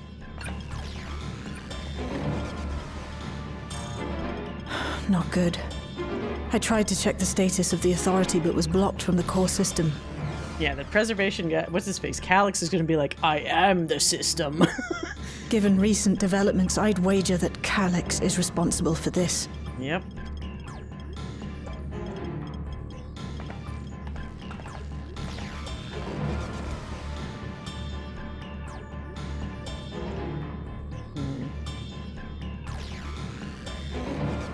Is it time for Sphene to step up? We should go and see for ourselves. She needs to fucking speak out. She needs to make a statement or something. There's been an incident in the outskirts. Oh no. Now what? A mechanical soldier attacked a local resident. For no apparent reason. So this is just gonna happen everywhere now. Fortunately, several nearby hunters dealt with the rogue machine. So everyone is safe. But if other soldiers were to... Wait. Is that... Oh gods. More hostile sentries are bound for the settlement. I'll try to lure them away and then lose them somehow. Oh god, don't kill Erenville, please.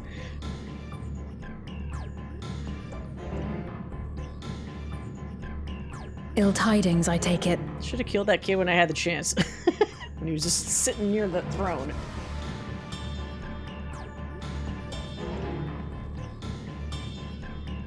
In the outskirts too?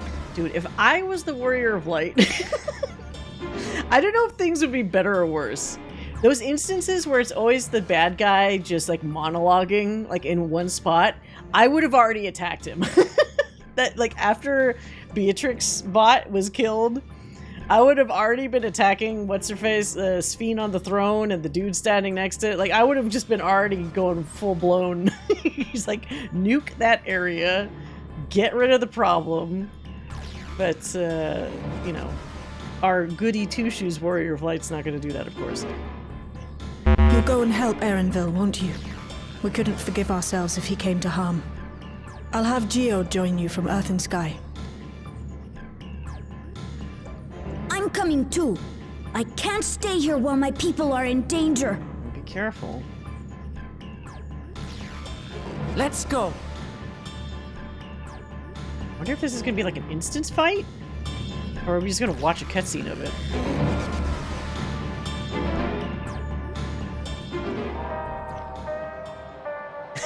And then we still go back to like the chill music. Surprised they didn't have it stay as that like tense music in here.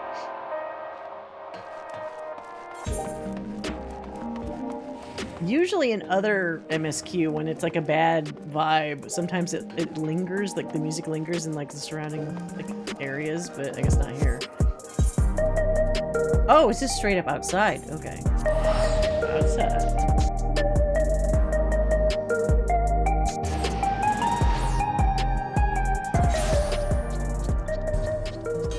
Since that ad is gonna hit, maybe let me pop it now. Otherwise it's gonna happen sometime soon, and I don't want it to happen like during a cutscene, so let's do a little ad.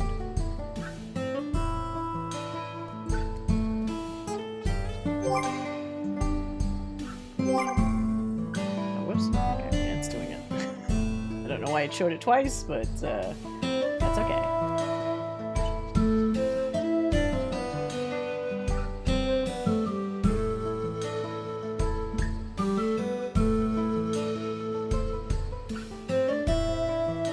only thing I find amiss with the plot so far is that you'd probably avoid a lot of these problems if we could just convince actual Sphene to start formulating a speech or something to speak to the people at large.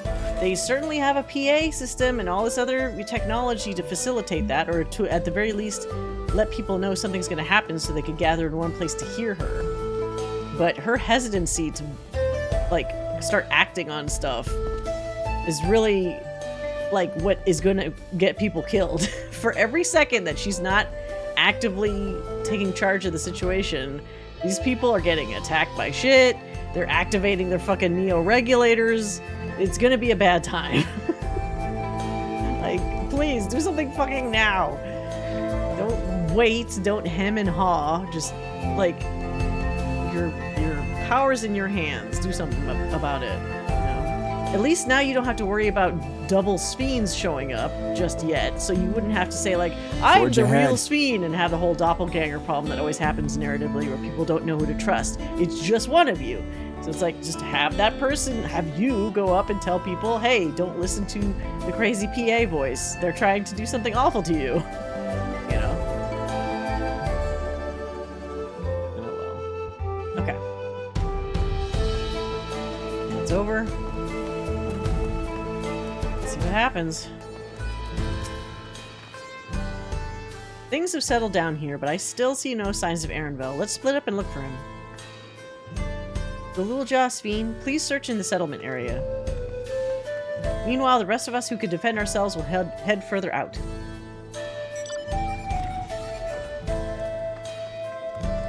Where am I going? Search for Erenvel and defeat any enemies that appear. Okay, so we're gonna fight something, I guess.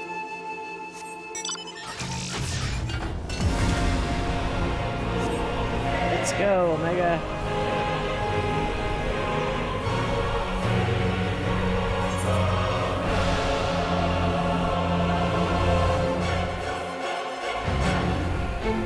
Around here? Oh, no, it's up here, I guess. Oh, probably where those people are fighting. Which century? Alright, I guess that person is done. Oh, Erenvel and a terrified citizen. Let's help him. 2 bunny boys in need of help?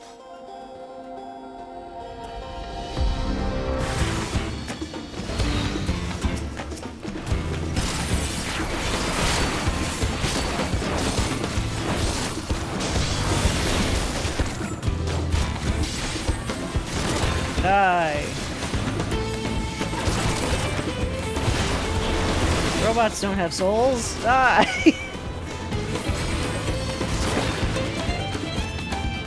You're okay, Erenvel.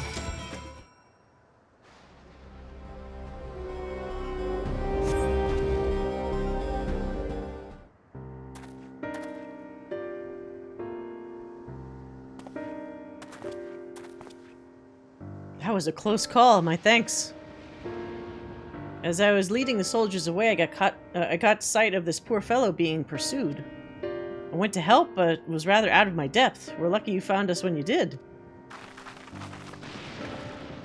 Erenvel, I'm so glad you're safe. We were quite worried when we couldn't find you. We encountered soldiers on the way here. Most paid us no mind, but some turned out to be hostile. There's no way to tell until they set on you. The ones here also attacked without any warning. If I hadn't been paying attention, it could have ended badly. Hopefully the others were able to escape. We should return to the outskirts and take stock. Okay, with this situation, there's gotta be some casualties. The Scions are only a handful of people, and if this is happening, like, scattered everywhere, somebody's gonna be unlucky.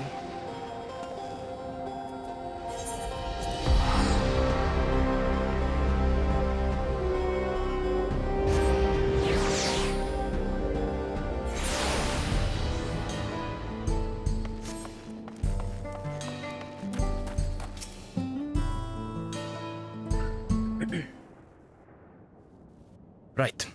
We're none the worse for the wear. But let's see what the situation is here. Geode and his people came and joined us while we were searching for you. After which we happened to encounter Malachite.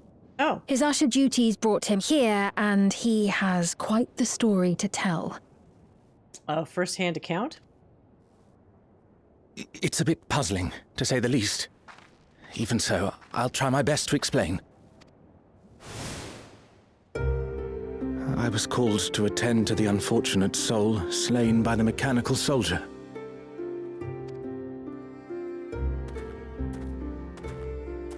Oh, who was it? Was it somebody we recognize? Yet, when I arrived, I found no body. Only a pile of dust, which the wind quickly scattered. What the fuck? They vaporize him?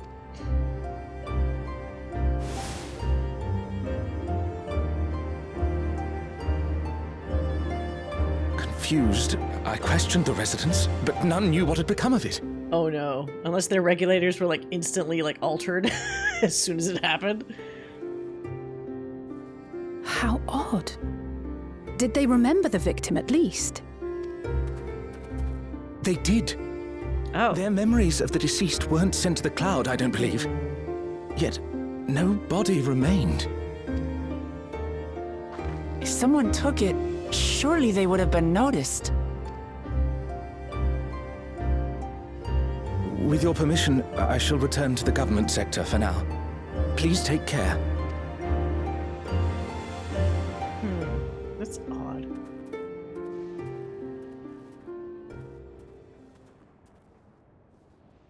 This is terrible. Why would they make the soldiers do this? Some people are just shitty, kid. If preservation is behind the attacks, I fear this won't be the end of it. Oh. Yeah, they didn't mention whether that person that died had a neo-regulator. Because this could be Calyx's fucked up way of saying, okay, you've already activated yourself, you know, like, now we kill you, and you're already zoop, sucked into the cloud. Or maybe that'll happen. All the neo-regulators have been distributed, and potentially 5,000 Endless are about to be born. What does Calyx hope to achieve with these killings? Shit, yeah, that might he's basically saying, hey, we can't wait for you to naturally die when you turn into an Endless. Let's speed the process up a little bit. Does he seek to frighten people into registering them? Or perhaps...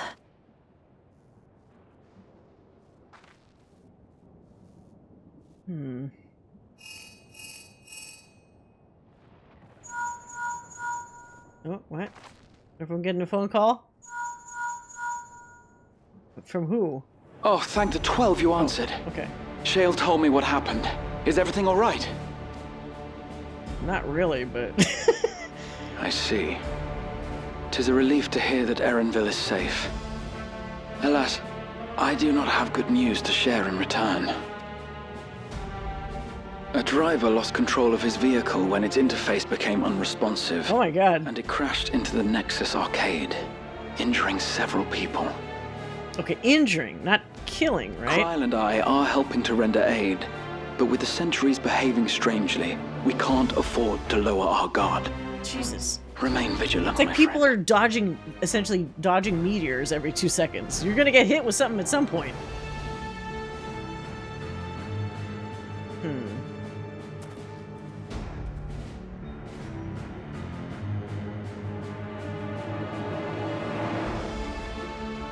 We need to go shut that dude down, like, right now. I know it's not going to happen because it's towards the end of the patch, I just received word from the back room. A hover cargo on TrueView threw off its driver, and it's rampaging through the area as we speak. What the fuck? Killer car? Alphino had a similarly troubling report for me. Apparently, a riderless machine in the government sector came to life near a crowd clamoring for neo-regulators. It proceeded to mow down several citizens, causing serious injuries. Okay. This is a tragedy. We must go and help the people. But you can't be everywhere at once is the problem. Speed, wait! I'm coming with you! Okay, let's let them rekindle whatever the thing is that they had. Alphinaud is with Y'shtola, and he said they'll be all right. I'll go and see if other incidents have occurred elsewhere. From here, I'll head towards the quarry by way of the Drift Downs. Certainly a lot of hover cargoes coming and going in those parts. Shut the whole system down, goddammit. I shall remain here and speak further with the locals. I have company now, so you needn't worry about me. Wait, what? You mean like the bunny boy that you were with? Or is that supposed to be me? Then let's return to Solution 9. If we hurry, we can catch up to Lamachi and Sphene. Okay, so not me. Good.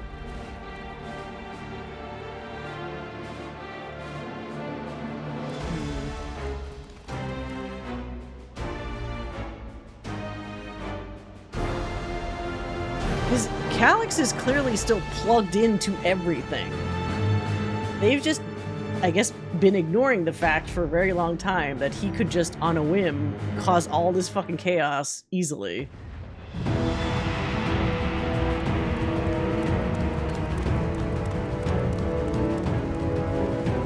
No, the cool car, the cool bikes.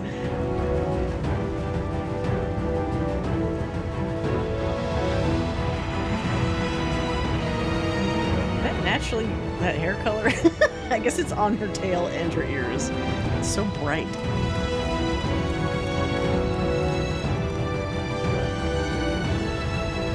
Sphene's gone on ahead. I leave her with you. Okay.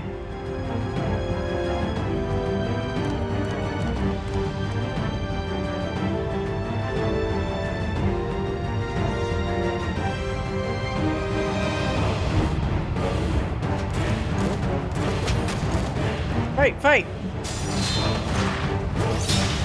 Uh-oh. Just straight up shooting people. Oh! I'm shooting back. I mean, this is a good district for that to happen, and it's all the fighters. Oh no, this is the dude! He's probably worried about dying. Is this dude gonna die? Bloody things have gone mad! Careful.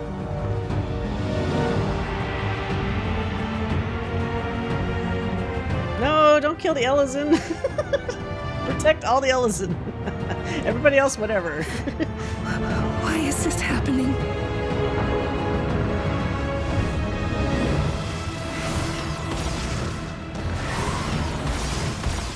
Can we, like, teleport Bracefelger in here and just have him just blast everybody? I'll take care of it fast.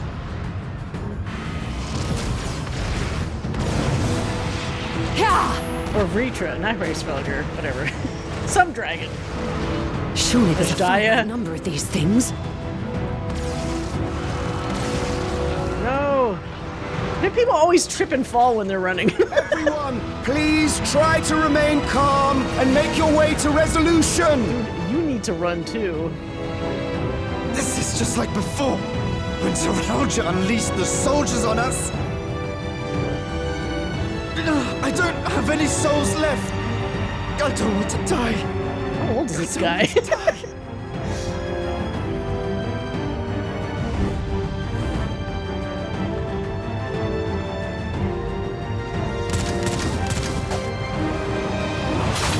There you go. Fuck him up.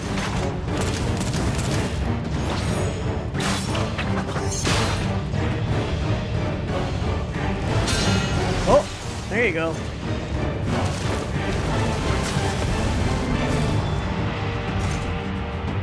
No, you don't! Oh, paint attack. Yeah. Are you all... Oh no. No. First casualty? No! Why did you do that? Why? You can't just leave me alone like this. If we had been endless, then Well, this is how it starts. you'd still be here. You'd still be with me. But now... I mean, if you stick around here, you'll join him soon. Aren't there still, like, enemies around? Oh, it's me! I did something! Kind of.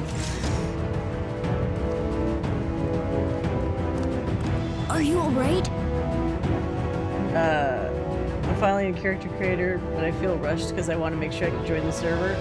You don't have to. So keep in mind, as long as you're on any of the North American servers, you can server hop whenever you want to like visit people. So you don't have to be on the same server.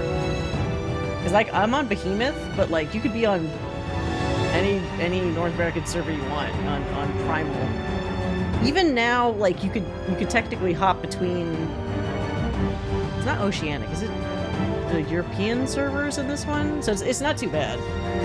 The server hopping is relatively new within the past like expansion or half of expansion, so like don't fret too much about where you land your character. Yeah.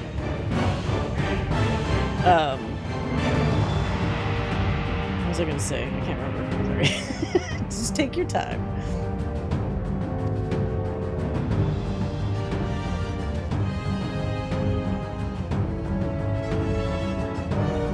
Uh-oh, another dead person.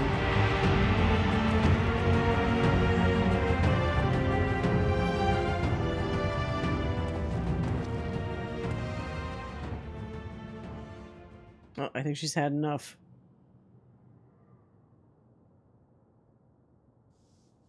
She said she was a healer, right?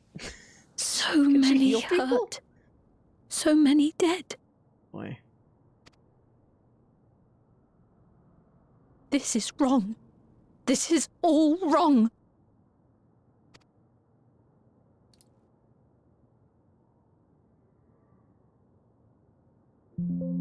Oh, well. Right when she said that, I had an error message pop up and it crashed my game. What the fuck? What is this? An unexpected error has occurred exiting Final Fantasy, and then a bunch of DX11 errors. What? That's a first. How do I get out of this? Huh. Well, at least my character looks good. Shit. Oh no, if that happens during a cutscene, do I miss the... I mean, we could, I guess, watch the cutscene and get it at the end, but that's fucking annoying. Oh shit, no! Cancel. Fuck! No! Okay. Wait, did it crash OBS? Hold on. It tried to... It said, do you want to restart your computer? Oh.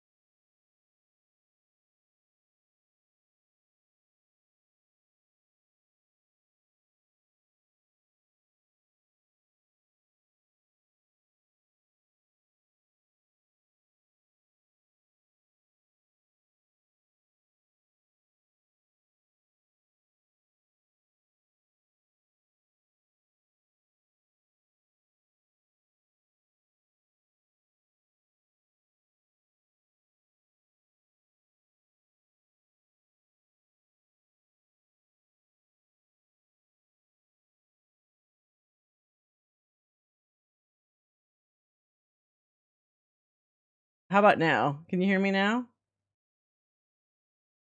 Hold on, I gotta restart a couple programs that started shutting down because it's annoying. Okay, sorry. Like, it started shutting everything down, and then I managed to do cancel, and then it stopped it just before it fucking shut down. Okay, now I need to... God damn it.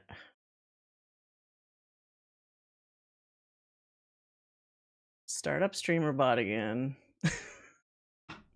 Time didn't reset? Yeah. Okay, so start up that. And I wasn't down for long enough that the because if you're off stream for long enough, like that little blue screen, like it just totally stops the stream. So I had just enough downtime that I think the VOD for this should still like be one VOD and not like a bunch. Oh wait, if I get back in, it's gonna start a cutscene, isn't it? Let me make sure I get my... I've been capturing this on a different OBS the whole time. Ugh. It's so funny that that happened then. It's like, shit hit the fan in the game, is the worst possible time, and then also, game itself just says, I think I'll crash now. Alright. Jesus. Okay. Another OBS. That's the first time I've seen that error message, though. It was like a simple white, like, window that had different dx11.exe, like, a couple different lines of error, like, just with, like, a code. So maybe DirectX just, like, crapped the bed for some random reason. I don't know why. Very weird, though. Okay. Everything else is working. Camera hub back on. Auto.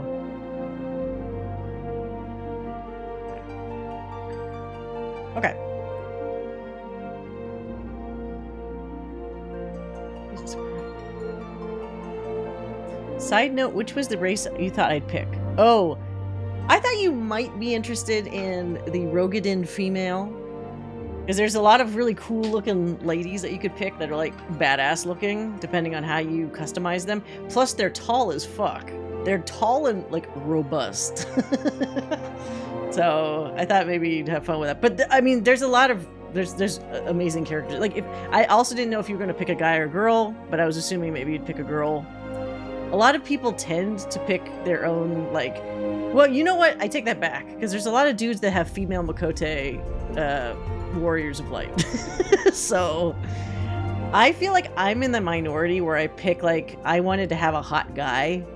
Because my rationale for MMOs is always, if I'm spending hundreds of thousands of hours in a game watching a character's backside, it better be a hot one.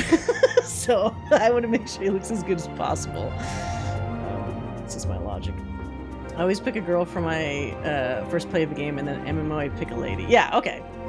A lot of people just mess with the gender in the game. Yeah, so the other thing is, because they also recently had graphics updates, there is a character, I think both, oh no, not in, that was 7.1. There is a character in Gridania that you can get a free Fantasia from, and a Fantasia will let you have a one-time, like, change of your character completely. So say, for example, you go through the character creation process and you're like, man, I really fucked up. I don't like this character. You can use a Fantasia. It's like you actually use the item and then you disequip all your clothes. And then you log out, like, on this screen.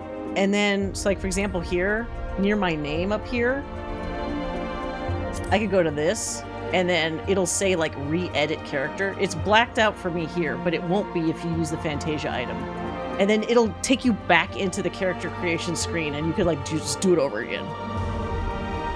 So there will be a free one of those in town.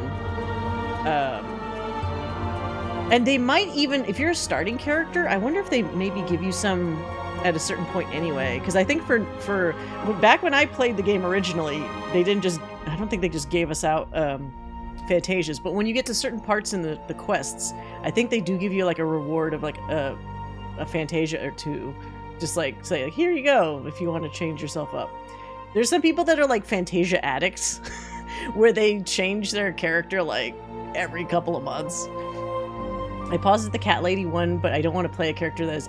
yeah, so, like, there's the really girly cat people that are, like, anime cats. And then there's the, like, actual cat-looking people. So, Hrothgar, I figured would be maybe a step too far for you. But Rogadins can look intense, but really cool. And they also have, like... guys don't get to do a chest slider, but women do. So you could give yourself, like, a really busty Rogadin lady and have her look like fucking Lady D from, you know, Resident Evil 8 if you wanted to. I think there actually was somebody on one of my servers that I saw try to make herself look like Lady D as a Rogadin, so there's that. They've been giving them out like candy lately. Yeah, every time there's a graphics adjustment, they usually give out like a Fantasia for that patch. There should always be more Rogadin ladies. There's not enough. I do want... How did you know? I just had an inkling. So anyway, let's get back in and see if I just start in the cutscene again. That might be. Oh, okay. It did me a solid and booted me out completely. Alright, let's try this again. Is everything working? This is all working. That's all working. Great. Great, great, great.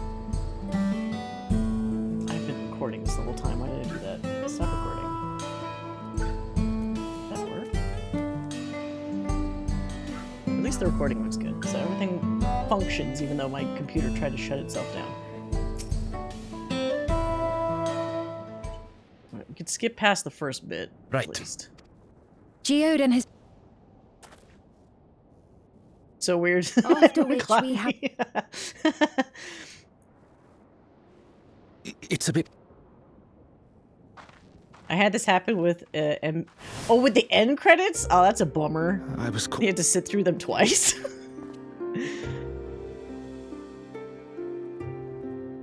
Okay, skip.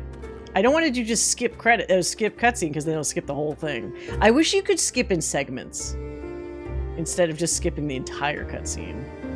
Yet, when I...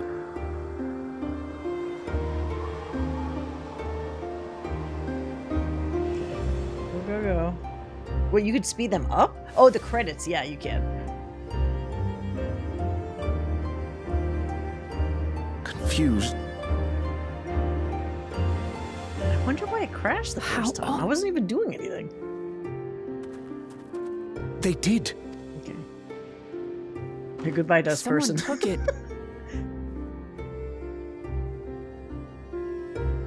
With your permit. This is the most like volatile situation for these guys, though.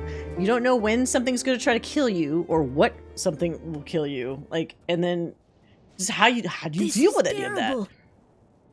If preservation is behind the attacks, I fear this. Okay, skip.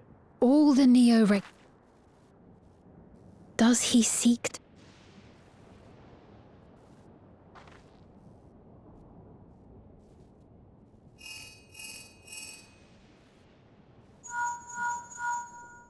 He gets the message. Skip, skip. God damn it. Oh. Now I hope it doesn't crash at the same spot. That would suck. A driver lost Kryl and I are... What was it? So we were with Sphene and she had just been like near a dead body and then it crashed. This is like a horror movie. I'm sure a billion B movies have had plots like this. Yeah, there's nothing scarier. It's like fucking Final Destination. Alpha you don't know when or where the dangerous thing is going to come from. Proceeded to mow down. This is a killer cars. Death from above. Sphene, wait! And all the powerful people, like, there's only so many of us to, like, kill shit. So, like, something's gonna slip between the cracks. And he's... From here, I'll head... Certainly a lot of hover cargoes coming and go. I shall remain... This is all fine. Let's return to solution now. I really hope... I feel like Arenville's probably gonna be a Beastmaster. He's perfectly set up for one. It is a bummer that it's gonna be yet another, like, limited job, but, like... Still want to see if it's any fun. I could never get into Beastmaster in Final Fantasy XI. At the time I played, like, the game was pretty punishing. but it was one of the few classes you could actually solo with. So that was an interesting thing about it. Blue Mage in Final Fantasy XI is also really different. Made a 6-inch London broil lunch meat. Wait, London broil? Is that prepared differently than a standard, like, sub? Sliced tomatoes? That sounds weird. Don't make me hungry! God damn it! All that sounds like I just want to eat it now. I could feel my stomach gurgling. A very light dinner, thinking like, oh, that's responsible. I don't need to overdo it. Now I'm like, no, I should have overdone it. Okay.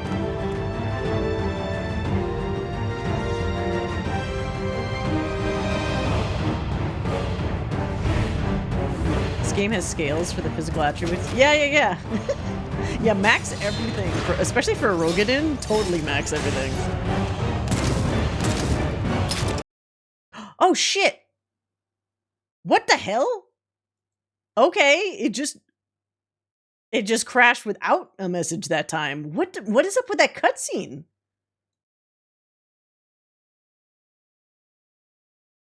What the fuck? What is going on? Wait, is my computer overheated? I don't think so. This isn't good. Why is this so unstable? Yeah, now I have to sit through all that again. Okay, hold on. I have to put in my password. It's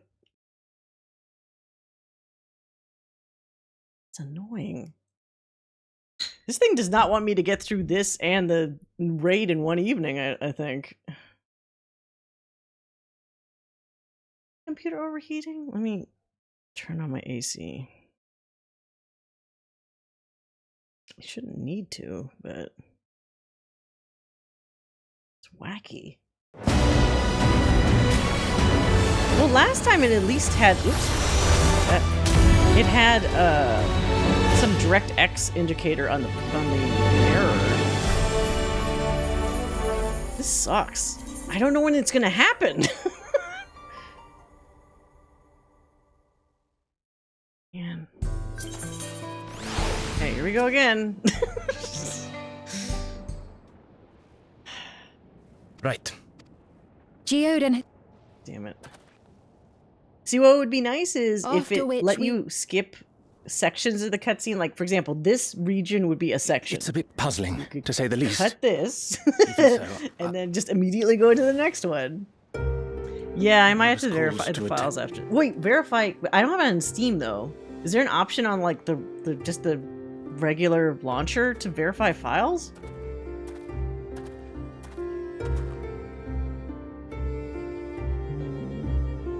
Yeah, I'll have to look into that. Yet when I arrived, maybe, I mean, this is just a day after patch, so it's entirely possible that something is wacky. I don't know if other people have been having issues or not. Like, we've had a couple patches before where, like, within a day, there's, like, one of those emergency maintenances to deal with, like, something, right? How odd. They did. Wow, this sucks. We did, like, the entire surely they thing, been practically, and now it causes a problem. With your permit. Is it something about that region? Because there's not that many characters in there. So strange. This is terrible. Yeah, this is terrible. I agree with preservation Ja. All the Neo. Does he seek?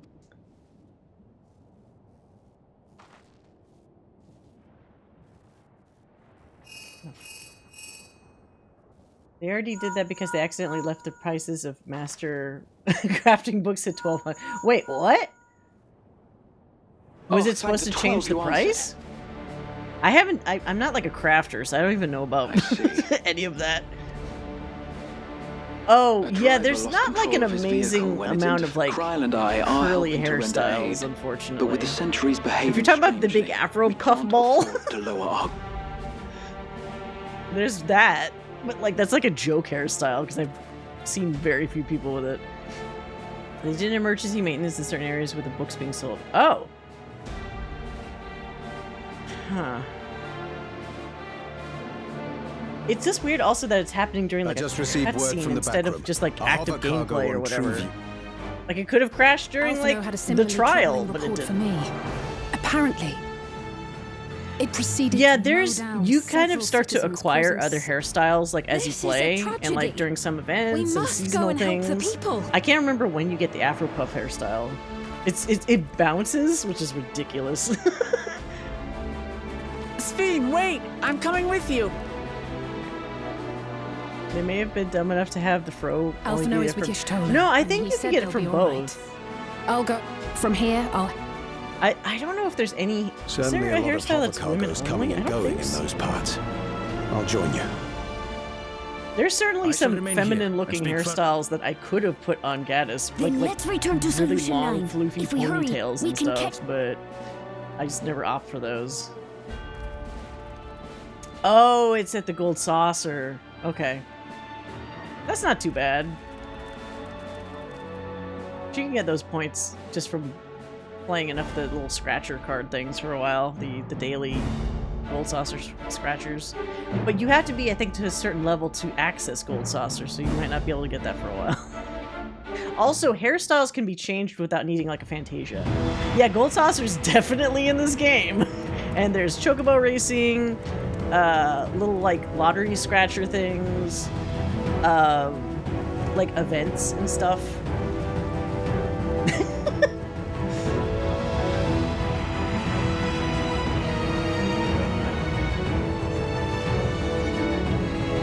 Okay, alright, let's see! Let's fucking see!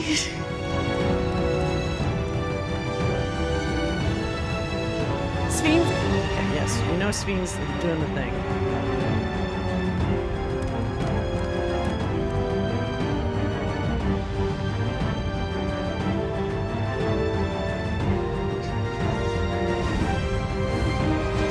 Okay, okay. Getting close.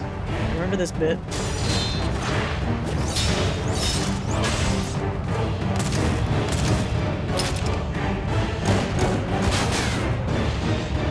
That guy with his gunblade? Is that a gunblade actually uses a gun? By the way, I like how this cutscene shows that people of Alexandria become more aware of death. Bloody things have It's gone true. mad. They're not just saying, oh well, I'm gonna die. They're like, fuck this.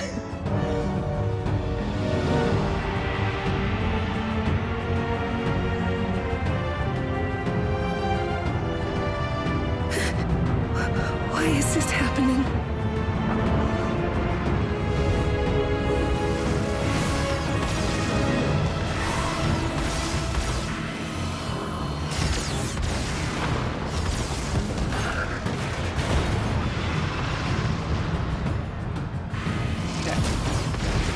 Please survive Y'shtola's cutscene.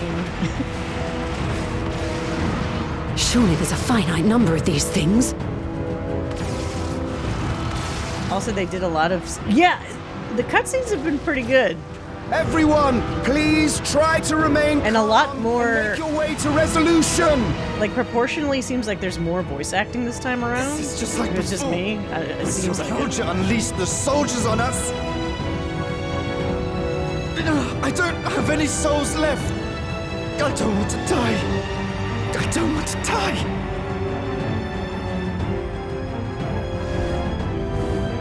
How many times has Alphino heard that from people? I feel like he's the one that's most steeled against, like, freaking out about that now. All the things he's gone through.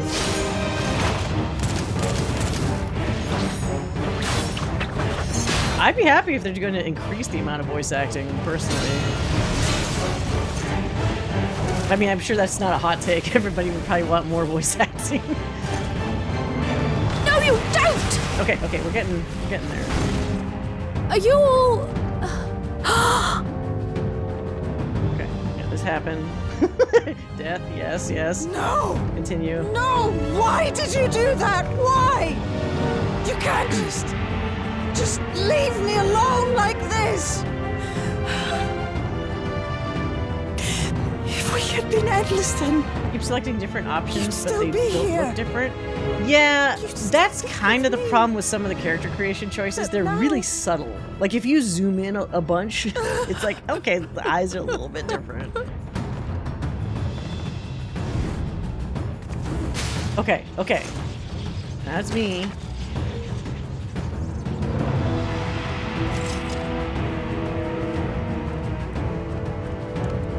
Are you alright?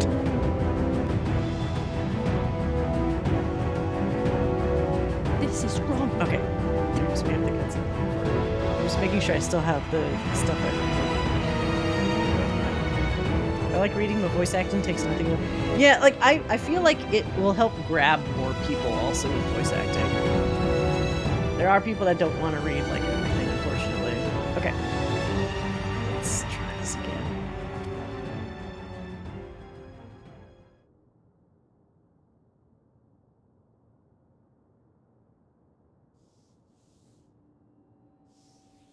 So many hurt.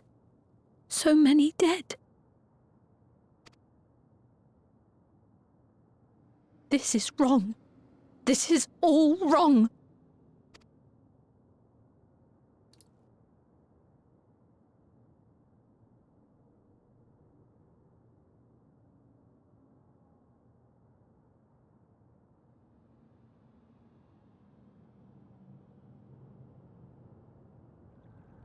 Is that really the end of the cutscene? It crashed right before that. Oh, okay.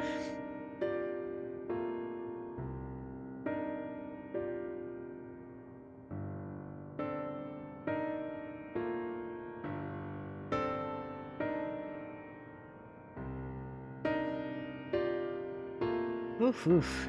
Sven, I think you gotta say something. Oh, whoops. Okay, that threw me off because suddenly no voice acting. Thank the 12, you're all unharmed. 'Tis a small solace amidst this tragedy, however. The machine rampage seems to have been only temporary. Soldiers and vehicles alike ceased to operate all at once, as if they had fulfilled their purpose. Yeah, that's what I was afraid of. It's the same outside Everkeep, though members of Oblivion are keeping watch for good measure. The first attacks came shortly after the announcement that Neo-Regulators had run out. It can't have been a coincidence. I struggle to imagine that anyone but Calyx could gain control of the soldiers. This must have served his ends in some way. The little jar, are you still without your authority? It's fine now. I am in control again. We might take this opportunity to shut down the machines. There's no guarantee this won't happen again. Lamati just talked with Everkeep's administrators about that. They said it wasn't so simple. The mechanical soldiers don't only serve as guards. They also perform various vital tasks, like providing medical treatment and managing food production. If we shut them down, we'd struggle to render aid to the citizens, let alone restore their lives to normal. I made it so they can't use weapons anymore, though. Hopefully that makes it a little safer. So I can change my... You can, but, like, also the other thing I forgot to consider is, since you're trying it, like, for free, I'm not sure if they restrict, like, trial accounts from getting the free Fantasia or not. Paying accounts definitely get it, but, like, there's certain things you can't do with a trial account to, like, encourage you to subscribe. Like, I think put stuff on the message, or the market board, and, like, some party finder things or something like that. I think you can grab the free Fantasia. Like, it might, because it's easy, it might still be available for you as a trial player, but I mean, if you have the time, just make sure you're reasonably happy with your with your character setup, just in case it's not that easy to grab a Fantasia early. But generally, they give you one. God, I think like when you hit like level 50 or something like that, you get like a pack. I think, but oh, you can still. So you can use the Fanta, but I'm not sure if they will. If they're doing right now in Gridania the free one, Like, if that guy will give you a Fanta if you're a trial player. He might. Yeah, you'll get one free at level 50, although that's a little whiles away for somebody that gets started. I assume he will. He probably will. I just don't want to say, like, absolutely, oh yeah, sure he will, and then Pam might say, like, oh cool, I'll just rush through this character creation thing, and then later it doesn't give it to you, and I would feel bad. So that's why I'm trying to give myself an out and say, like, he probably will, because he did for regular players, for sure. Okay. That seems the best approach for now. Thank you for your swift action, Gulja.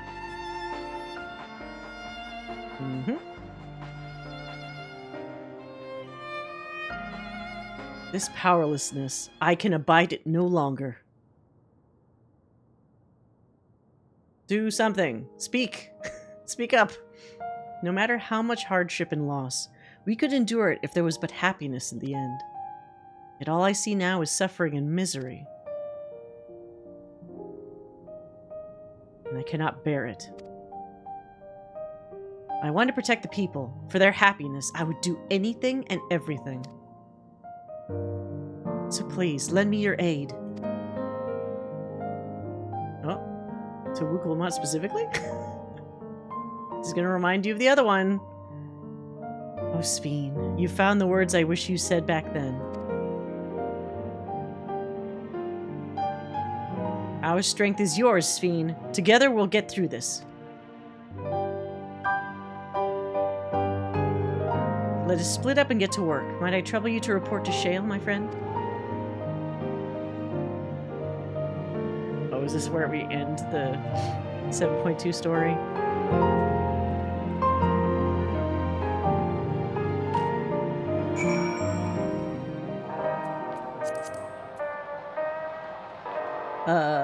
Let's see. I keep trying to pick a color. Oh, on which part? And it doesn't take? I'm picking a tattoo and I can't pick a different color. It keeps being weird. Being weird! I wonder, there shouldn't be any restrictions on color. Like, if you pick it, it should work. What kind of tattoo is it? Is it one of those ones that can be, like, mirrored or whatever? Click a color, but it doesn't change the color. It's hard to tell without seeing it. So for some face colors, face paint colors, there's like a dark and a light. Maybe if you have the light selected, it's like too light and it's just not showing up. If you try like the dark option. I'm not sure though. It should show the color. Now I'm not sure.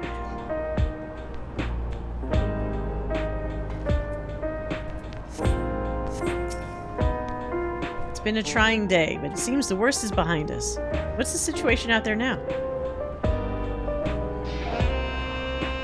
You've moved quickly to restore things to normal. Thank you. Yet while disarming the soldiers is indeed prudent, it is a far from comprehensive measure when vehicles can be commandeered to inflict damage and sow chaos. For the time being, I'll set our people to keep a close watch on machines. I also have a mind to consult the authorities about enlisting hunters to our aid. I must regain my proficiency in magic. To that end, I shall seek advice from Y'shtola and Alizé. Amongst the books we recovered from the castle was a grimoire I once used. I hope to learn to wield it again, at everyone's side. Do you like a scholar? As for the key, I think it best that it remains in your care, though it means you will bear the greatest risk. It's the Warrior of Light. What risk? They tried to kill me. It didn't take. In order to ease your burden, I shall endeavor to become a capable warrior and make Otis and Zelenia proud.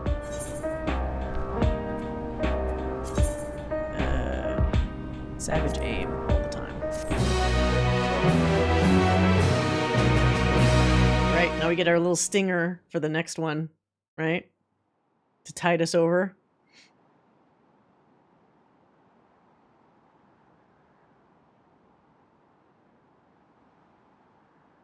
This little jerk.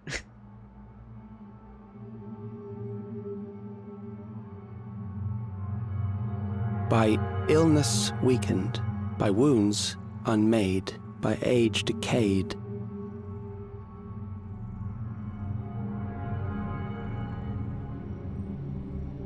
Such fragile flesh is worthless to us.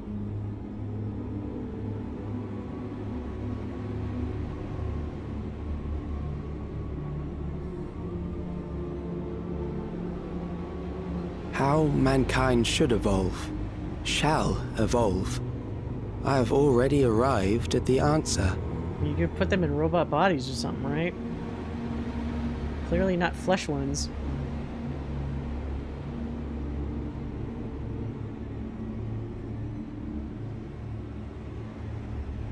The time is come to pose a new question.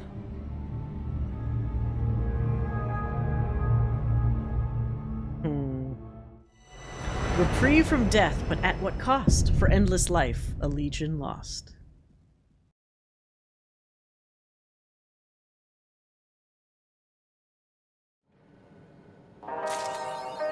Go. Seekers of Eternity. This little shitty kid. What is his end goal, is the question, really? Just to live forever? To what end? What are you even doing with your time? Like, these dudes always feel like they have some gigantic goal in mind, but when you really ask them, like, I wish somebody could just like grill him and be like, okay, so what's your big plan? Once you have all these endless people, what are you doing? How are you evolving yourself further? Like, what does that accomplish that you couldn't just accomplish with like average people? Because if you're taking away their free will or any other kind of stuff, like, you have diminished beings, and that's worse. So, what are you doing, man? What are you doing? I guess we'll find out later. Alright, so I do want to try to get the... I'm assuming for the normal raid stuff, it's just straight up in that same area we were at before. It should be... Oh god. I was in Mr. Robot. Wait, what? No, that's not it. Souls Under Siege.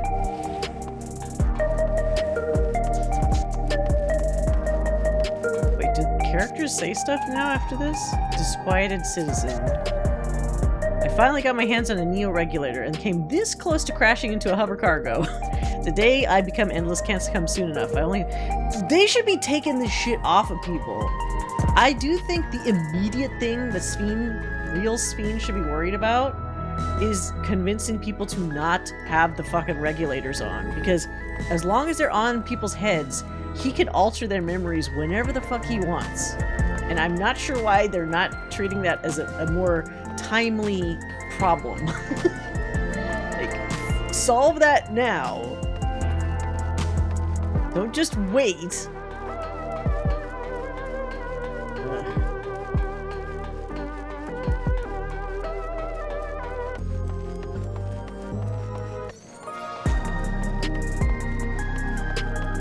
Alright, now we deal with the little kitty trio.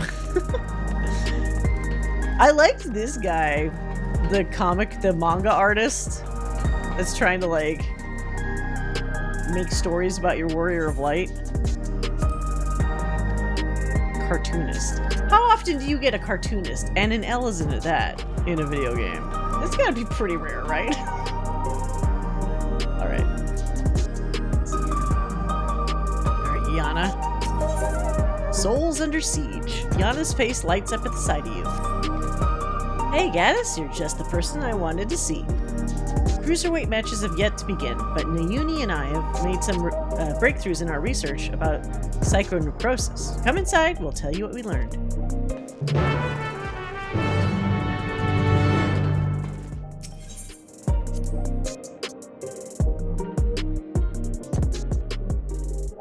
It's between Oshan and Althic. So if you're picking your, like, deity person, it doesn't really matter that much.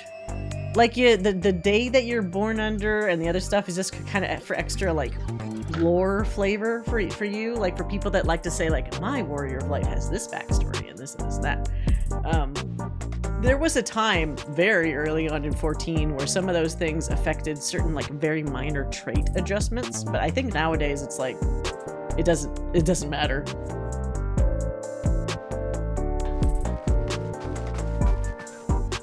Right. They update this place a little bit, or I just haven't been here in a while, I think.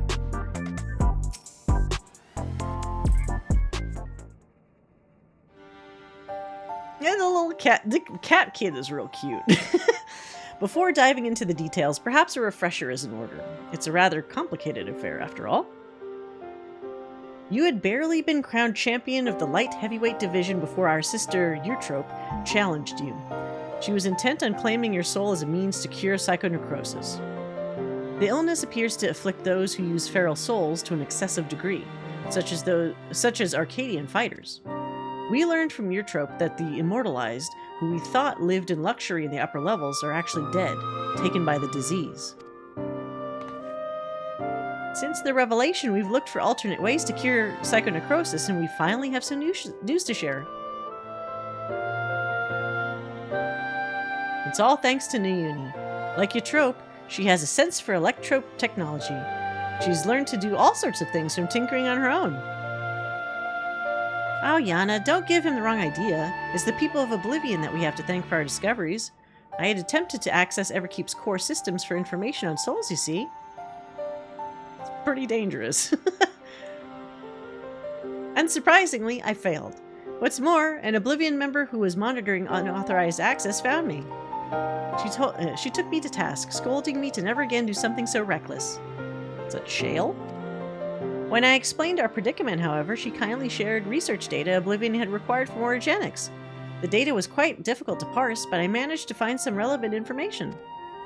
Namely, that military was well aware of psychonecrosis, having also sought to utilize feral souls. Furthermore, they had developed a method to identify the presence of the affliction. This brings us to our next move. Now that we're privy to this method, we feel that we should use it to diagnose other fighters. They deserve to know if they're ill. Okay. Let's see. Indeed, it isn't right to leave them ignorant. It would be risky to alert them. I mean, what do I care? I'm not actually competitive about this, right? We should tell them.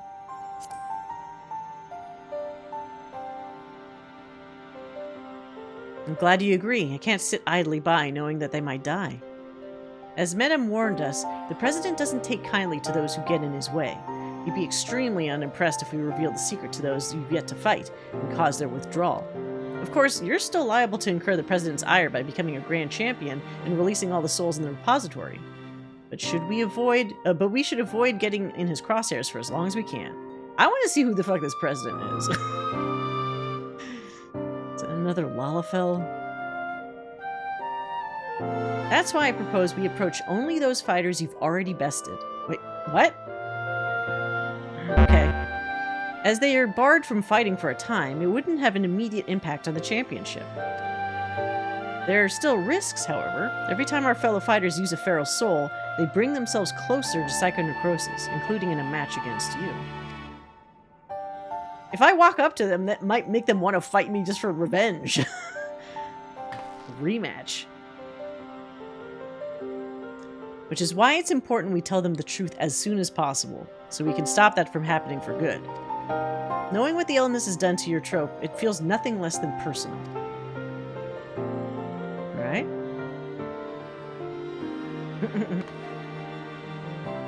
To begin with, let's reveal the truth to Honey. Despite being rivals, we're actually quite close. Just a moment while I call her.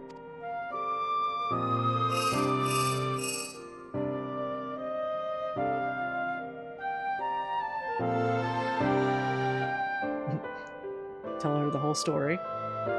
She's busy as expected, but can spare a moment for us. She's on her way here now. Oh boy. Honey, be lovely.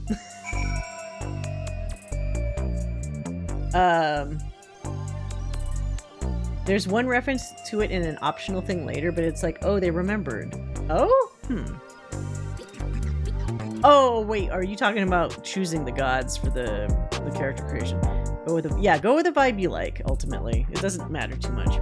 FYI, just warning, M7 and M8, especially M7, can be very tough.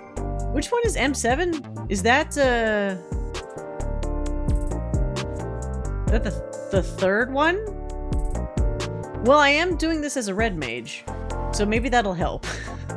I like doing red mage for like the first time I'm going into stuff, because either I can help raise or I don't know. Like, oh shit, we hit an ad. Crap. Okay, I'll wait. Good time to stretch. Stretch my body. Oh wow, that felt good. I did this and everything went pop, pop, pop, pop in the back. Watch as the healer panic raises you. That was me multiple. Well, that's the thing. Like, I feel I am one of the responsible red mages that as long as I'm not actively trying to keep myself from dying, I will be raising people as soon as I see somebody drop. So as long as a healer can keep me alive, I will do my best to like just keep everybody up. Like a good red mage, like you can get like 3, almost 4 people up without like really having a problem with your magic. Your magic pool, because like then your MP is like almost nothing. Now if you time it right and you have was it lucid dreaming ready, then you can kind of recover pretty easily, but we'll see how bad it is. Is it really that bad? Forge ahead. I remember this kind of happened a little bit with the bomber guy. The bomber guy in the first tier, I thought got like a lot of people killed, but it wasn't that bad. From what you're describing, though, maybe this is worse. So we'll find out.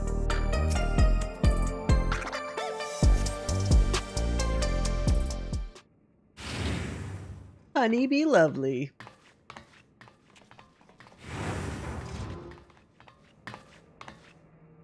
Wish they had voice acting for this stuff. So, what's this all about, then? I hope it's as urgent as you say it is.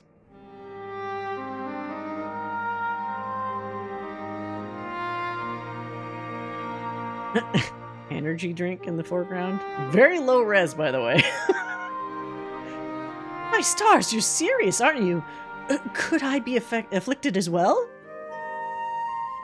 There's a way to diagnose you. Regulators are designed to monitor the state of the wearer's soul. If we connect yours to a terminal, we can confirm whether there are signs of the disease.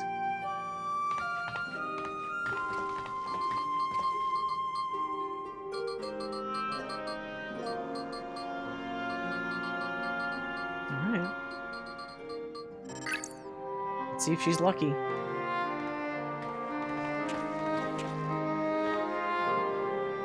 Uh-oh. Oh, smile. Please be at ease, Miss Honey. Your soul shows no signs of degradation.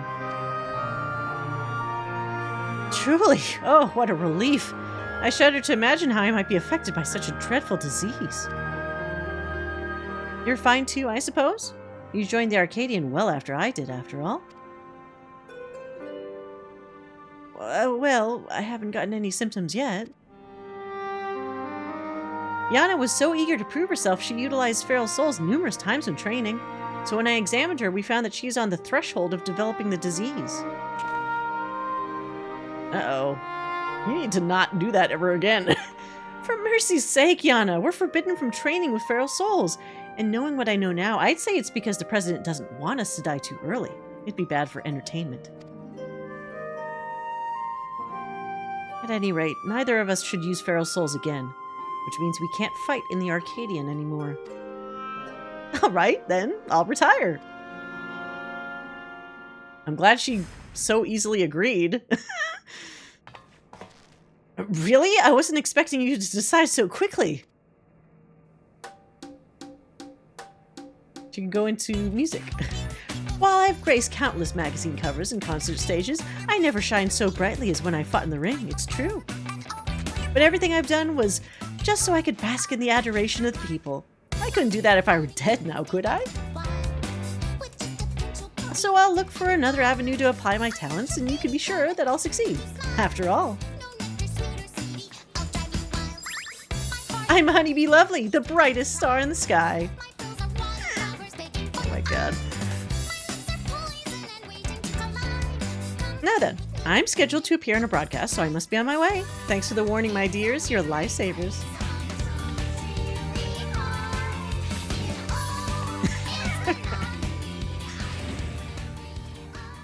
really is something else, honey.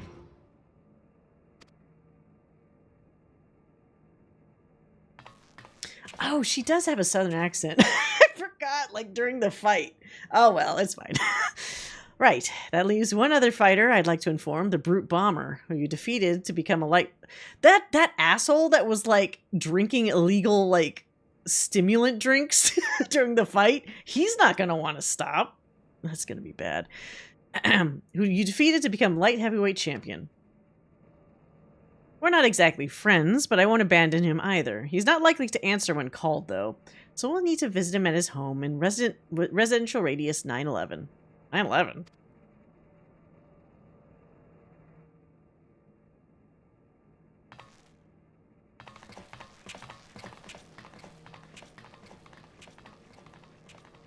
Maybe he lives in, like, a dump.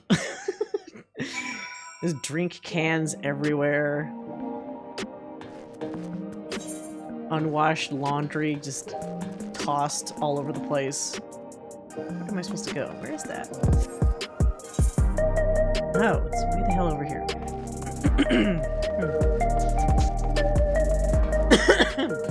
So many jokes made about the apartment number this week? Yeah. I mean, maybe for some people it's more of a joke than others, right? Some other people are like, I don't get it. What is it? Who cares?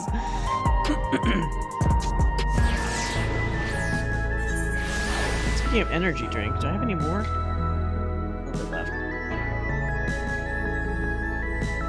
This shit is crazy. Not as an ad, but like, my husband can't drink sugar, right? So he just wanted an energy drink recently.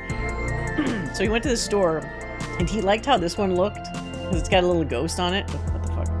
This kind of can actually sort of reminds me of the sort of cans you'd see in the game. Actually, this totally is believable as like an Arcadian energy drink, but it has no sugar and the flavor tastes like one of those red, white, and blue like the popsicles. I don't know if people have ever had. It's pretty good. I mean, you don't want to drink it like all the time, but it's fine. Oh, the jog! Yeah, that's right. Become one with the slightly extra speed. Man, I wish they updated the Ellison runs a little bit. Yeah, maybe they did. It says a lot more like bobbing and weaving as he's like running now than I remember him doing before.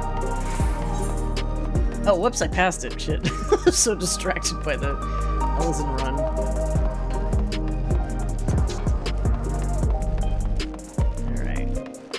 Brute Bomber.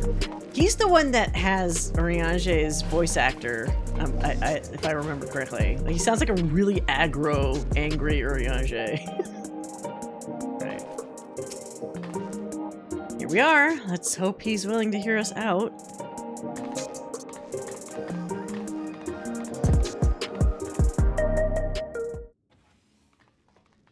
Oh, he's actually got a very clean apartment with fishies. You're all so cute, I could eat you up. What? Oh, he's a cat lover. Okay, maybe he's not that bad. Does he have a cat boy boyfriend? Who's this other guy? Aww. I love it. Tiny cats. Very low res tiny cats. Huh, why do they only flock to you? It's hardly fair. Gentle man. I'm a fucking cat and they don't want to get near me.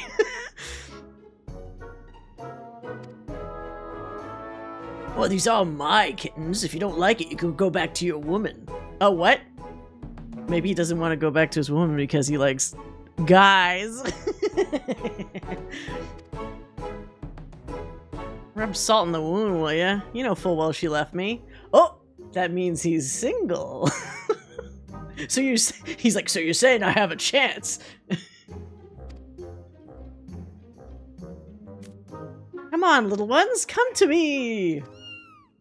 They don't give a fuck. Trying too hard. That man there is your tropes. I mean, that's the champion of the cruiserweight division. This poses a problem. We can't reveal the truth with him here. Just asked to talk to him somewhere else.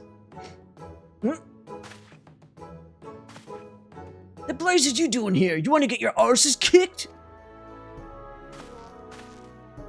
This dude does not wear a shirt. You're Gaddis, the unenhanced warrior, yes? The Howling Blade at your service. It's a pleasure to meet you, and I hope we have the chance to meet in the ring soon. Oh, is this one of the new guys? What is up with that jacket? Why does he have, like, cut, like, you see his biceps through, like, the holes? Alright, whatever. Bet my Ellison could make it look better. Or could wear it better. Okay. This is trash talking time. The pleasure's mine. You'll be the whimpering blade when I'm finished with you. Now, okay. I'm hoping this isn't actually, like, angry and this is, like, fun trash talky. We'll see if my character actually looks pissed when I say it. There we go. Perfect. You're rather more spirited than I expected. I didn't have the impression that you were also a heel. What? Yeah, well, huh? What's that supposed to mean? Lest you wonder, I do not make a habit of wearing a regulator. My parents didn't believe in using them. Interesting. So he wouldn't have the... Wait, so he doesn't have feral souls? Yana and her sisters were raised with similar values, as I recall, before adapting at Eartrope's insistence. However, I still use a regulator in battle, like every fighter, except you. Okay, so that's still a problem for him. He needs to stop using it too. Why don't we tell them? Like, I know he'll probably think we're trying to avoid a fight, but, like, we're also trying to save his fucking life, right? I didn't know the two of you were friends. Oh, the best of friends.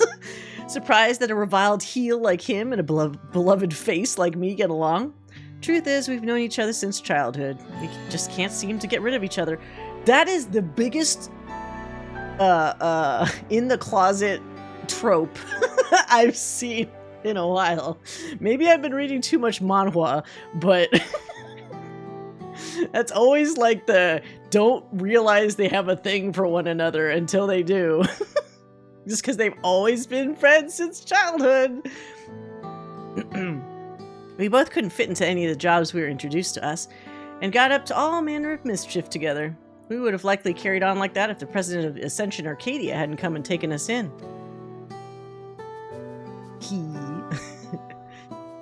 Though it isn't easy being a fighter, we felt like it was our calling. Believe it or not, he used to be so shy he could hardly form a sentence. But when he became the Brute Bomber, it was as if he was reborn.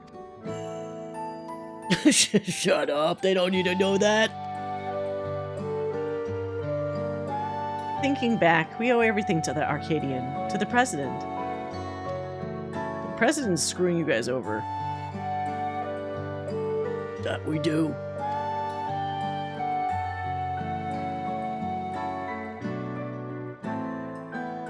Well, I've seen the kittens as I intended, so I'll take my leave now.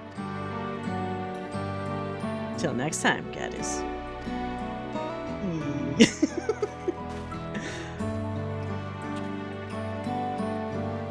Is he wearing like Skechers? He's shoes with some big heels on him. So what do you want?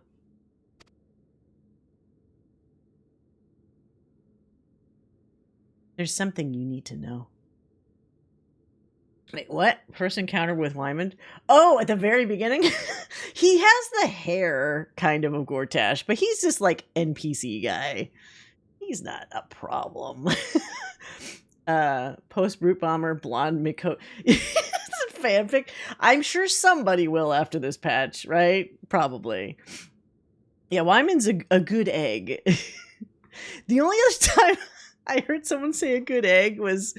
What is that bit in, like, Mass Effect 3 when Caden says... Who does he say is a good egg? Not Tali. He says somebody's a good egg, and I'm like, that sounds like such an old man thing to say. I mean, visually it felt like a jump scare. Oh. Well, you're in a brand new world now. You're not in D&D land anymore. You're in Final Fantasy land. Wrestling term heel is a bad guy. Oh, okay. You know what? Now that I'm reading that, I think I have heard that. Is this my brain was thinking of a heel as like somebody that's like maybe a coward or whatever, but I guess there's a lot of different ways to take the term heel. In another world, they're married and have 3 kids.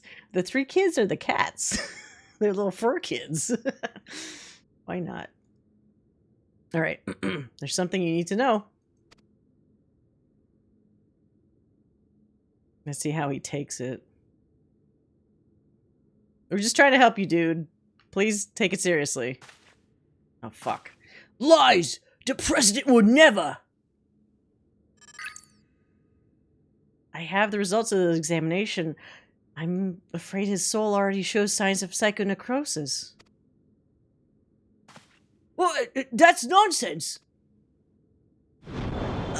Oh, shit. Is this dude gonna die? But his boyfriend will be so sad. No, the kitty! As the soul is eaten away, it loses its connection to the body, leading to bouts of intense dizziness, the early symptoms of the disease. If left unchecked, the body will continue to weaken until... The Arcadian means a lot to you, I know. It means a lot to me too. But you need to retire. You're already ill. Until we can find a cure, the only way to prevent your condition from worsening is to stop fighting.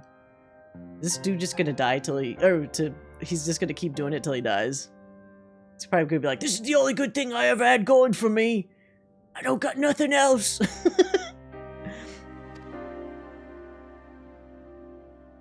Enough! I won't listen to any more of your nonsense. Get out of my sight! Oh, he heard it! Uh-oh, maybe his childhood friend will be the one to convince him to stop.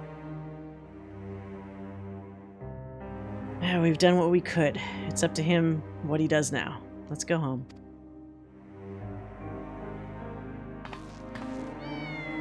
Ah. His little kitties are worried about him. Aww. Aww. Makes me kind of sad.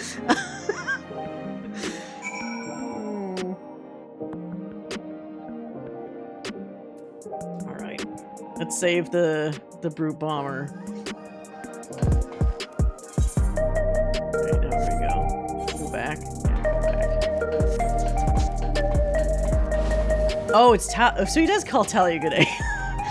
Yeah, it's sometime after he first gets to the Normandy, when he's like hanging out in that room with his fingers steepled and he's just relaxing, like sitting on the couch.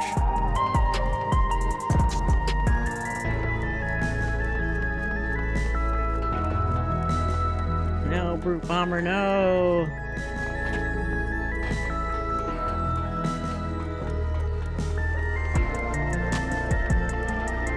So it's not that he thinks that, like, the president would never do that to me. It's just he doesn't want to acknowledge the fact at all. But it clearly looks like he is not fully ignoring it. Like, he understands, like, okay, this is a problem.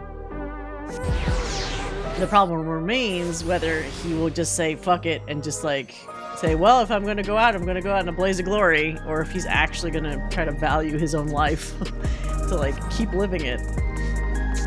Brute bomber howling fanfic has emerged. Wait, already? It's been like a day. It's like a really short fanfic. Like the two of them playing with his cats together or some shit. Oh. Alright, let's get this first match underway, yeah?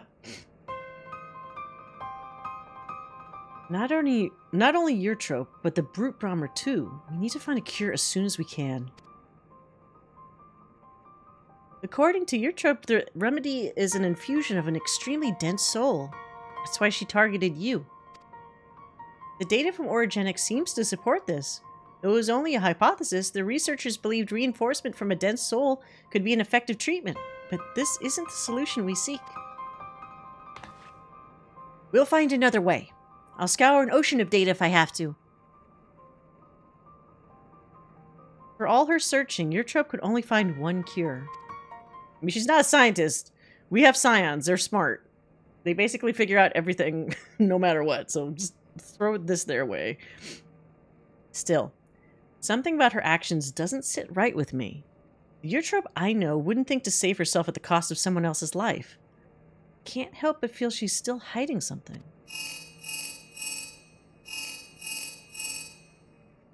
Hmm? Hello? Alright, understood. That was Medem. Cruiserweight matches are ready to begin, and he wants us to meet him in the green room. Best of luck with your next match, Mr. Gaddis, and please be safe. I mean, they're the ones in actual dire danger. I'm fine. Oh, okay. Here we go.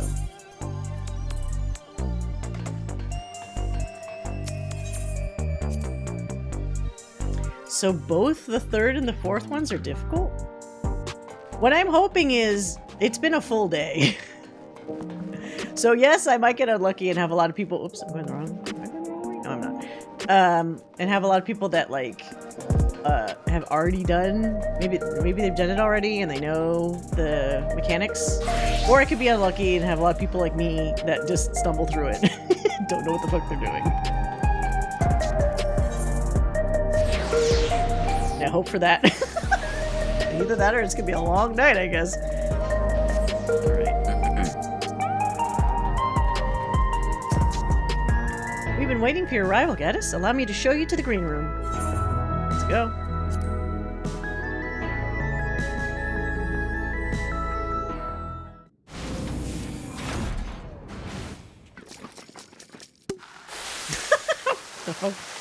Ah, here he is at last. Now the party can begin. Radioactive green bunny boy.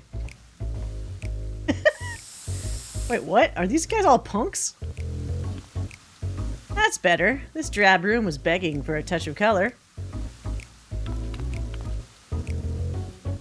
Love your work, by the way. A match with you is sure to be a font of inspiration. We're gonna get down, you and I. Oh, yes, we are. Like, what the fuck? What the fuck is he doing?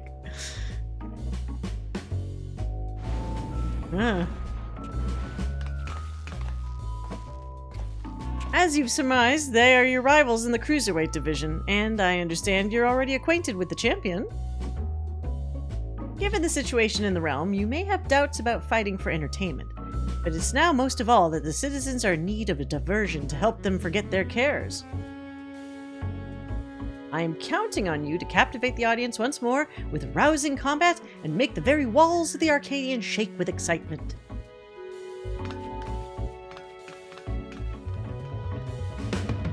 Oh, I'll try my best. The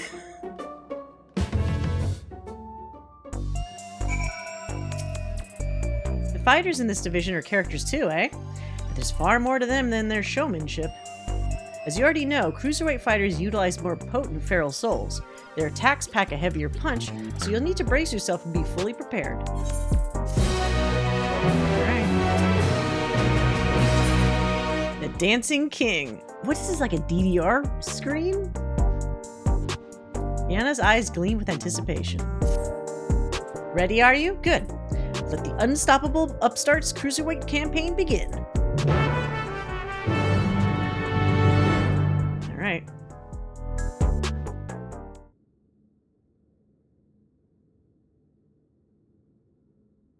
Right, let's take a look at your first opponent. Enter the crazy man.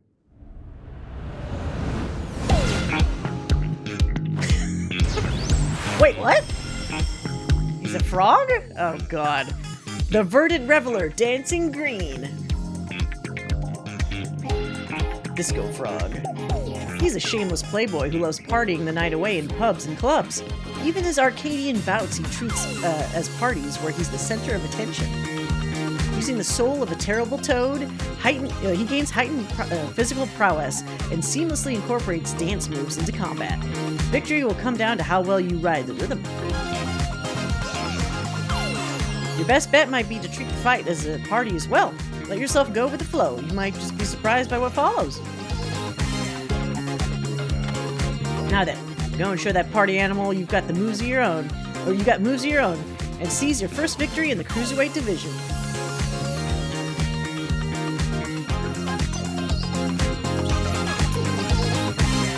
Oh wow, this music. Alright. Be gentle, M1.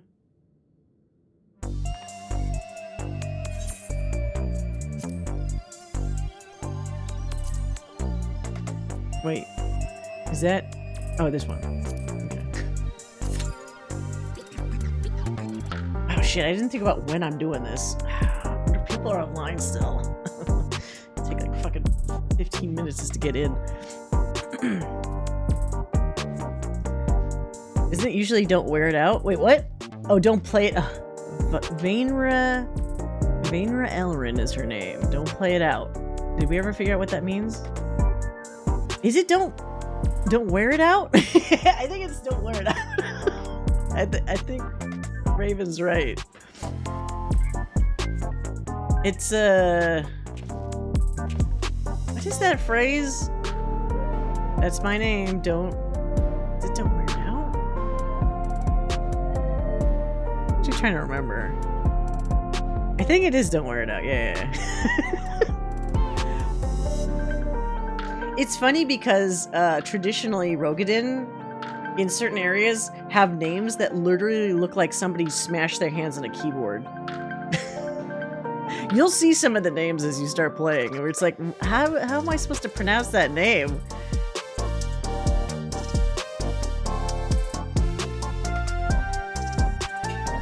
And because you use a name, so for a physical object, is it don't wear it out? No.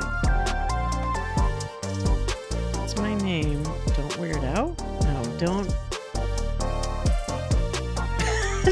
You know what's weird is now I don't know, like, what is the phrase?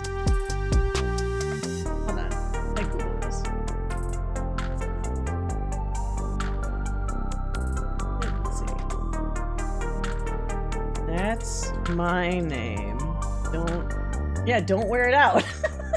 Okay, it auto-completed the phrase.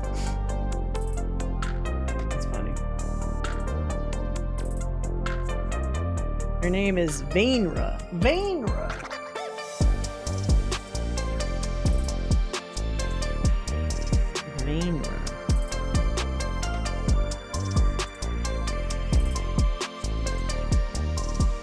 Oh, this beat is a version of their older sister's like battle music. Oh, come on, gamers! I want a game.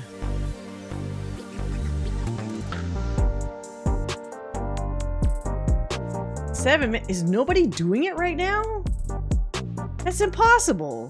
Maybe I need to be like not a mage? I wonder if the load is better if I'm a melee. I could do Reaper, but I don't think my eye level's is good.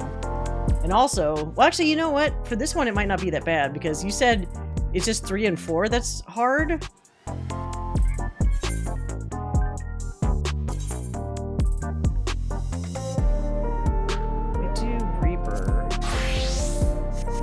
Fucking Final Fantasy XI character.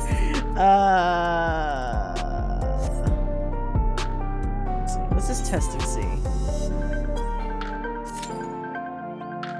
No, it's the same. It's the same time. Okay. Because sometimes I notice like the weight does change if you're not that same type of DPS. But I'm gonna still keep to Red Mage to do the heals. I mean the reses.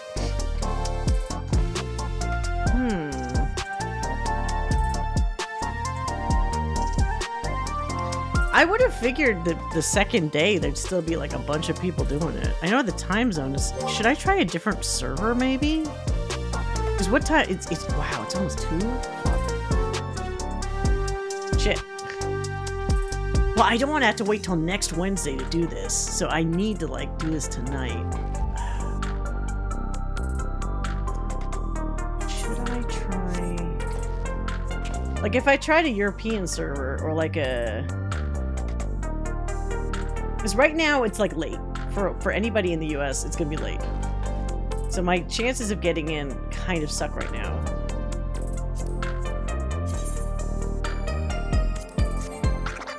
Let's see, I might need to change. So like, European data center probably? Or Oceanic? What's the better time zone right now? I wish they actually showed what time it was.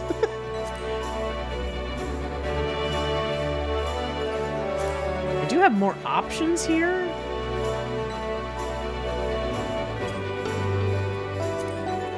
What's the one that people tend to be on? Or maybe just a different...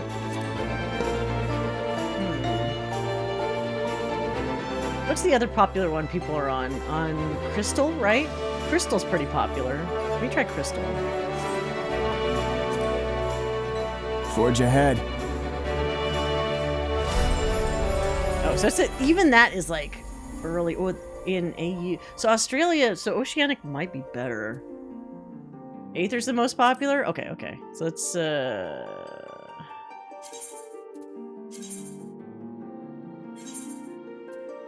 wait, what? What did I just... Fuck. Why did it do that? Wait, what? Why didn't it let me pick? Wait, where am I?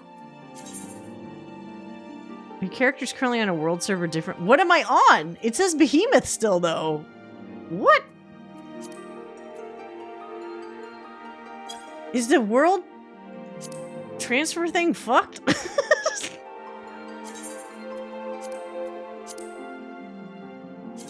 Oh, come on. What happened to the server? It didn't even give me a name to pick. It's 10 a.m.? Okay, that's not as bad, but I mean, some people might be at work. My character is posted in Discord. Okay. Yeah. Yeah, the starter outfits are kind of not amazing. So it'll get better. All right. Wait, destination is chosen automatically? What? Okay, no, that's not what I want. Oh, I need data center. You must log in. Oh, mother. Okay. Turn to homeworld, even though I'm still on my homeworld. That's dumb. I think there's a bug with that. Okay. Select world. Alright, you said Aether? Let's do Aether. I don't know which one of these is more populated, but I guess it doesn't matter because it's gonna get pulled from everybody.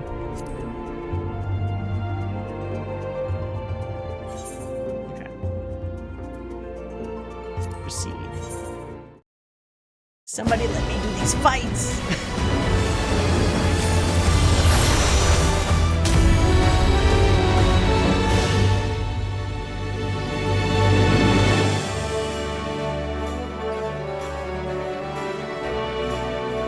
Tomorrow, Thursday? Or I guess today.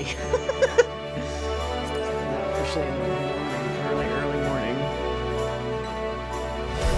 Okay. Get the fuck in here. One in the queue. A single person in the queue. Maybe that's not a great sign. I almost feel like if there's more people waiting to get in, it might be a better sign. But we'll see. My insomnia is having so much fun. I have to fucking wake up at like... Wait, what's tomorrow? 9 a.m.? Hold on. I can sleep in a little bit.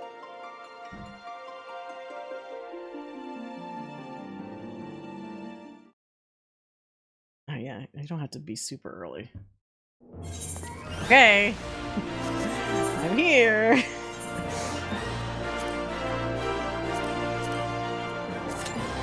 Six minutes. That's only 1 minute better. Motherfucker. What is wrong with people?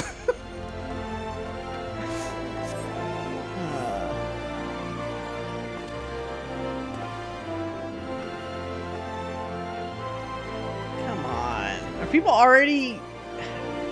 The worst part is maybe they already got all their shit for the week. And then they just don't touch it again until next Tuesday.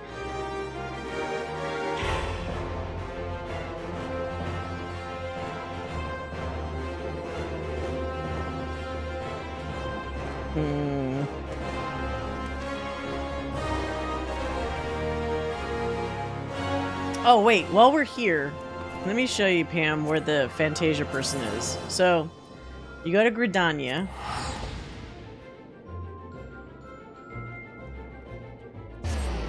Oh, wait. They already filled the DPS slot's filled, so that's good. And then you go to...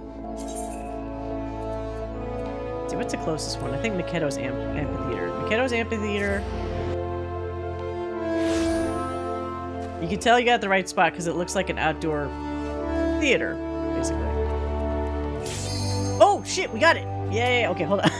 I'll just show you the location after this. Here we go. Anyways, relief. Alright. Oh my god. This music. So what is he gonna look like? I mean, he's a frog, right?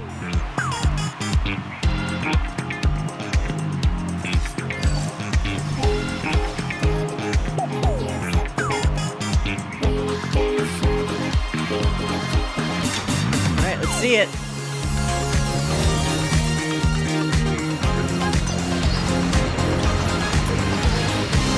Yeah, first time. He's young, he's stylish, and he knows all the moves. Ew! The soul of the party. His hands are gross. Dancing green. Wait, he looks like that. What's that fucking Pokemon that's like the ninja frog with his tongue as a scarf? He's the frog Pokemon. Yeah, Greninja. He's a fucking Greninja. Gross. Oh. Are you ready to get down? Like, that's what he sounds like. Alright, fine. The Upstarts Cruiserweight campaign begins.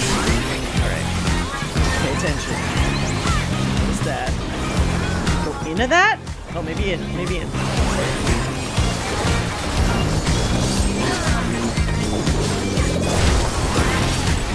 Can you keep up with the rhythm?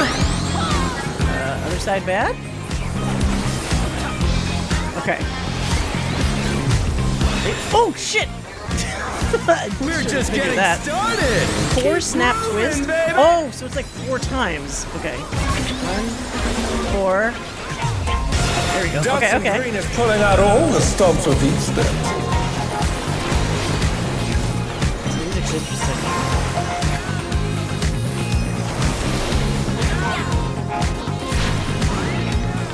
On the dance floor, everyone's a star. Okay, so not those. Got it. Oh shit. Whoa.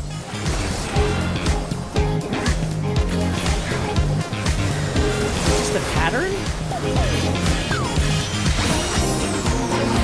Whoa. Disco Infernal. Oh, don't tell me I have to remember that pattern, because I'm not going to remember it. Bask in the spotlight and burn, baby, burn! An invitation to dance. How will the challenger respond? This is bad. This might be bad. I don't know what this is. Oh! Ah! We're dancing! That's cute.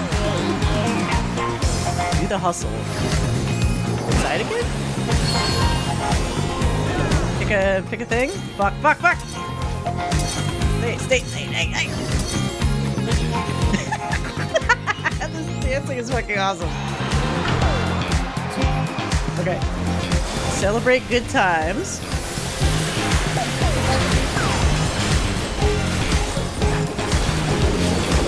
Come on! Show me your moves! Ride the waves.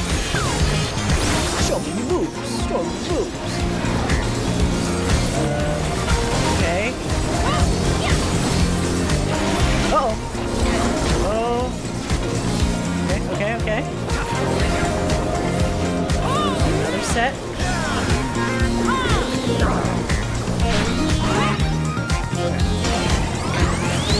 Two snap twist.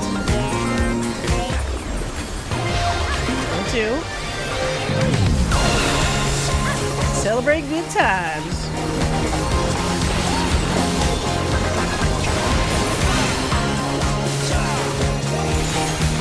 Alright, this is fun. I like this. You're up, dancers! Ensemble assemble. Oh. Let's turn up my the god. heat.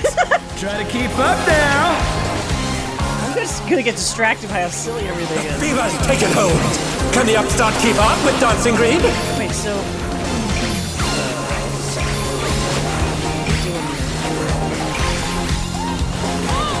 Dance like there's no tomorrow! That means... Oh shit, ouch! Fuck! What? Is he just back and forth? No, it's not. Oh, the direction that they're posed. Okay, now I realize that. Man, it is rough the very first time. Oh, I'm gonna die. Let's pose. Ah! Okay, well, whatever. Fell on my ass. But I reckon you've got more in you. Interesting. Back to it, dancers!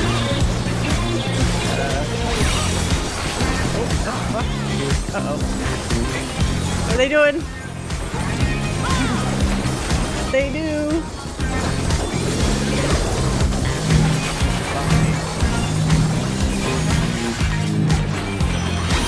Okay. Psychedelic. Show us some electrifying moves! Okay. Is this just the same as the one before?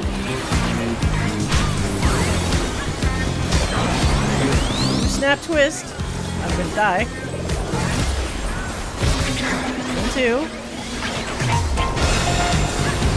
Nice. This is gonna be interesting on like a hard, savage mode.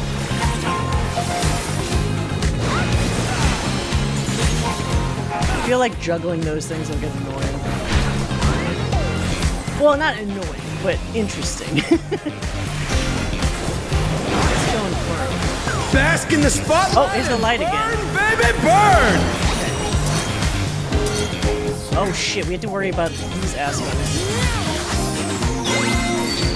Pick the right one. Back inside. Oh shit. What is it? Fuck! Okay. Whew! I got lucky there. 4 snap twist. So this is where it starts like adding a bunch of stuff. 1, 2, 3.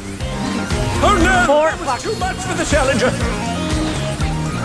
Inside the thing. Oh, I'm fucked. I'm fucked! The challenger's down! Is this the end?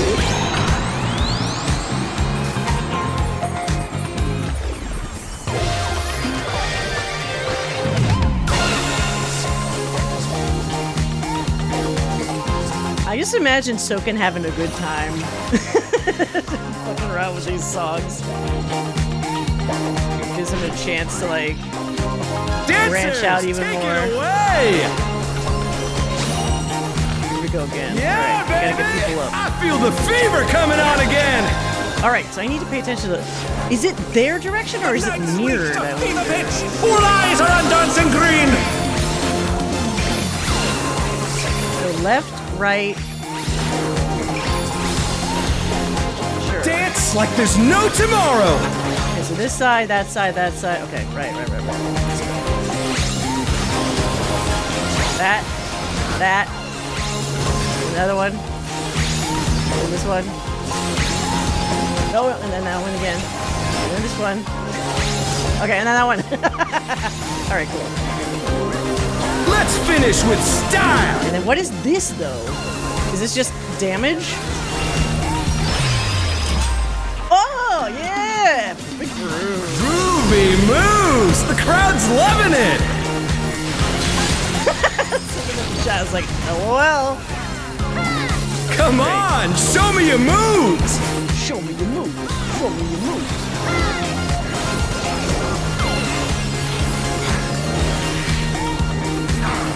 What's next? This way.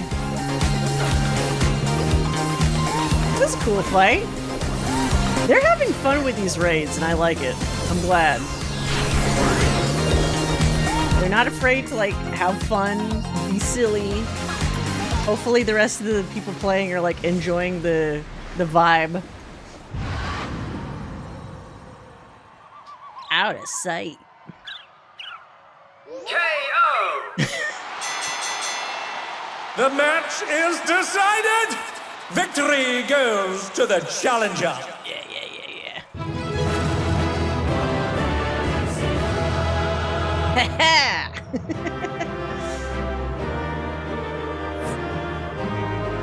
Yeah, that's fun. Good time had by all. I like the raids more than MSQ. It's all over. I am liking the process with the MSQ. Like, it looks like they're actually starting to change some stuff up. I don't know what I'm gonna grab here. I guess I always go for accessories first. That's just me.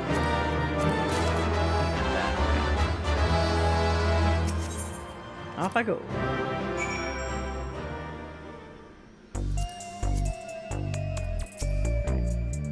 Well, Fought Gaddis, with this victory, you've proven yourself a force to be reckoned with in the Cruiserweight division. Damn straight.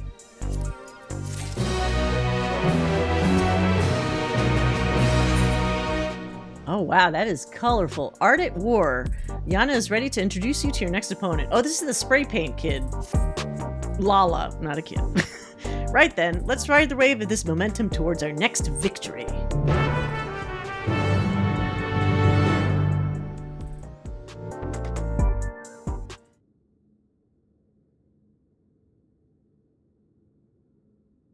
And here is your next opponent. Spray paint.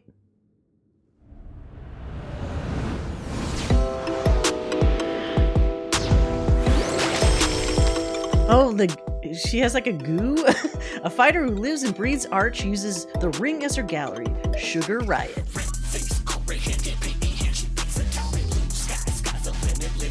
It's kind of Splatoon vibes, isn't it? Before coming to the Arcadian, she was a graffiti artist, you see? Most of the graffiti you see in Solution 9 was either by her or those imitating her style. By injecting herself with the soul of a deadly pudding, she's able to concoct special paint that can cause actual change to reality, even the ring itself. To her, fighting is a medium for her art, a means of expressing herself.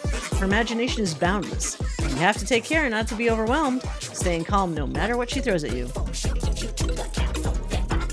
If you can manage that, you'll surely overcome Sugar Riot and continue on your way to the top of the Cruiserweight division.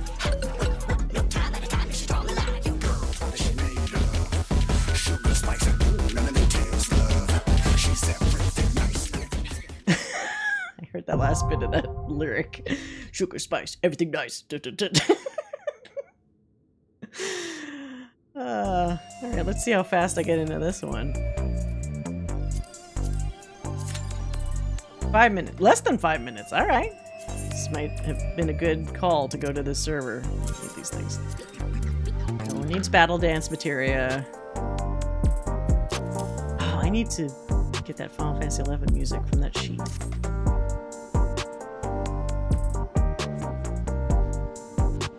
Nothing rhymes with orange. It really doesn't. You can sell them? No, I want the music. I love Final Fantasy XI. I'm trying to collect.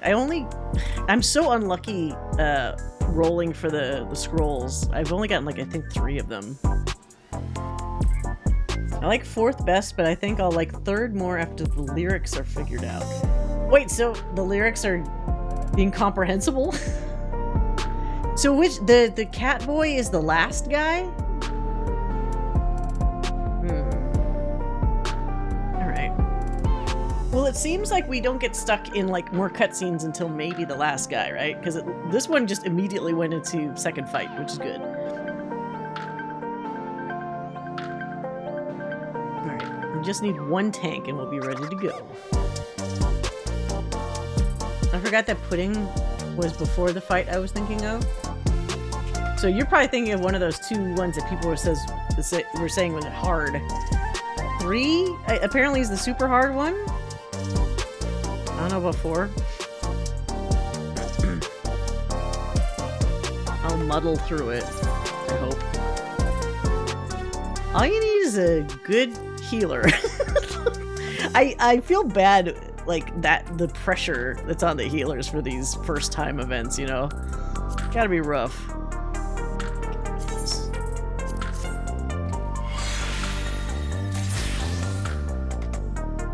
Nova leather? What the fuck? This stuff is fucking ugly.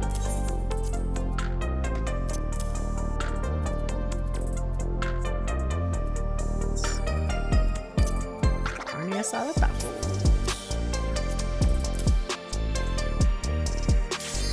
Good healers on 3 can carry? I hope so.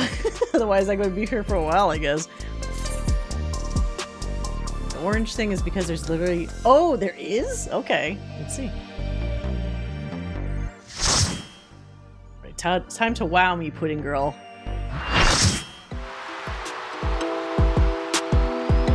This feels like the same vein as the Honeybee Lovely. They have little cartoony people in the stands.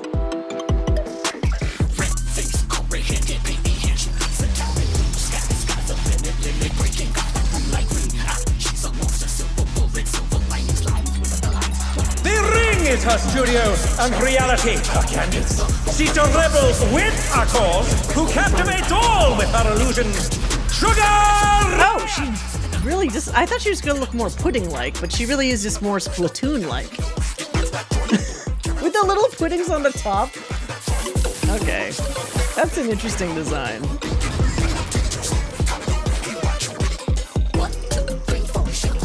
A huge Lalafell. That's a nightmare. What inspiration will you give me, I wonder? Welcome to Sugar Riot's Gallery of Glamours! A moose mural. Okay. What's on the mural today? You know what that means? I'm just gonna follow people. Perhaps I'll draw this. What do I draw? Single style? What is that? Like a splat? Is that bad? Big explosion? Oh, big explosion, okay. And with a flourish, Sugar Riot brings her work to life. I've done Pictomancer for this shit. Is this wrong? Wait, why are they standing on it? Oh, fuck! Famous last words. What is that? Okay.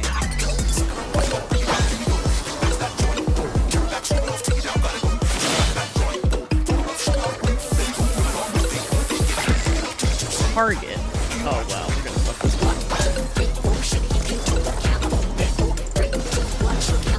What's the target?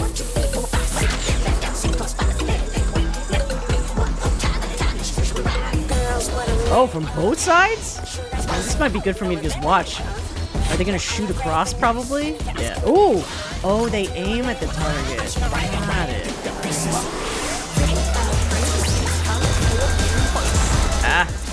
Ah! I'm not gonna move. Just gonna stay put. What's your favorite color?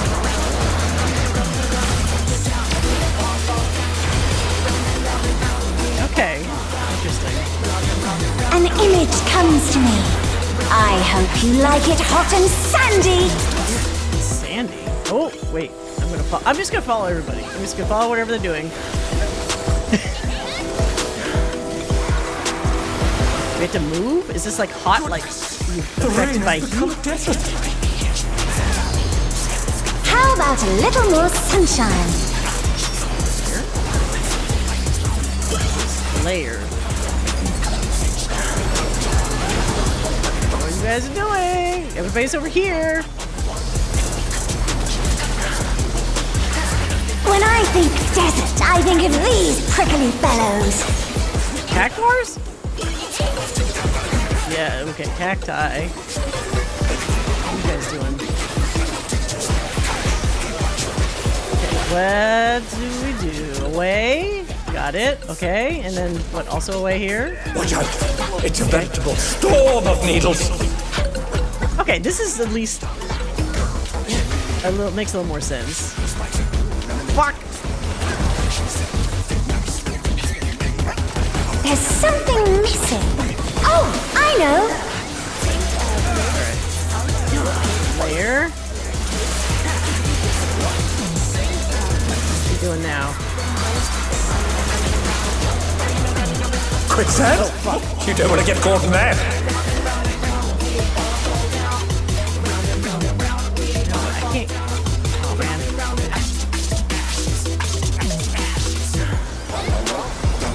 More of this shit. Oh.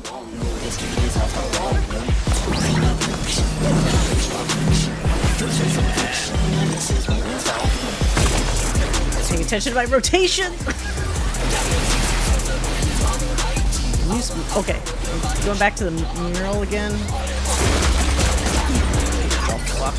What's your favorite color? What does that mean?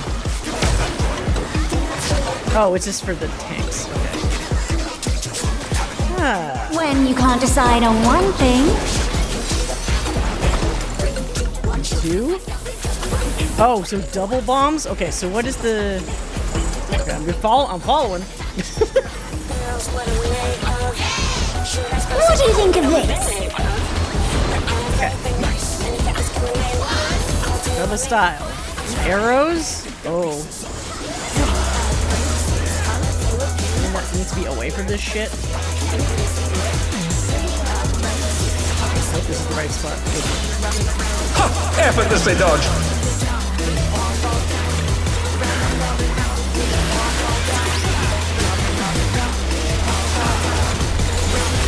Alright. What do you say to a refreshing riverscape? No. Try to drown us, probably.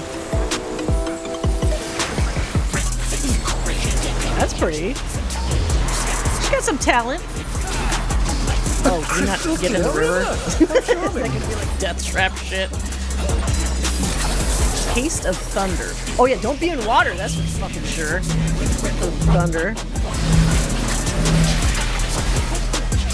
I've learned anything from Rama. Taste of fire. Oh, water for this though, yeah?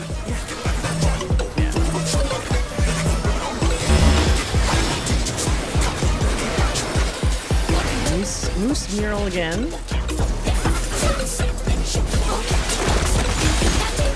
This is no good. It needs a touch of thunder, a dash of downpour. Wait, what? Is it gonna splash us?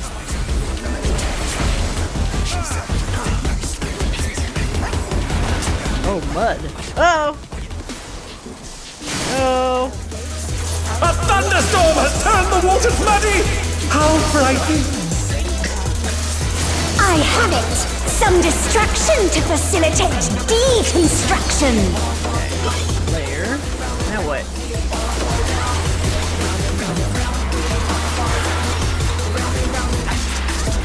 A massive raging storm! I hope you brought your parasol. Push us? Oh shit! It's moving! Meet the fucking boss!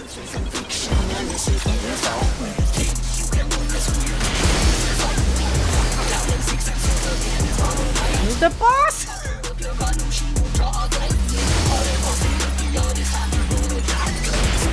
Get a little dice. Oh shit! The challenger's down!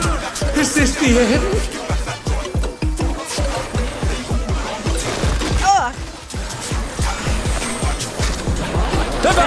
No, I'm gonna die! Why me? Why was I? When you can't decide on one thing. Well, we still have a level 3 limit break in case. Wait, so... Is that... What do you think of this? Okay, that's standard. Alright. Oh, no, no, no! So bombs and arrows? But this is the one you... Can you tell if you go towards the bombs? Probably not there. Whoa! Die.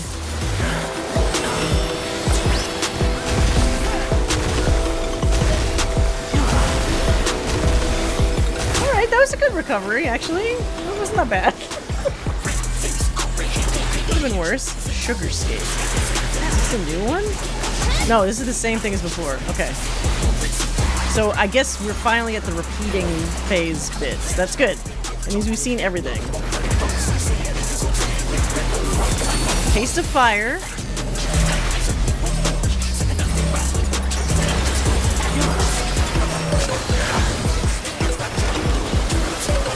Out of the water. Taste of thunder. Get the fuck away from everybody. Forge ahead. Okay, different mural. Ow. Straight up damage. Oh yeah. Okay, so now we're gonna just deal with like bullshit everywhere.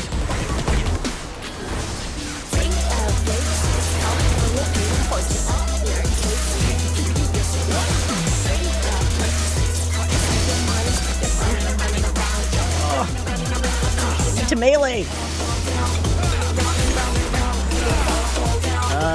Then this is the storm, I think.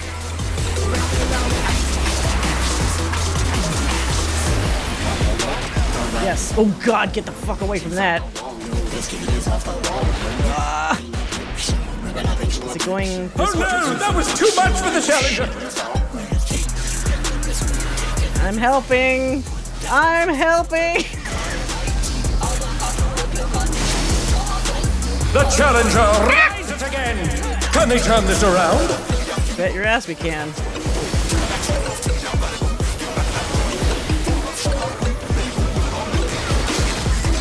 There we go.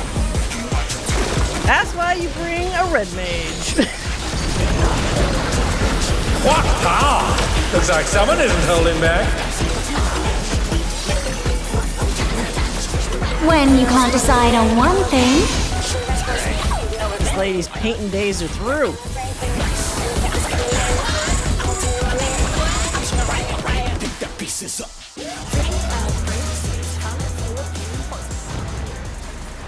I wonder how annoying the music's gonna get like the 100th time playing it.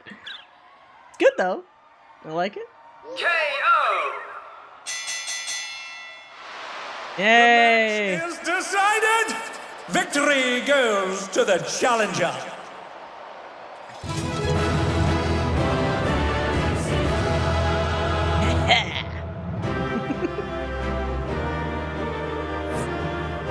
Now the pain, I'm sure.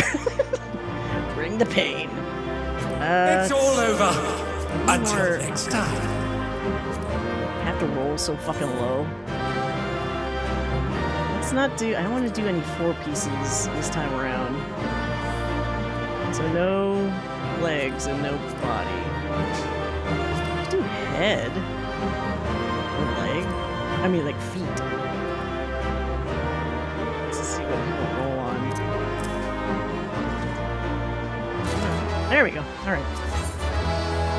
Ta-da! Alright.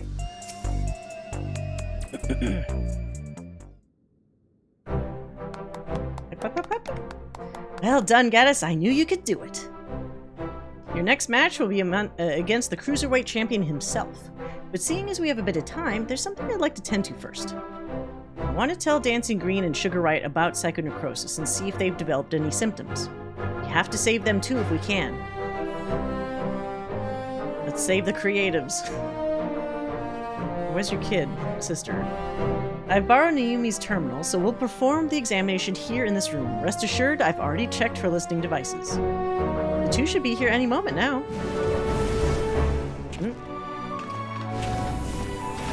His hair color is so extreme. So what's this about, baby? Are we having a party here? If that's the case, I'll excuse myself. I'm rather keen to give form to the inspiration you've given me. We got some serious topics.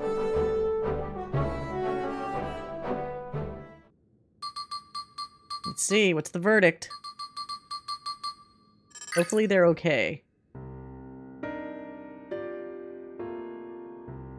While I'm relieved to say you haven't manifested the disease yet, you're both dangerously close to doing so. This one more feral soul injection should push you beyond the brink. It would be wise to stop fighting in the Arcadian. Whoa, talk about a downer, baby! This is all very sudden, and I struggle to accept it, but for both you and Honey to retire, there must be truth to your words. It's no easy thing to retire, I know, but for your own safety, I ask that you give it careful consideration. Yeah, think about it.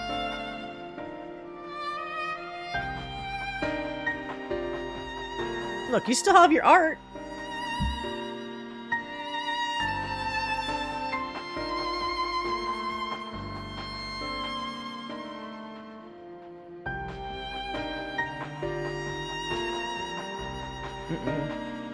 Maybe one of them going to decide against it. I made up my mind. I'll retire. This doesn't leave the room, but I've always struggled to play the part of the dancing green. To maintain the persona of a party animal, I've had to spend night after night out on the town. And when I'm not doing that, I'm practicing dance in the studio. It's utterly exhausting, soul-crushing. I pushed through it all because I didn't want to disappoint the fans. But this revelation sets me free. Dancing used to be my passion. Perhaps I can learn to love it again. I always thought you were a genuine party animal, living only to revel. To think that it was actually a burden on your shoulders. The ring has been my precious studio. It's saddening to think that I won't be able to step into it again. But it was on the streets that I started plying my craft, and this revelation might be a sign telling me to go back to my roots. So I'll do just that. I'll go back to a time when the whole city was my studio, and its walls my canvas. I'm gonna graffiti fucking everywhere. Truth be told, seeing you fight without a feral soul helped me realize that maybe it's alright to just be myself. I'm relieved. Thank you for listening. I'd rather not die, of course. And it's you we have to thank for warning us. We're liable to attract suspicion if we stay here too long. We'll discuss when to break the news to management at a later time. Bye. Alright, that went smoothly. Suspiciously smoothly. Hopefully these people aren't lying about saying, oh yeah, sure, I'll quit. Just keep doing it. Thankfully, those two have other places to employ their talents, like Honey. To the brute bomber and the howling blade, however, the Arcadian is everything. Well, they'll have each other. It isn't easy for them to retire. This I know better than most. It's a matter of life and death. Oh. Give me that savage A materia.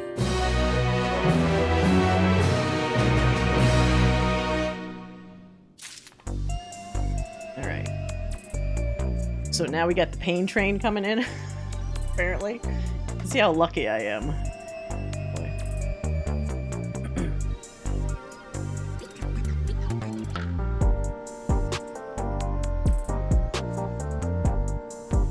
Alright. Twisted Vengeance. Yana appears to be lost in thought.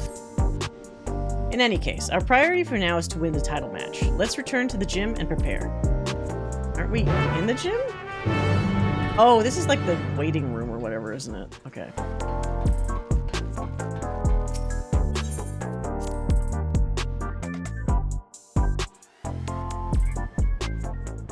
Is there a faster way to get there? Not totally.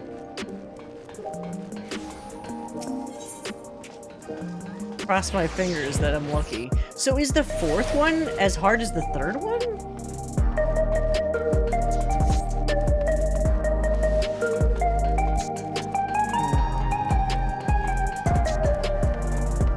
No? Okay. Good. If one of them takes a while, fine. But if both of them take a while, it's like, I'm not gonna get a lot of sleep tonight. Alright.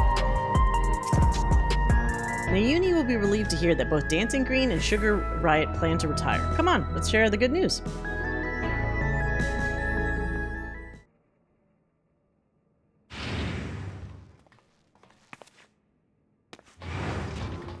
Uh-oh, why is the scary music? Thank goodness you're here. We have an emergency. Look at this. What the fuck is he doing? Hand over all the feral souls you got. What, this is a stick up? Stick 'em up? A hold up? Whatever. This is unbelievable, folks. Just when we thought the brute bomber couldn't sink any lower, it seems he now intends to use unregulated feral souls, and several of them all at once besides. The Man-Man's gonna turn himself into an abomination. Oh no. Is this gonna be like his match times like 1,000,000? The revenge match? This is a violation of the rules. You'll be banned for this. Shut your bloody trap and get out of my way.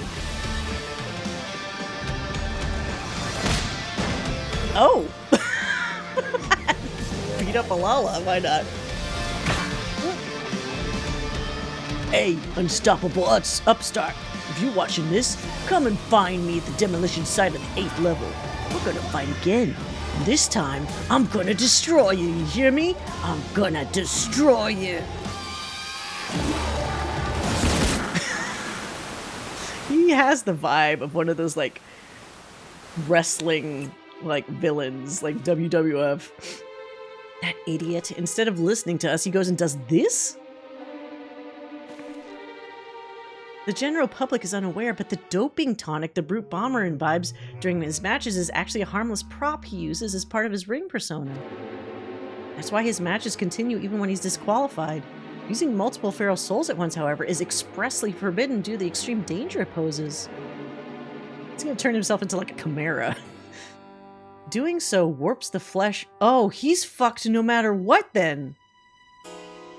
So if he's using multiple souls, he knows he's fucked, so he's gonna go out with a bang, apparently. Okay, doing so warps the flesh irreversibly, turns you into an abomination, as Mr. Metem said, and in the worst case, it will kill you. This is likely because it greatly accelerates the soul's degradation, leading to psychonecrosis.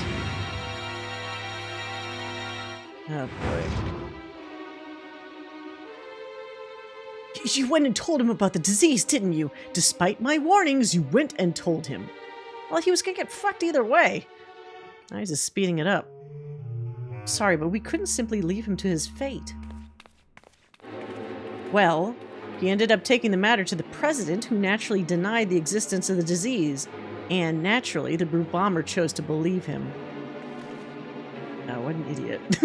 Well, R.I.P. Brute Bomber, dumbass. That's not all. The president has sanctioned a grudge match between him and you on one condition. In order to stand a chance, he has to inject multiple feral souls for the fight. He made a great fuss on the broadcast about his use of unregulated feral souls, but it's all staged. Everything is according to the president's script. He wants to get rid of you, and he's using the Brute Bomber to do so. What? But the Brute Bomber's already exhibiting symptoms of psychonecrosis. This'll kill him. I know. I tried to talk him out of it as well, but he refused to listen. For him, the president's orders are absolute. Now the Catboy's gonna want revenge when his best buddy dies. Make no mistake, the match will go ahead. Even should you ignore his challenge, the Brute Bomber will inject himself with his assembled feral souls and come for you. Besides, if you still intend to become Grand Champion and release all the souls in the Arcadian's repository, I fear there's no way except through this fight. So prepare as best you can, and then meet me in the Arcadian. I'll have a chauffeur take us to the venue. Oh boy. I'm coming too. I'm the one who caused all this by revealing the disease to the brute bomber. The least I can do is be there. In his final moments. He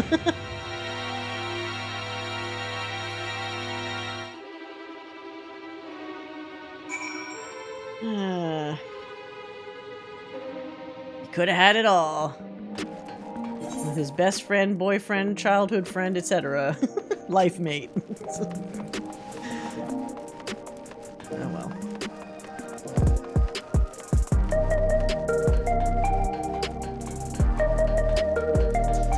Yeah, I'm definitely betting that the last guy, like round 4 person, is the cat boy that wants revenge. He's gonna be mad as fuck. Oh, this is our little car. Our Uber. Master Gaddis, I've awaited your arrival. It will be my pleasure to escort you via air-wheeler to the location of your match, the 8th level demolition site. All has been made ready. The broadcasting equipment is in place, and rest assured the device for manifesting your allies is as well. Just say the word, and we shall depart. Let's go.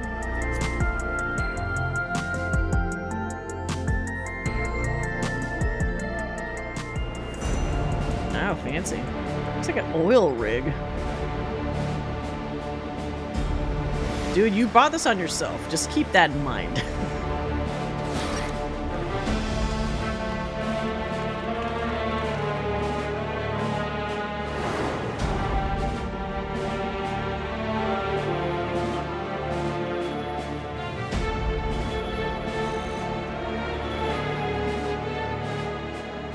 Brute, stop this madness at once. You'll place your life in danger.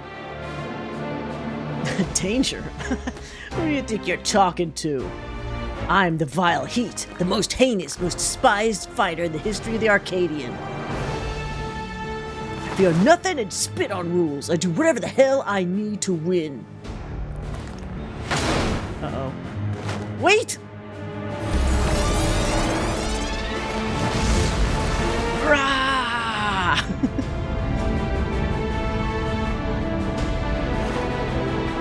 Well, okay, he's fucked. What?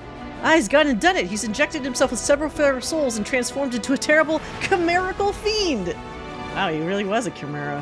He's no longer the brute bomber, but the brute abomination. Wait, the brute abominator. Yeah, no, we can't stay here. It's far too dangerous. I can fight too. Don't you do it. No, no. Gaddis. Mm-mm. Alright. I'm counting on you to knock some sense into the fool. What do you mean, knock some sense? I don't think he's turning back.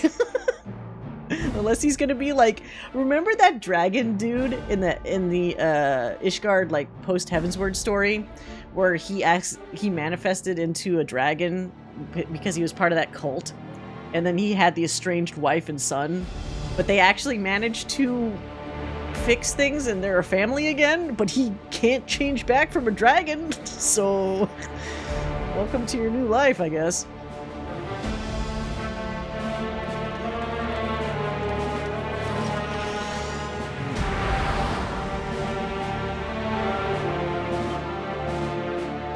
Man, he's ugly too. He's like a plant chimera. And he's huge. Alright, I could see why people were saying this is going to be tricky. It looks imposing. Alright, let's see how long it takes to get into this one. It begins. Great. Oh, fuck. Less than 5 minutes, so at least Aether was a good choice for a data center.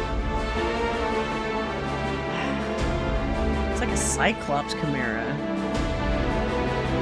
It's like a plant mixed with... What are the 3 different animals supposed to be? One of those Cyclopses, obviously, but like... What the hell the rest of this is? A Marlboro in the back, maybe? Nightmare shit. Oh, we just need 1 tank. We'll be ready to party. Time to party. And then we'll get the sad death scene. I just wanted to be somebody. I wanted to be a contender. Not a loser, which is what I am.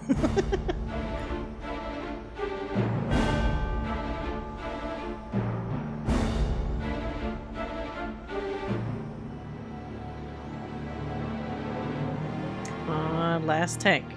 Come on, last tank. Praying for a good healer. Crossing my fingers for 2 amazing healers.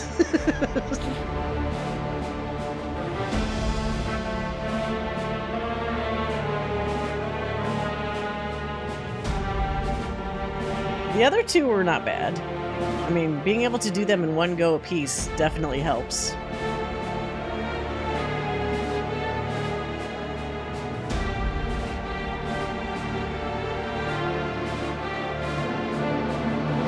Oh, uh-oh. Now we're minus... Oh, wait. Unless it's trying to set up 2 different possible fights. We lost a healer and a tank. Unless it's like a different group. It still says less than 5 minutes, so it might still be okay.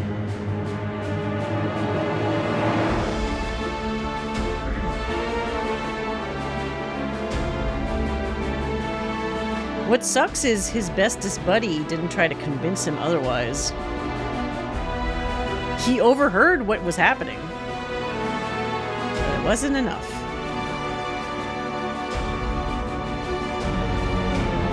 Shit, I wonder if I have time to do a bathroom break. This thing is probably gonna, like, trigger as soon as I step away from the computer.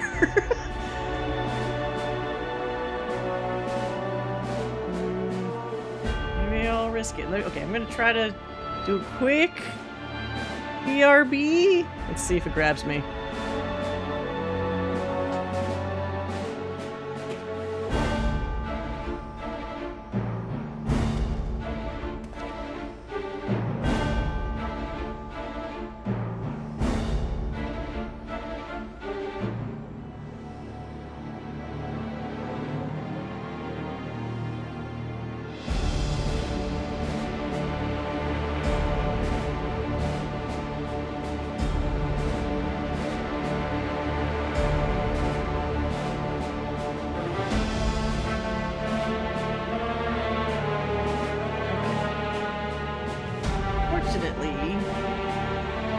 Right next to my bedroom, so very quick.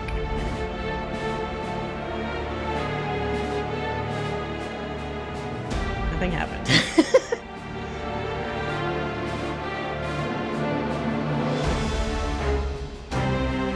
Oh wait, that means if this is Urianger's voice actor, we're gonna hear some crazy performance from him this time around. But it might also not sound recognizable if they do the usual, like, adding a crazy, like, voice effect on him because he's like a monster man now.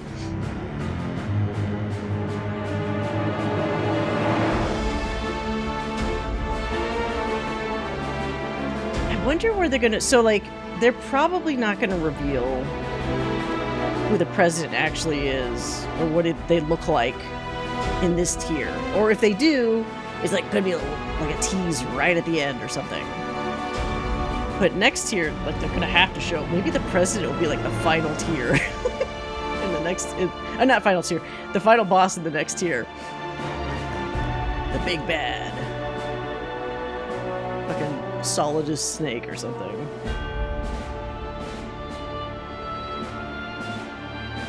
His poor little kitties. His friend, who is a kitty that the other kitties don't like, is gonna have to inherit all his pets.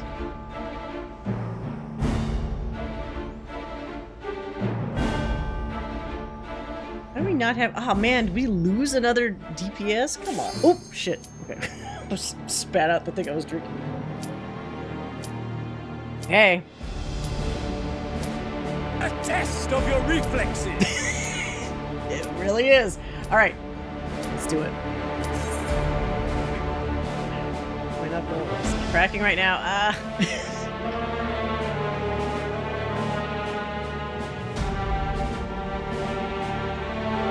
Come on. Waiting for that healer. Oh, here we go. Here we go.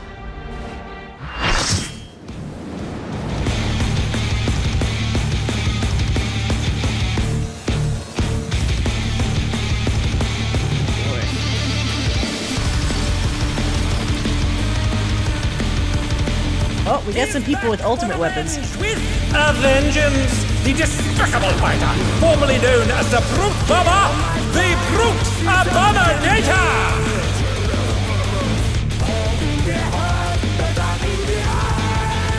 Is this like a remix of his other fight theme? I don't remember how that one sounded.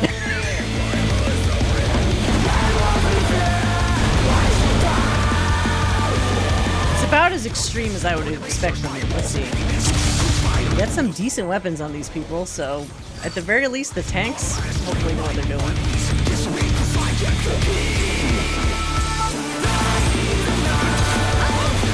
To take it outside, the Brute Abominator means business. Will the unenhanced warrior be able to contend with this chimerical foe?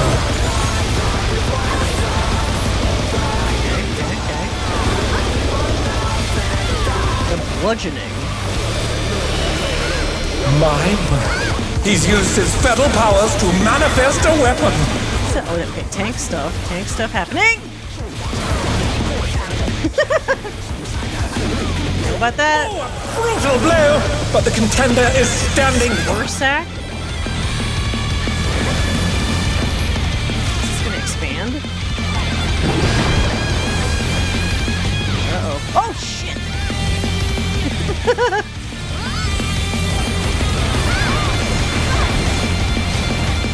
Oh dear! Fiendish Rafflesia has sprouted from the scattered seeds! Oh shit, I need to go over where everyone else is. Where's everybody else? Ah!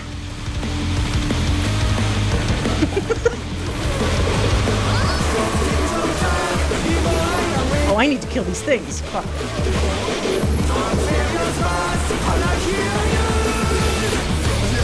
Where are we supposed to be going? Oh boy. Shit. Oh my. Even the cameras have been petrified, and now they're crashing down! Oh, I didn't see his eyes? I thought I was looking away. I was running away. That means I wasn't, like, staring at him.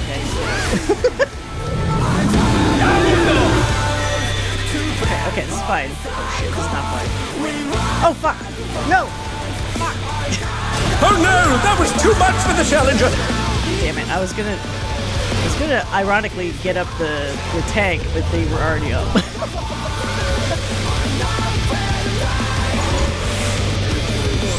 Oh no, should I have waited?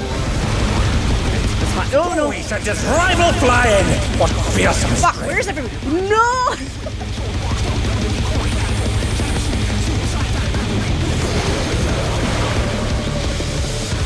I wonder where you stand there. Obviously not in a crack.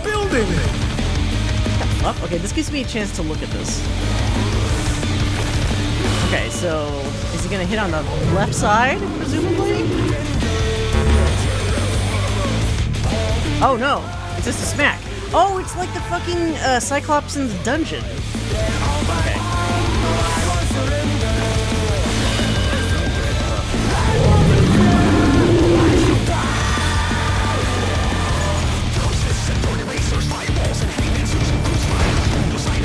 Whoa! He's bounding from wall to wall! Fuck!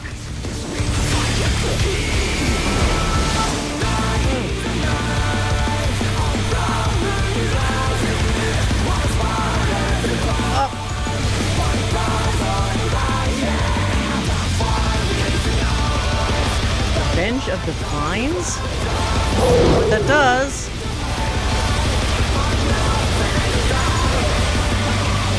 What is this?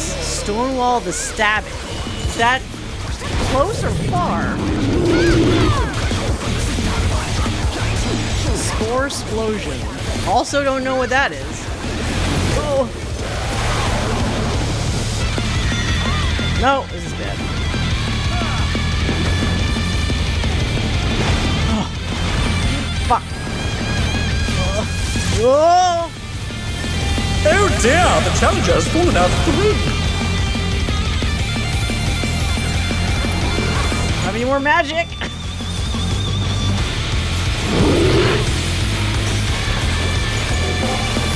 Okay. The rooftop has caved in! Oh, woohoo! Full scene change. We'll send cameras in there at once. The destruction appears to have started a fire. Fire, huh? So what? No one else knows where to go. Spore sack. Oh, this thing again. Fuck, okay. Brutish swing. Isn't swing bad? Oh, no. I'm an idiot. Oh! Oh!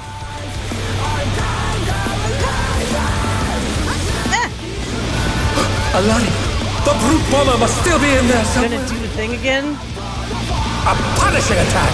Oh, the true power of this monstrous fusion. Eyes.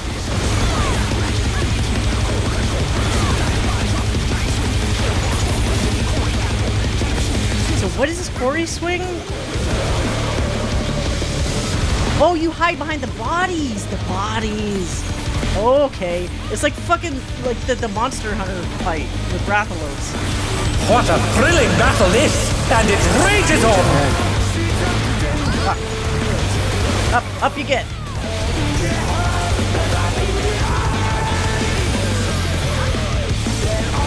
Alright, the bludgeoning. What is this? Is this away?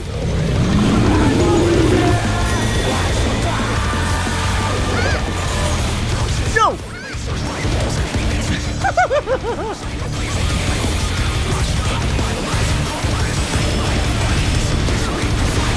Whoa. Okay, more repletions? No. Stone finger, stone ringers. Something.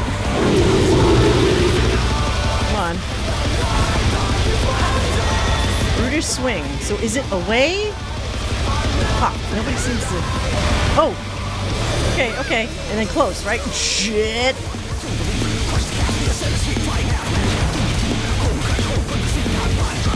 And what is this one? Oh!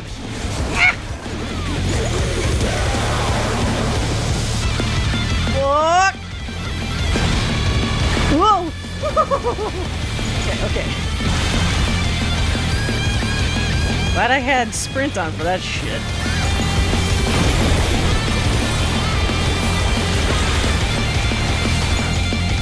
Ooh. Spicy. Alright, brutal impact is what? Oh, just over and over? Okay. These healers are good. I got lucky. These healers know what the fuck they're doing. Thank God. Alright, the stabbing. Where's swing? So swing is close, right? Yes. Swing is close. I don't remember what the name of the other one is that's not close. But okay.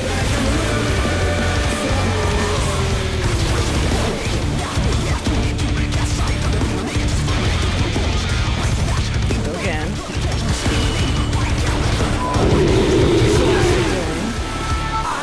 Spore sack. And then that's going to be the stuff at the corners, right? Yep. And then you just dodge shit. Swing close. Shit. Oh. Oh, God. Run. No, I'm not gonna make it. I'm not gonna make it.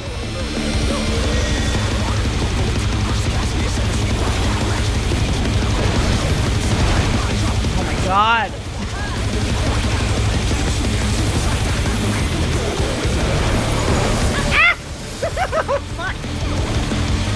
Okay, I got somebody up at least. The challenger rises again! You hide behind Can they turn this around? Plants. That's the one that makes the most sense. Hide behind the plants. Okay.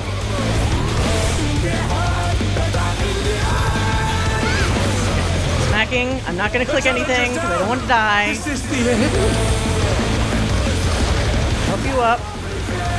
Here you go. Bludgeoning, which I think is on the tanks.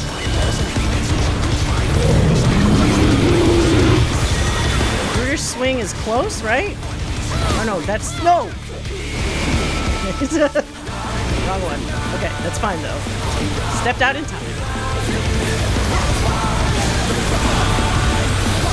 This team is amazing.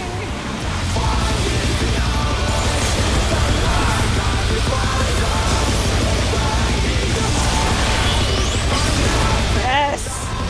First try! Good team. Very good team. I'm giving somebody a comm. Probably the healers, actually. KO! This dude is dead. The match is decided! Victory goes to the challenger! Yeah! Oh, he's not happy. There's nothing to cheer about here. Sorry. My mistake. Okay. Good job, team. It's all over. Until next time. What do I get? Let's get another accessory if I can. Oh, never mind. Let's get hands. Let's do that. Thank you. Ooh. What happens to this dude?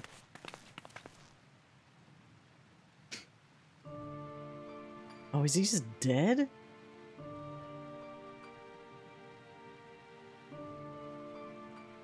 It's no good. We're too late.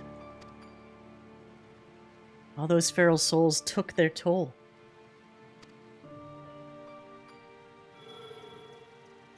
Are you looking, Mr. President? Coming for you next. The president had the broadcast cut the instant the match ended, so as to not reveal the terrible side of his entertainment. He remains furious that you divulged information on psychonecrosis. I'll do my best to appease him, but I fear little will come of my efforts.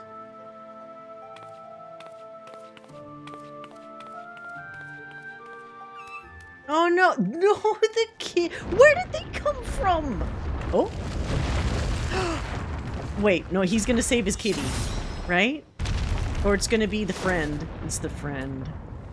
Please, friend, don't be mad at us. We tried to save him. Oh.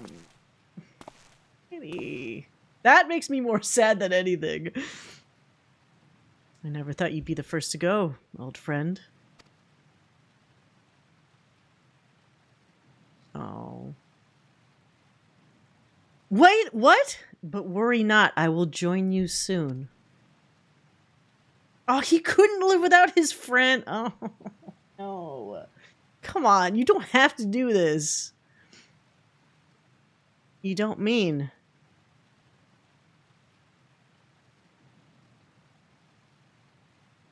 I'm afraid so. I've been suffering the same symptoms for a while now, but I didn't understand how serious they were until I overheard your conversation. I too have psychonecrosis.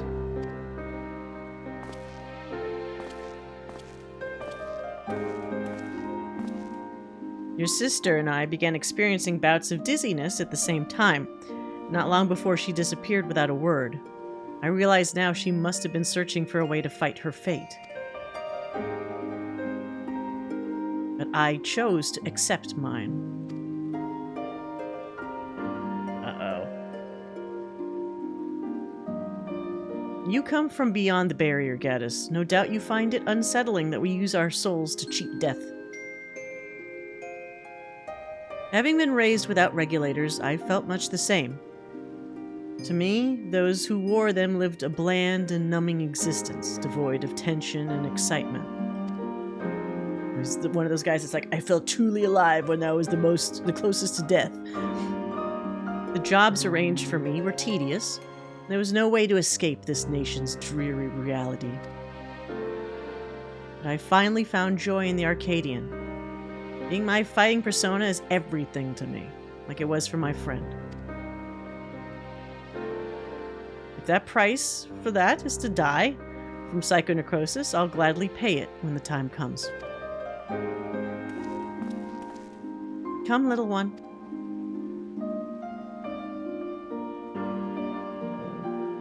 He doesn't understand.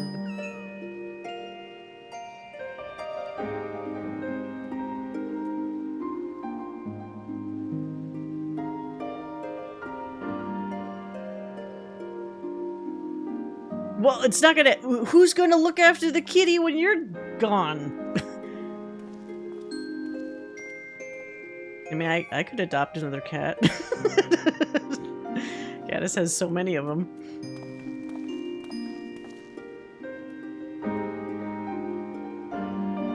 How can he accept death so readily? Now you'd be surprised.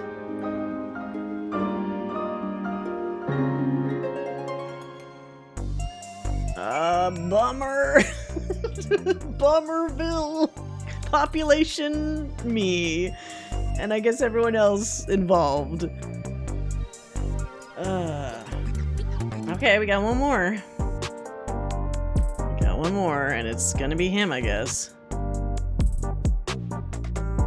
That's a long fight. Damn it all. It doesn't have to be this way. I'm sorry, Gaddis. It's just also frustrating. You did what you could, and I'm truly grateful. The President has wasted no time covering things up. After retrieving the Brute Bomber's body, the company announced that he's chosen to retire with this defeat. And so, matches at the Arcadian will continue, but after a delay. It'll be a while before your cruiserweight title fight. Say, I wonder where Nayuni's gone. She wasn't here when I returned. Uh-oh. Where did little kitty cat go? Oh no. Are we gonna fight the sister again? She needs to lay off. Family matters. Worry is writ plain on Yana's face. Uh-oh, I don't like this fucking picture here. With her using the device. After what's happened, I can't help but feel worried. I'll see if I can locate Nayuni via her terminal.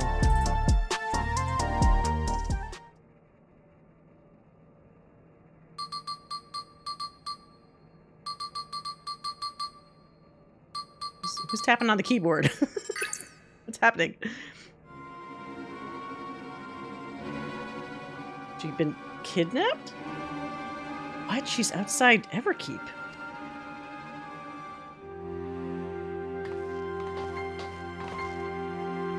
She's never gone off without a word like this. Something isn't right. I'm sorry, Gaddis, but could you help me find her? The signal from her terminal suggests she's somewhere in East Yasalani.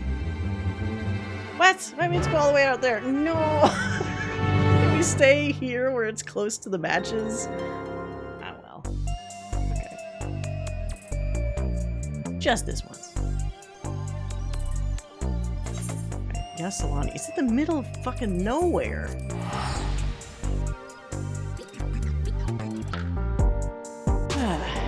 Even one day improving survivability of groups. Yeah. I'm glad that either everybody knew what they were doing already in that fight, or people were just strong enough to survive, to weather the storm, as it were. Like, I helped a little bit, but I also died quite a lot. So, I still think that having at least one red mage the first week of these things is always a good idea. On the first day, I died so many times, a lot of fun healer guild. I don't know how you guys do it as healers. I've never felt that pull to be a healer, and I know how stressful it is, so more power to you, honestly. Alright, Yana. According to the signal, Nayuni should be in this area.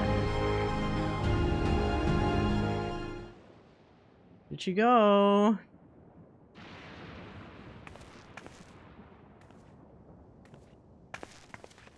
Oh, she's here. I thought she was kidnapped. Nayuni, you had me so worried. What are you doing here? I'm sorry. Eutrope contacted me saying she needed to speak urgently. We were supposed to meet, but she hasn't come. Unless it's not actually her and it's just like a trap. I don't like it.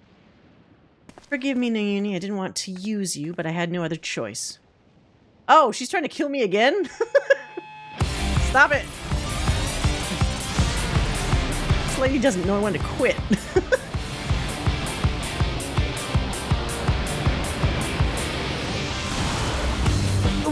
Okay, just without even a ring. Eutrope, please don't do this. It's too late. There's no going back. Wait, what? So she just gave up? You won't back down. No, you don't need to rise to her level, please. Or sink to her level, whatever. Neither will I. Oh, my character's like,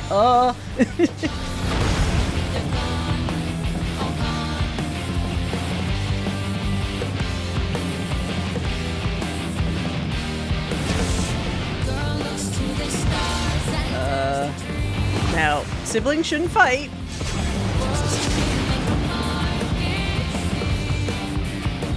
Classic samurai. Oh, wow! She actually won? Either that or this lady's already been kind of degraded too much. So she couldn't fight at her full potential. From the start, I thought it's strange that you'd try to take another's life to save your own. Unless you wanted someone to kill her? But the truth is you aren't trying to save yourself. No, you want to save the man you love. Wait, what? Wait, does she like the other cat boy? But he loved his friend. At least that's how it goes in my head. He loved the bomber. He didn't like her. Or not as much, at least.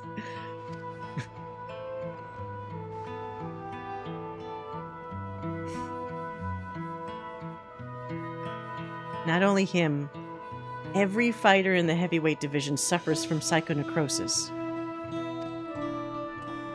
Oh shit. Then we're gonna feel guilty as hell fighting them in the next tier, aren't we? Even so, they continue to trust the president. He saved them all in some way, helping them during dark times in their lives. So he manipulated them. The Howling Blade, Ritsara, is no different. He chose to remain at the Arcadian rather than be with me. That's why I decided to act alone. My friends were determined to fight until they died, that I'd find a cure no matter the cost. Ugh. Oh no. Well, that's gonna cost her. How do you feel about that, stupid older sister? Oh no, not you too. Nayuni warned me that this might happen, but I had to stop you. Yeah, eat that guilt. Honestly, I don't know what to do with the pair of you. Nayuni, the youngest one is the most responsible. I feel bad for her. We're sorry, Nayuni. There's no more need to fight. I think we can save everyone. Is that, like, actual solution? A treatment for psychonecrosis that doesn't require Gaddis' soul. I believe I found it. Well, you should have opened with that. What? But I scoured all the data. There was no such thing. You looked at the data in the Arcadian's archives, I believe. Is that, like, doctored information? But thanks to the people of Oblivion, I was able to gain access to the military's research logs. And there I came across something called the regeneration factor. Regeneration factor? What is it? When one is ill or injured, the body naturally attempts to repair itself, yes?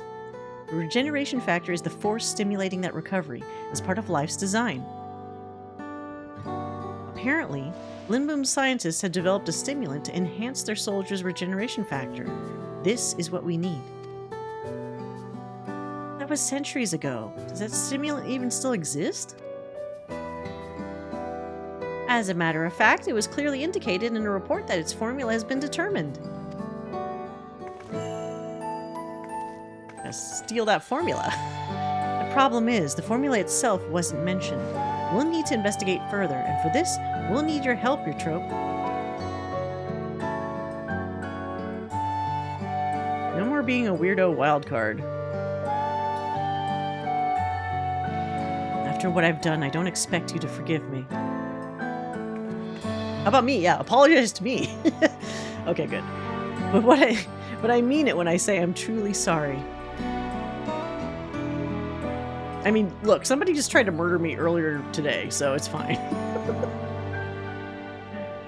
With lightning, no less. Your trope She's only fainted, thank goodness. We'd best take her home so she can rest.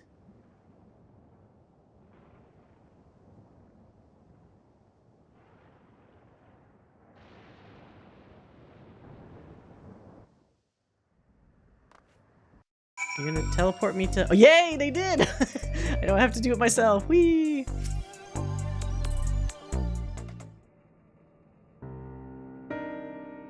Eutrope's resting upstairs. Her psychonecrosis is quite severe, so she needs to stay until we can treat her. You should worry about yourself too, Yana. You've manifested the illness now. Sorry, Nayuni, but I couldn't just stand there and let Eutrope harm Gaddis. Okay, here we go. What do I say? Promise me you won't use a feral soul again. I could have stopped her myself, you know. I kind of want to say this.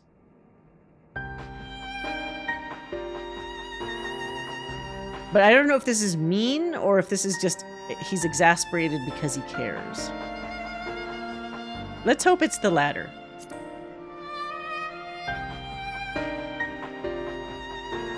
That's true. Given that your trope has become weaker, you probably could have fended her off alone. I didn't need to intervene.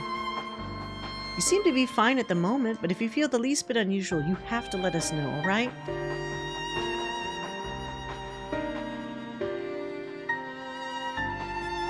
Now, even as we work on the cure, matches at the Arcadian will continue. That being the case, we should also continue to try to convince fighters to retire.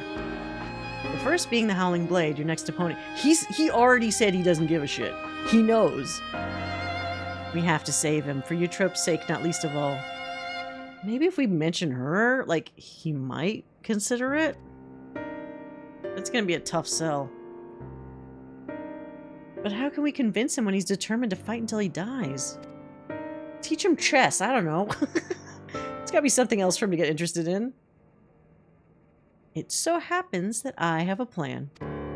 We'll confront him on a broadcast and and challenge him to a wager. Whoever loses the title match will be forced to retire from competition. And how do we know this guy isn't just gonna off himself because he can't fight anymore? He might be that extreme of a person. So we put on a public show to generate excitement, just like they do at the Arcadian. Exactly. With the people's eyes on him, the cruiserweight champion would be hard-pressed to refuse. And once everyone starts talking about it, even the president would have to let it go ahead. The shitty president. But how will we do the broadcast? We haven't heard from Metem for a while now, and the Arcadian wouldn't cooperate with us. We'll ask Honey for help. She hosts a broadcast of her own, watched by countless viewers, to ensnare the wolf. I'll contact Honey right now. Honey has gone missing. Suddenly. Okay, no. So that part at least will go smoothly. One thing finally going right. She's on board. We're gonna lie in wait at Mosaic. It's where the Howling Blade is known to unwind before his matches. When he appears, issue your challenge and do whatever it takes to get him to accept it.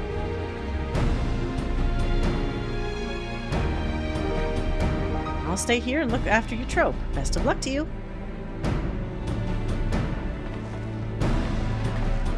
Bye-bye.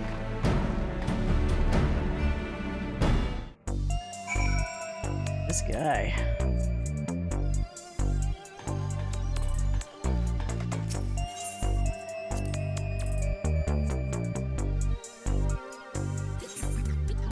You need to get way the fuck over there. Is there... Of course there's no teleport.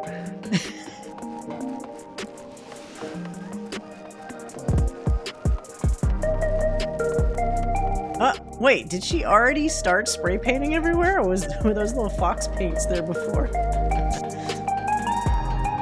I'd like it if, similar to, what is it, the Hildebrand quest, where Vivi paints on the walls in Idleshire after you finish, like, the quest line. It'd be nice if it, like, permanently has graffiti from the Lalafell, which, like, exists now on the walls because we kicked her ass, which made her retire.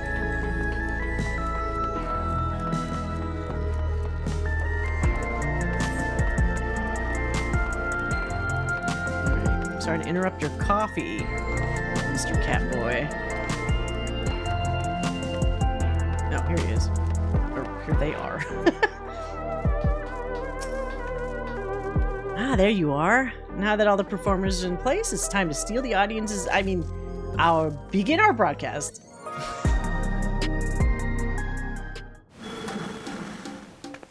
Hello, my obedient little bees. It's me, Honey Bee Lovely, with a special edition of This'll Sting. Today we have a pair of very distinguished guests, the fabulously fierce Black Cat and the unstoppable upstart Gaddis. And goodness, do they have a surprise for Gaddis' next opponent, the valiant Howling Blade. Oh, there he is. Why is he hiding his cat ears? It looks weird not seeing his ears. Huh? What's this about now? We ambushed him. Gaddis wants to say something to you.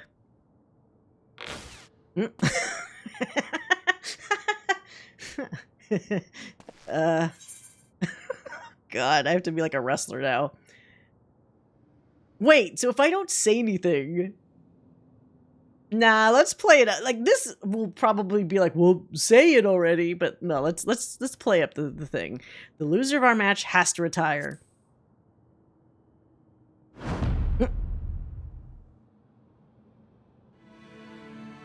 You've taken me aback, I must say. The notion I would lose is laughable.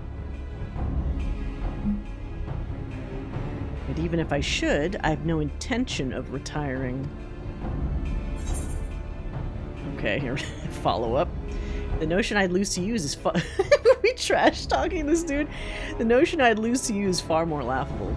Is the whimpering wolf afraid of losing? Nah, we gotta fuck up his ego.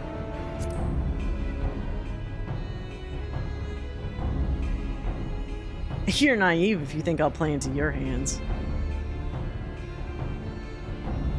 That's weak for a champion if you ask me. I bet he's really afraid to lose. Yeah, he clearly has no confidence. Uh-oh, peer pressure. You're a champion, so act like one. Accept the bloody challenge. Oh, he's gonna have to do it. So this was their plan. At this rate, my reputation will be in tatters. Fighting is everything to me. If you're demanding that I wager my purpose in life, it's only fair that you do the same. I mean, I don't really care about fighting, dude, if you want me to retire. Oh, so tell me, what gives your life meaning? Exploring new lands, fighting formidable foes, helping those in need, earning coin. Let's say, helping those in need.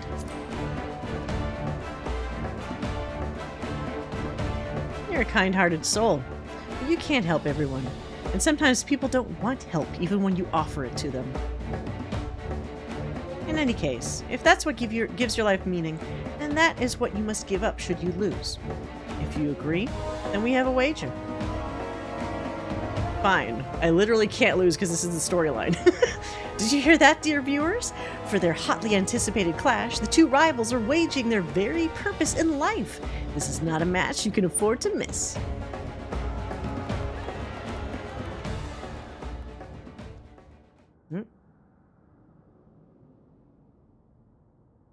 Well, he managed to pull it off, and it was in no small part thanks to the nearby customers.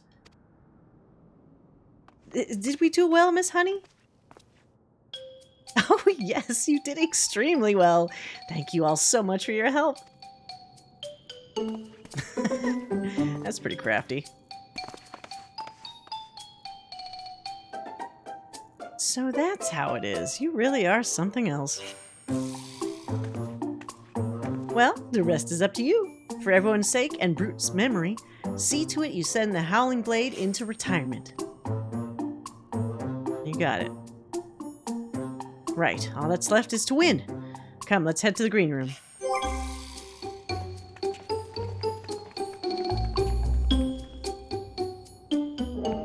Alright.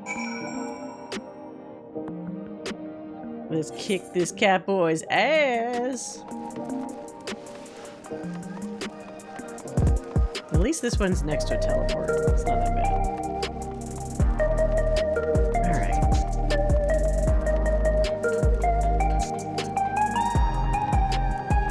On the plus side, I feel like this has gone on much later than, like, when I did the previous expansion, or not expansion, when I did the previous patch content in an evening, I thought I was done with it sooner.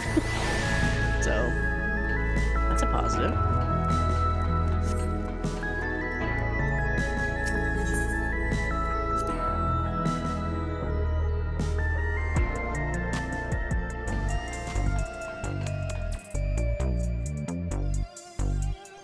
Still in it. Okay.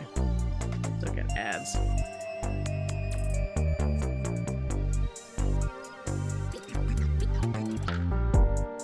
How can I trust that this guy's actually going to retire, though? I would be very suspicious. If he tries to take on a different, like, disguise or something so he can just keep fighting. I mean, the president guy seems corrupt enough that he would allow it. Forge ahead.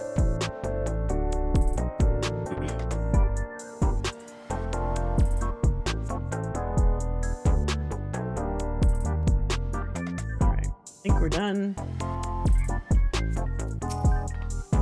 This is it, Gaddis, the cruiserweight title match.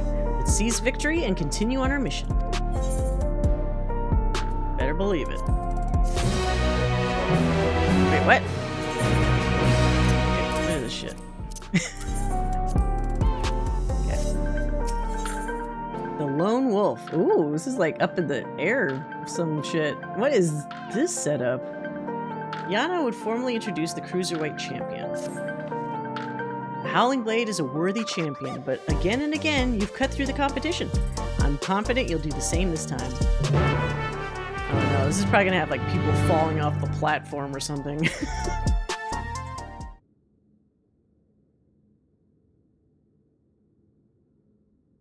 Right, let's take a closer look at your opponent. So what's his power? What animal?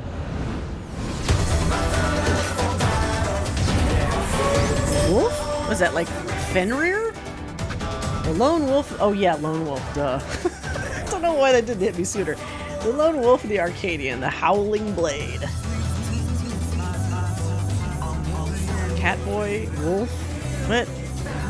I guess we already did a cat that turns into a cat.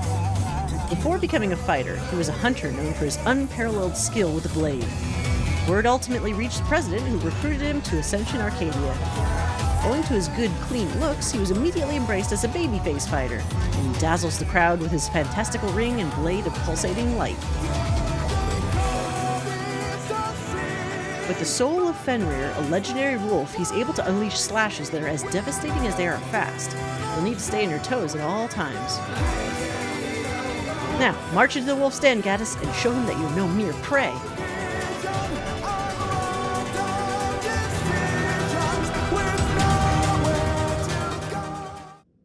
Is this the same singer that was in the Warrior of Light trial? Sounds familiar. All right, now we see how long it takes to get into this one. Hopefully it's fast. 6 minutes. Well, 6 minutes. Okay. That might still not be the worst.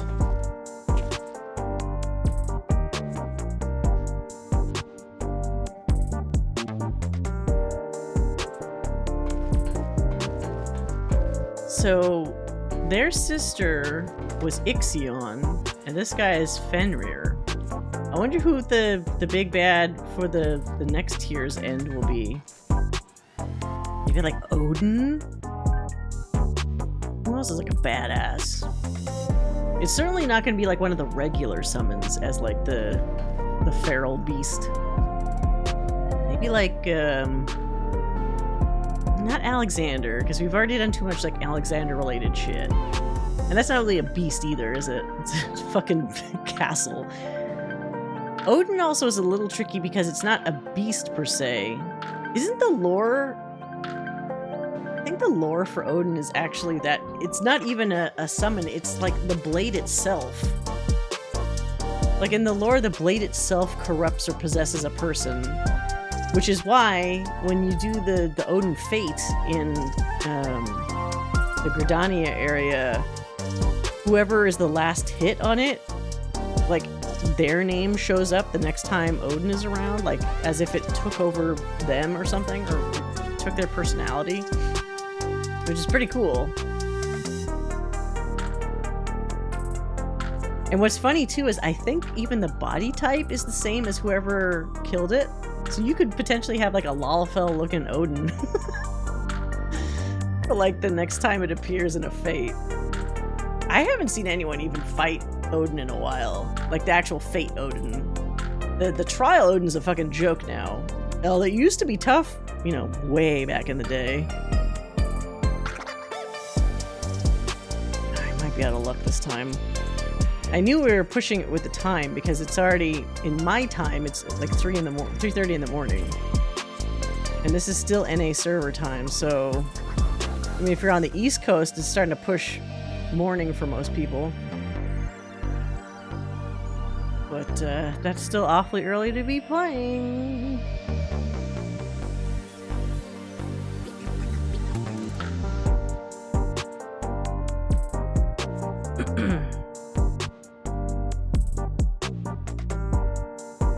Oh god, it jumped up to 9 minutes. That's not good.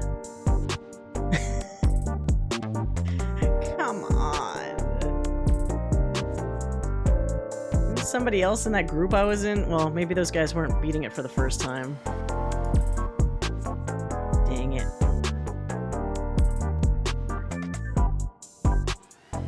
I wonder what the end goal is going to be. So they know that some regenerative drink or something, tonic, I guess, what did they say it was?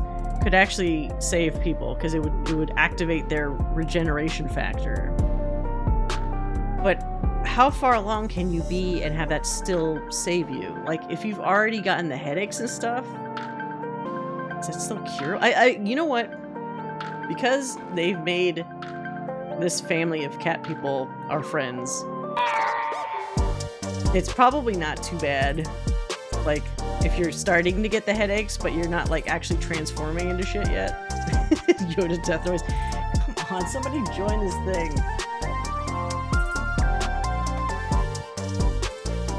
Please.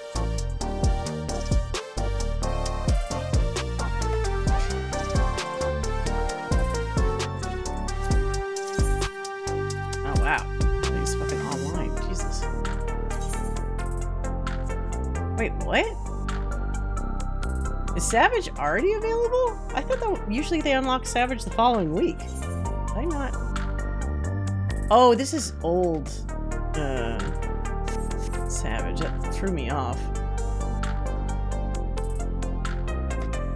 And this is just a static advertisement. What is this?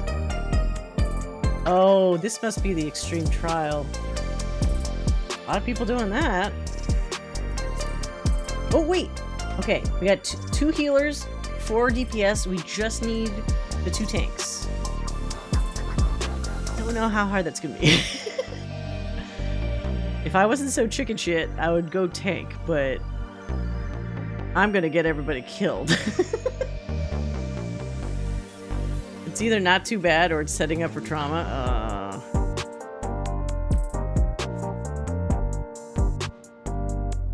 This is easier than M3, but still hard. Okay. So still potentially doable the first time through. I'm getting tired, though. Got a lot of content tonight. I know there's been the memes about, like, oh, no content, but I mean, you don't have to do it all in one night. I just know I have to because the next streaming sessions are going to be Alan Wake 2, so I can't keep doing 14 for the next couple. And I also don't want to wait till next week because that means I miss an entire week of these drops, which would suck. I don't know what happens in 7.2 because I have not logged up. Oh! Well, this might be spoiler. Well, this is at least not spoilery for the story, but this is raid spoilery, I guess, because this is the final... This is the 4th of the raid fights. Just to make sure you know. If you don't mind, that's great. Come on, tank. Oh, for absolutely forgetting an hour. This has been pretty good. I mean, maybe I'm biased because I'm sure there's somebody else who's like, this story sucks or whatever, but I've been pretty happy with the both plot line developments. The main storyline is getting kind of spicy. And this one's getting intriguing in that, like, now people are all aware about the debilitating effects of this condition. So it's like, how are they going to find a positive resolution for this affliction that these feral soul users are experiencing? Oh, we got it. We got it. All right, let's go. Let's do it. Let's not die. Cross my fingers.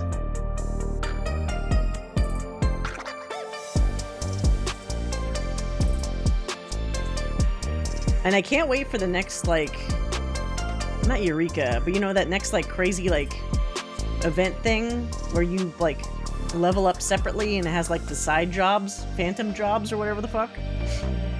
Very much looking forward to that.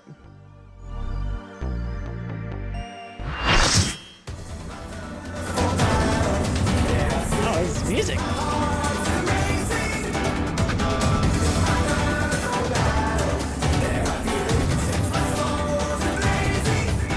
Interesting battlefield.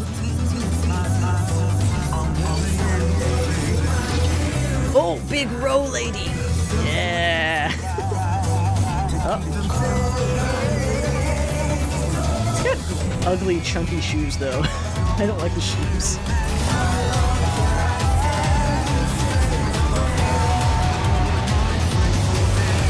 With his fearless blade work and preternatural agility. Whoa, is he a fucking Gundam? What the hell? This dude looks like an anime villain. Okay. He's probably the coolest, but his head is really tiny. Why is his head so small? It doesn't match the rest of his body.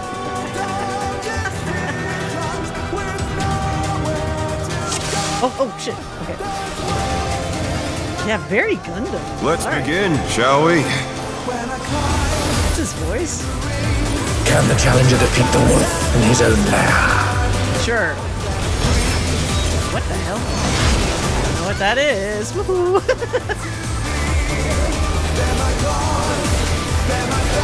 Cleave! It'd be so funny if they managed to get, like, they won't, but like if they got like Toy Baker for like the voice of this dude or something. I would laugh. What? Such speed, it's as if there's a pack. Nope.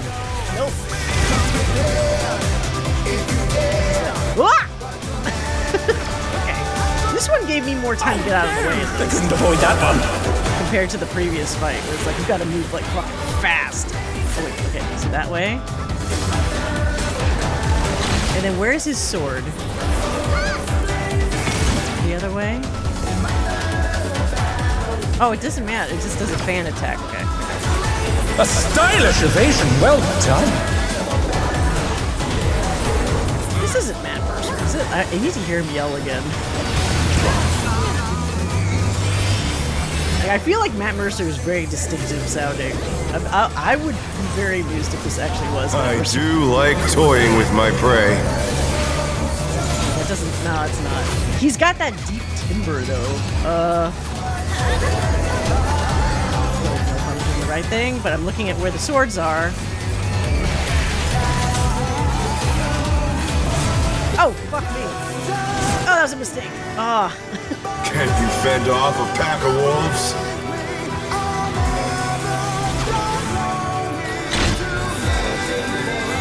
What is that? Just gonna stand here and not do an action. Okay. Not good. The biggest mistake is when somebody revives and they instantly sprint. It's like, well, your invulnerability is just gone. The earth is mine to command. Whoa! Oh boy. Oh, no. Shit.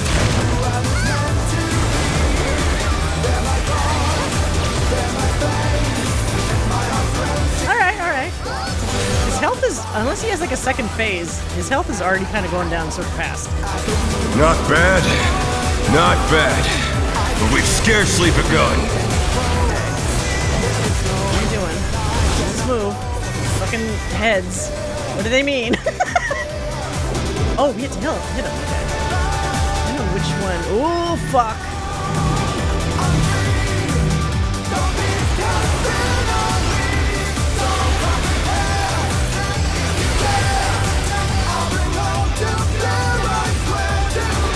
One of them. Saber intensity meter? What does that mean? Like he's gonna destroy us with his lightsaber if we don't kill these fucking things fast enough? Are these the same heads that are in the Greg fight? With Enkidu? Oh, looks like it. Alright, now what? Wow, ow, that hurt. Fuck me. Bear my biting wings! Can we, like, heal up? Okay. I don't have my magic barrier available. Big... Okay. Alright, okay, not bad damage. That's fine. Still you stabbed. How delightful! He sounds familiar, but it's definitely not Matt Mercer. Oh, here we go again. Wolf's Rain, by the way, is a very depressing anime. Oh, okay. Here, right? Oh no. Oh, ah! I wasn't counting on the heads. Fenrir's power can be wielded in surprising ways. Shit? What? Giant. Oh, where did that colossal thing come from? Oh no! Oh my god, it's fucking gold saucer bullshit! To the sword. Why? I never win the gold saucer thing! Ah! Why is gold saucer in this? Oh!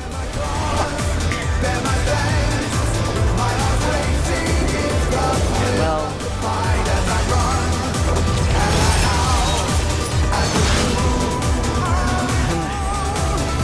That's fine. It's fine. As long as somebody doesn't use up the LB3 with damage dealing. They're not out of the fight yet.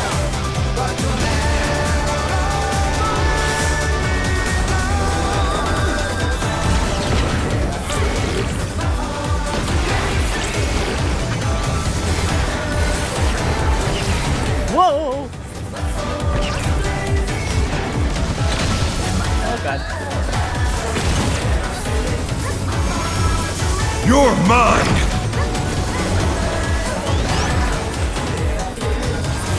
The problem is speculation means nothing because there are also people. Pack of wolves! There are also people that thought that the Shadow Lord was fucking was Xenos' voice actor, and it's clearly Fortunals. But people hear what they want to hear. Anyone's played Elden Ring, it's very obvious that Shadow Lord is Fortunal. Same actor for that. Can't raise this person fast enough. Come on, help.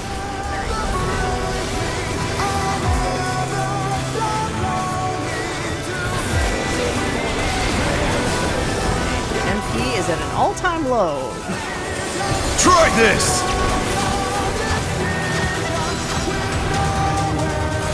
Oh wait, fuck. Oh wait, whoa, what was the order of this shit? Okay. Fuck. Okay. Is this the end? The other one up. Oh, okay, that's good too. Magics! But will they be enough to Ow! turn the tide? Fucker. I have no health! Please! Oh no! Both the fucking killers are down. Oh, we're so good! The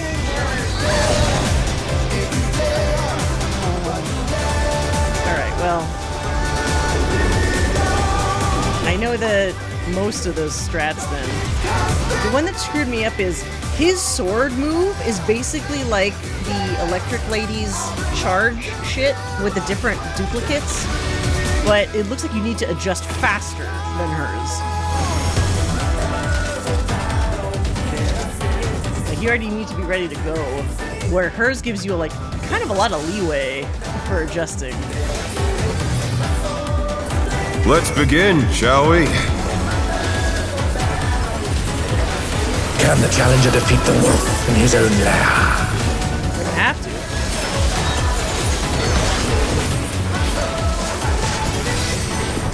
Wish I was a big Gundam guy. my Elzen. We got that kind of shitty Gundam that Sid made us, but half the time it gets turned into wonder a if you giant can ship keep or up. something.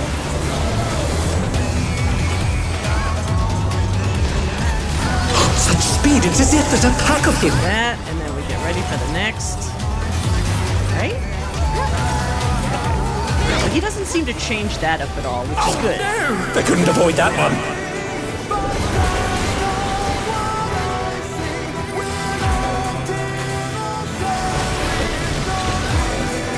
Oh, and then he's gonna be here. Stay.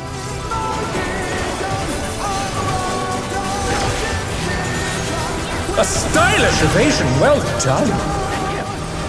Uh-oh.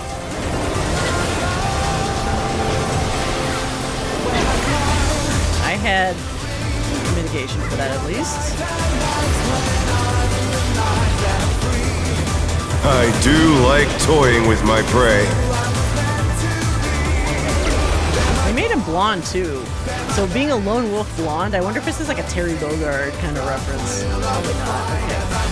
Fuck out of here. Wait, what? Oh, I got the order wrong. I'm so fucked. Fuck. I just realized. Can't you fend off a pack of wolves? I thought it was in order. I sorted myself.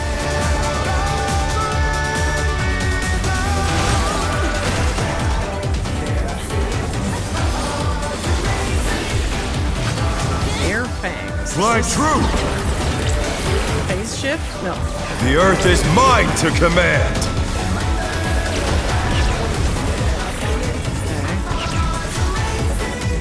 Okay. Hit random guy.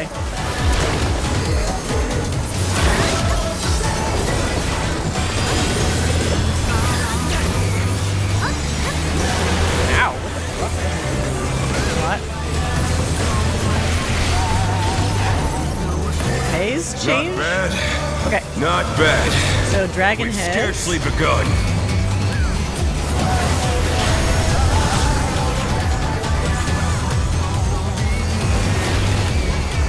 That's good. Group them together, I guess. Wait, is that bad though? They need to be separated? That doesn't matter that much.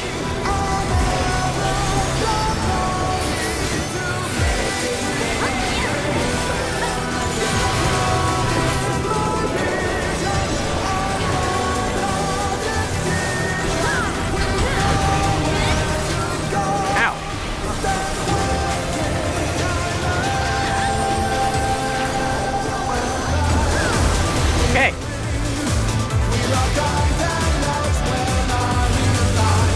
Bear my biting wings! Oh, I thought you said biting wings.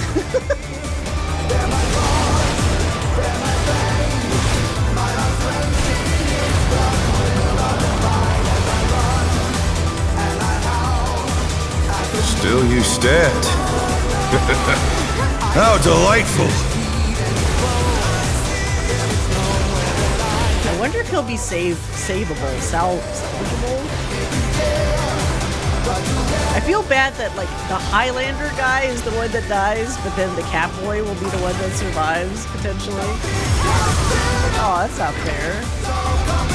Highlanders always get kind of screwed. Fenrir's power can be wielded God, in here we go with this surprising shit. ways. Oh, look at the slices. I always screw that up. Colossal thing come from? Slice this way, I think I might be safe. Yeah. Oh, barely. Holy fuck. The Colossus to the sword. Good, good. Oh my god. He's getting so close. Yes. Excellent.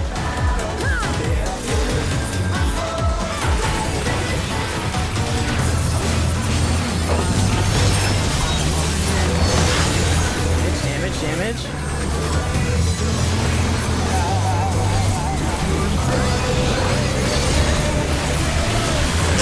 Must have heard, but they're not out of the fight yet. Okay. This is where we started getting screwed, so pay attention. Okay, the little laser zappies.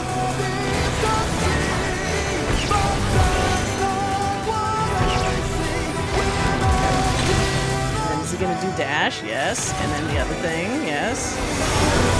You're mine! Fuck.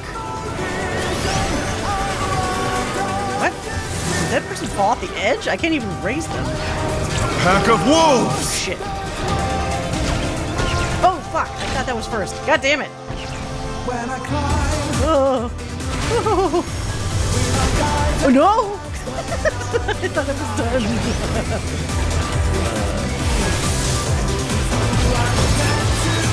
With the damage. Oh, this is what's fucked us last time. Just hit too hard. Let's see if they can stay standing. Please.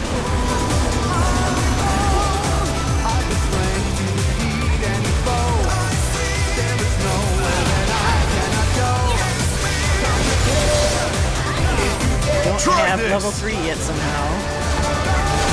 Okay, so that. Fuck. Right? Oh, fuck. Whoa. Fuck! No! Oh no! That was too much for the challenger! Oh no! No! Healers? This would be the LB3 time, wouldn't it be? Yes. Such potent magics! Oh no. But No. will they be enough to turn the tide? Ooh-wee.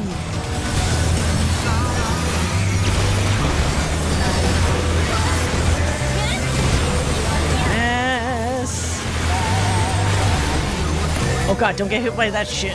Please get out of the way. Hey, everything's fine. Everything's also on fire.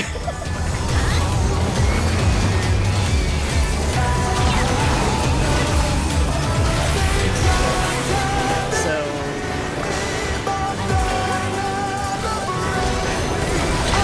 we're gonna do the dash. We're gonna get this thing. Away from that. Good. That's the easiest one, honestly. Oh god. This one again. Slices. Where are the slices happening? I think I'm safe here. Get the slices. Slices. Not here. Fuck.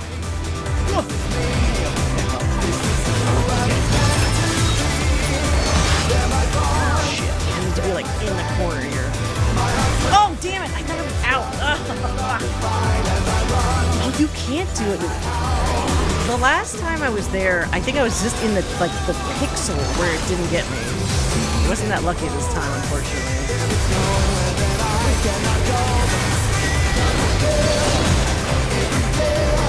All right. We don't have any LB3, so we need to be careful. Air fangs? Which one is this? Oh, those things. Okay.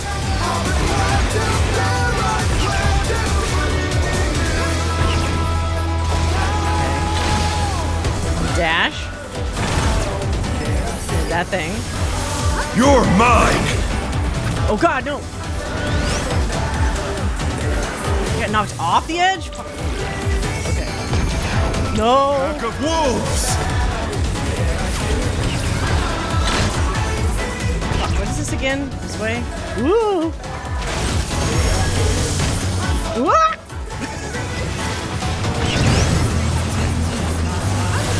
Woohoo! Big hit again.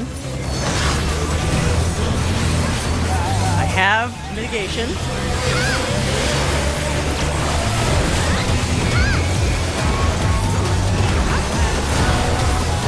Just nuke this bitch.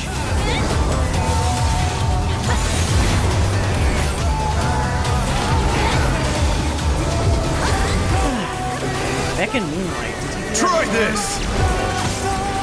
Oh Oh no, it's this thing. Fuck.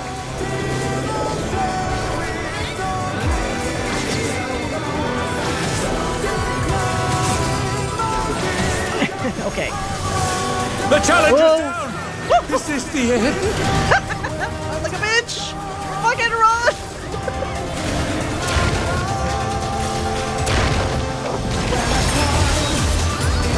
Oh, the damage! The challenger we're fucked. rises We are again. fucked now. Can they turn this around?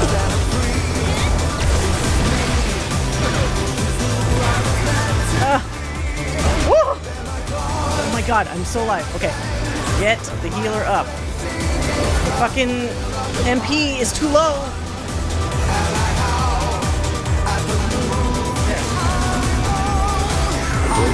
Oh, I didn't need to do that. So focused on raising him. Alright, whee!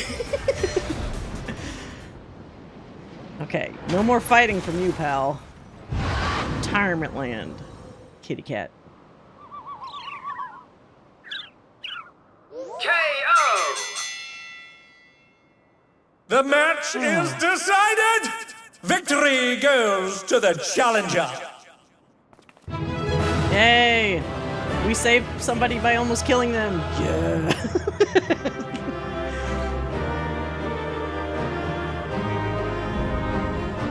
Completed the tier.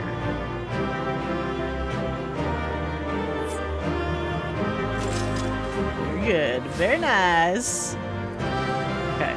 It's all over. Until next time. I did get the hands, so I can try to get the hands again. I'm gonna get that. Glasses! The faces we wear, groovy glasses. Yeah, give me that. Oh, wait, I don't have room for other things. Oh, I do have room! Yay! I win! I win the game! Oh, wait. Commendation. Oh, wait, they're all. Let's go. We saved them by beating them to a pulp. Whee! Alright. Oh wait, hold on a second. I need to use one of these items or I won't have room to accept rewards. Groovy glasses. I have too much shit. Just dump that. Honestly, I'm not gonna use that. Alright. Let's see how this wraps up.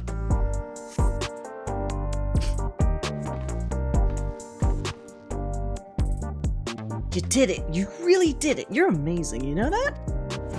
That's what people tell me. You simply were too strong for me. I gave my word and I intend to keep it. I will retire from fighting. Walk off a cliff. Because fighting was my life. With this, I've escaped imminent death, but I've also lost my purpose in life. Time to find a new purpose. Maybe you start up a little foster home for all the kitties. Tell me, what am I to do with myself now? I truly do not know. Suggestions? There are battles you could still fight. Help us oppose the president. Oh, let's avenge your boyfriend. Let's avenge the brute bomber together.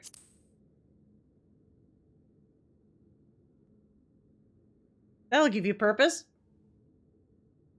The president has sacrificed the lives of countless fighters for the sake of entertainment, and as good as killed my friend.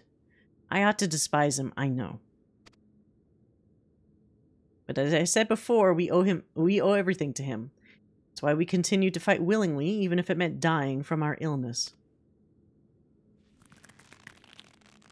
Nope. You fool. You can't tell me that the brute bomber went willingly to his death. And there are people who care for you, even if you don't seem to care for yourself. All this time, your trope's been fighting alone to try and save you. What? She vanished without a word soon after we developed the symptoms of psychonecrosis. I searched and I searched, but I could find no trace of her. I was more shocked than anyone when she suddenly showed up and challenged Gaddis. Seeing how strong she still was, I assumed that her symptoms had abated, and she decided to resume fighting. Let me make it crystal clear. You've been using your debt to the President as an excuse not to face the bitter truth. And in doing so, you've lost sight of those dearest to you. It was in order to save you that your trope went after Gaddis for his soul. Yes, use that guilt. She thought it was the only way she could be with you. You could see no life outside the Arcadian.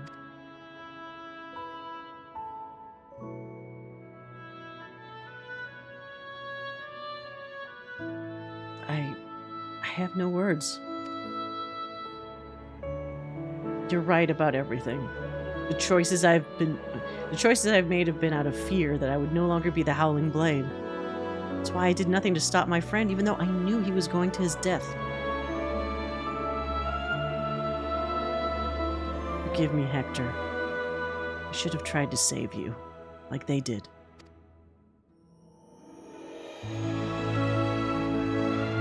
Everyone gets the 1 tear. You're all allowed 1 tear. Thank you for bringing me to my senses. The President has done enough harm. I will help you to stop him. Actually, speaking of that, has the Warrior of Light ever dropped a tear? There have certainly been times where it would be allowed. But maybe it also happened during times where the tech wasn't there. Like in Heavensward.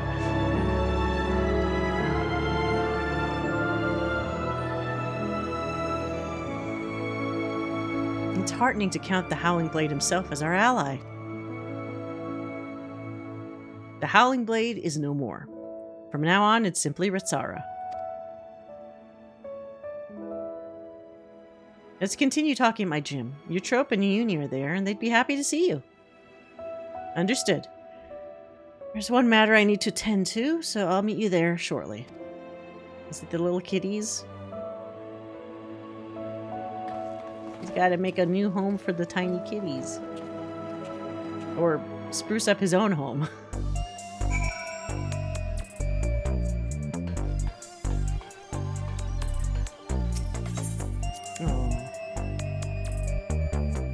Been a lot of nice little poignant moments this patch. I've been pleasantly surprised. I'm sure there'll probably be some people that are still thumbs down on a lot of things, but I've enjoyed it. It does remain to be seen with the MSQ, like how they're going to wrap things up, but I've liked it.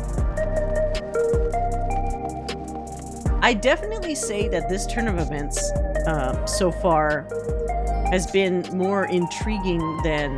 Not that I didn't think the Zero stuff was intriguing, but it was so detached from the events of the base game that it was a little weird. It's like, hey, we did all this Endwalker stuff. Now for this complete different direction. We just don't think about any of the other shit that we just did. We only focus on the Void World. Maybe they found out through that experience that, like, not that people didn't like it, but I do think that there was a kind of more of a drop-off, I think, with that storyline.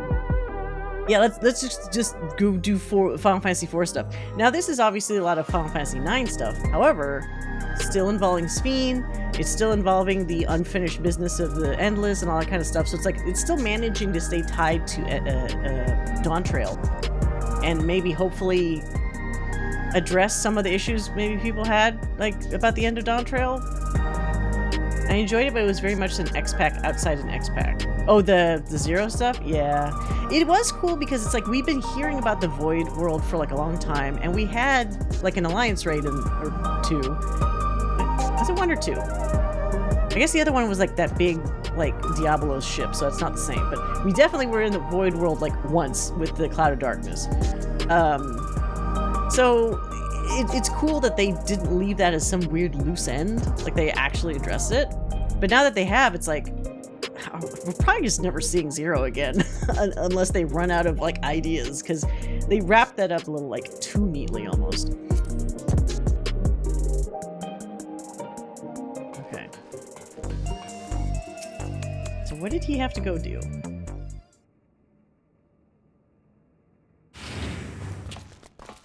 Oh, there he is. Okay. Oh, the kid! I knew it, the kitties! Maybe they like him now. Because they knew that he was friends with the brutal bomber. Pets are forbidden where I live, so I was... You're gonna give cats to another cat? I mean, I guess they could live in a gym. It's cute because they're also similarly sized to, like, the cat sisters. You got the big tall cat, you got the little eepy baby cat. Although I guess the two are kind of similarly tiny sized. Pets are forbidden where I live, so I was hoping you could look after these little ones. We'd be glad to. Uni's been wanting to adopt a cat for a while now. Isn't this a little weird?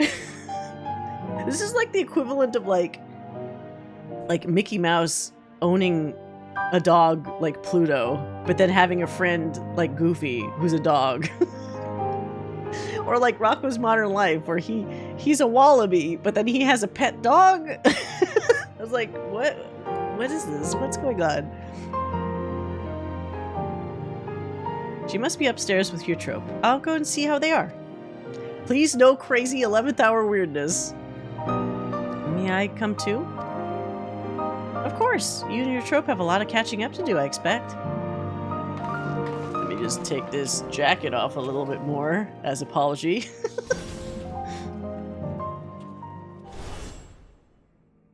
Aw. Oh, see, all the kitties love Gaddis. Oh no. Oh, come on. No. We have a situation. The Uni and your trope are gone. Uh-oh. Uni wouldn't take your trope outside in her current state, and her terminal was left on the bed. Something's happened to them. This is where I start wondering if Metem is actually a double agent, and he's been pretending to be on their side the whole time, but either he is the president, which kind of doesn't make sense because everybody's seen him and they would be like, oh, you're the same guy. Or he's been working for the president and pretending that he wasn't.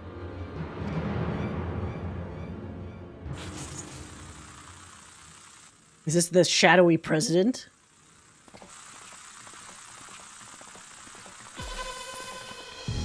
Oh. What is this?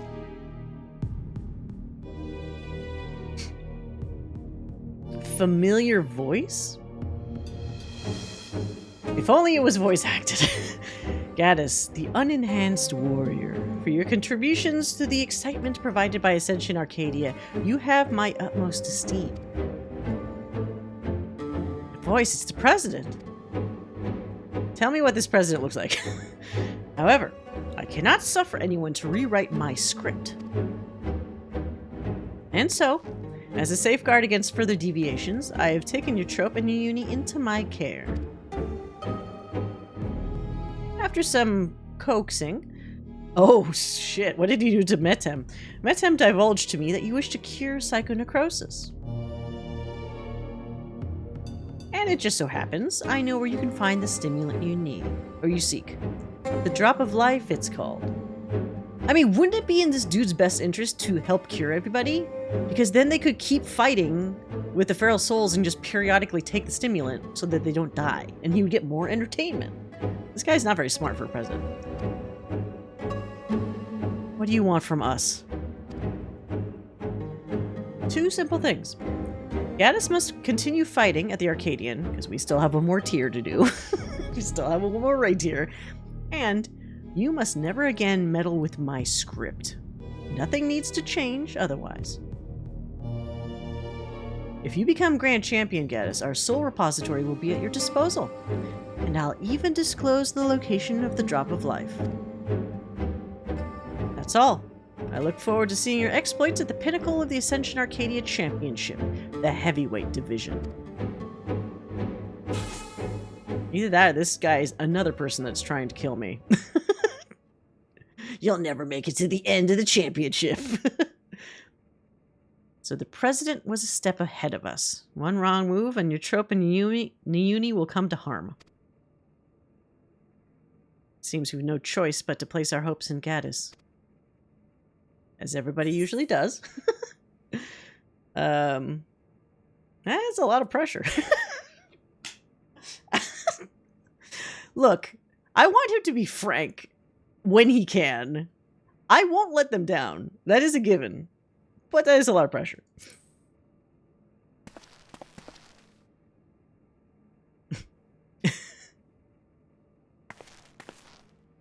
I'm sorry to make you bear such a heavy burden. As your second, I'll do my best to bear it with you. No, you're not doing that shit anymore. Just cheer on the sidelines or something.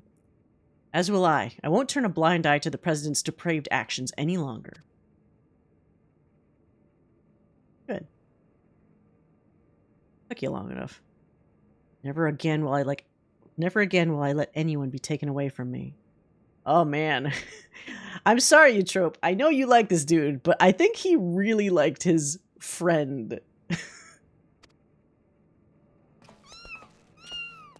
Unspoken stuff, you know, that will, I guess, remain unspoken forever.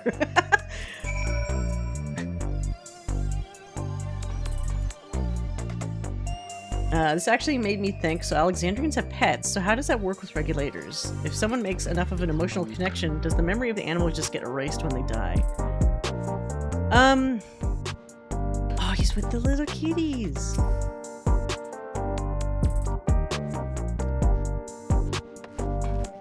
That's a good question. I mean, people obviously had emotional bonds with, like, relatives when they die, and they get deleted from somebody's memory, so I feel like it's probably the same with cats or pets. As much as they love them, once those things die, they well, you know what? Wait a minute.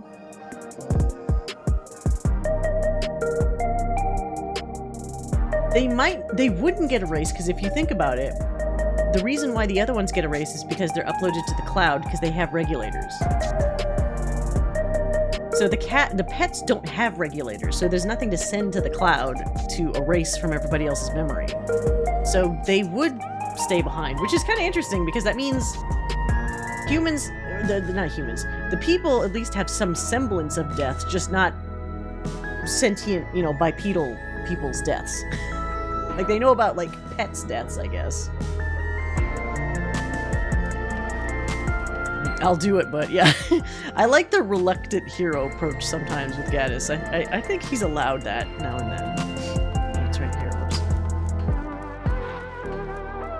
Alright, Yana. Sorry, I'll be fine. As long as we do what the President says, no harm should come to my sisters. Now, ahead of your campaign to become Grand Champion, I want you to prepare as best as you can in your own way. Whether you train to hone your skills or rest to recover your strength, see to it that you're ready for your next fight. I'm truly sorry to place so much on your shoulders, but you're the only one we could depend on. Please come and find me when it's time to heavyweight... Please come and find me when it's time... Wait, what? Sorry, it's late. Please come and find me when it's here. Oh my god, my eyes just keep skipping over words. Please come and find me here when it's time for heavyweight matches to begin.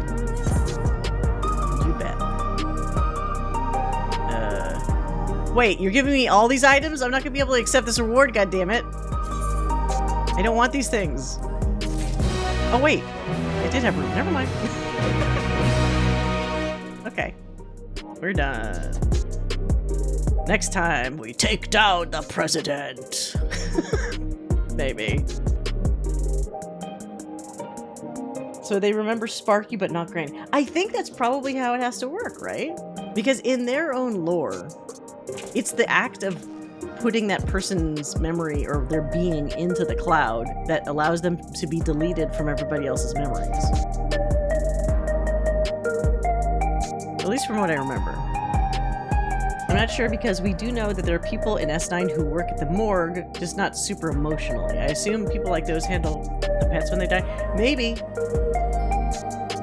It's a good point, like that look-alike guy. What's his name? Malachite?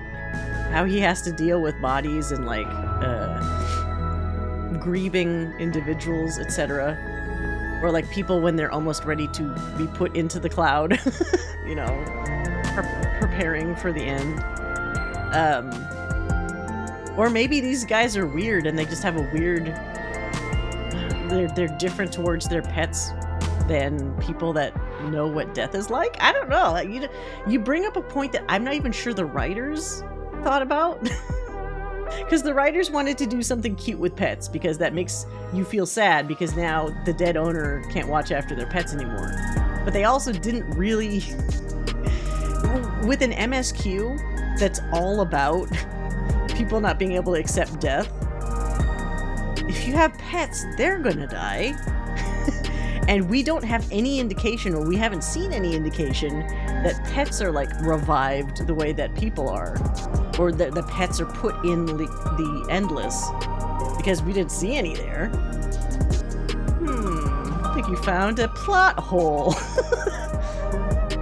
Sphene wasn't put in the cloud, but the memory of her death was still deleted. Well, but that's also kind of different because that's being done by the villain. And then that makes it sound like that's not a normal thing that they do. Because it's a surprise that it's been done. Now, you're right in that maybe somebody could request, like, oh, this is too sad for me. Could you please delete this from my head? Which I guess they could do. But they also haven't established, or at least, unless there's some random NPC in the corner that says it that I haven't clicked on, they haven't said it in the basic, like, golden path of the story that people choose to, like, forget a thing. It's just that they don't realize that they have forgotten a thing because it's been uploaded. I don't think they thought of that a bunch. No. Especially because the people out in Yasalani must have farm animals. That's right. That's a good point. Wouldn't you at least care? I mean, yes, sure, some of these things are going to be eaten or used for resources or whatever.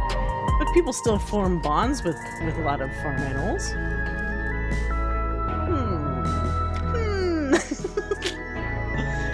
Good calling out that.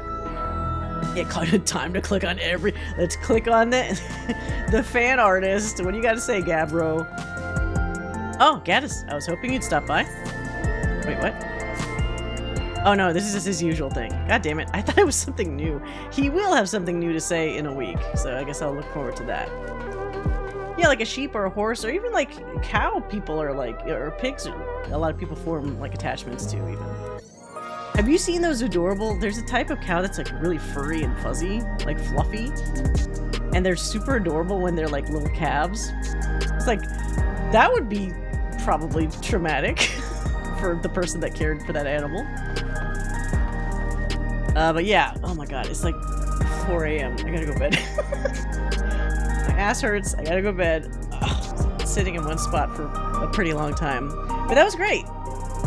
That was good. We managed to get through the story and the normal raid stuff, so everything's cleared, so I can do it all again, or the raid all again next week. Yeah, thanks everybody for coming by. Thanks especially to folks that somehow stuck with me the entire stream. You guys are awesome. Great job. Hope you guys all have amazing dreams. And don't dream about creepy, endless, or evil Sphenes, or whatever. Let's see. None of that. Is anybody on that I could raid? It's like a weird time right now. There's nobody fucking on. Nope. Okay, never mind. Or nobody I know, at least. I'll leave that for now. Alright. Have a great night, everybody. Thanks for tuning in. Or great morning. Whatever your time zone is. Have a great morning, night, afternoon. We'll have our next stream Saturday at 8 p.m. Pacific, where we will switch gears back to the Remedy games. We're going to be starting Alan Wake 2. I'm very excited about, because we had just finished Control and the DLC, and before that, Alan Wake 1. It's a lot of fun. I'm very curious to see how this continuing Wake universe story goes. In the meantime, thanks for tuning in. See you next time. Hope you have a great rest of your week. And until next time, take care.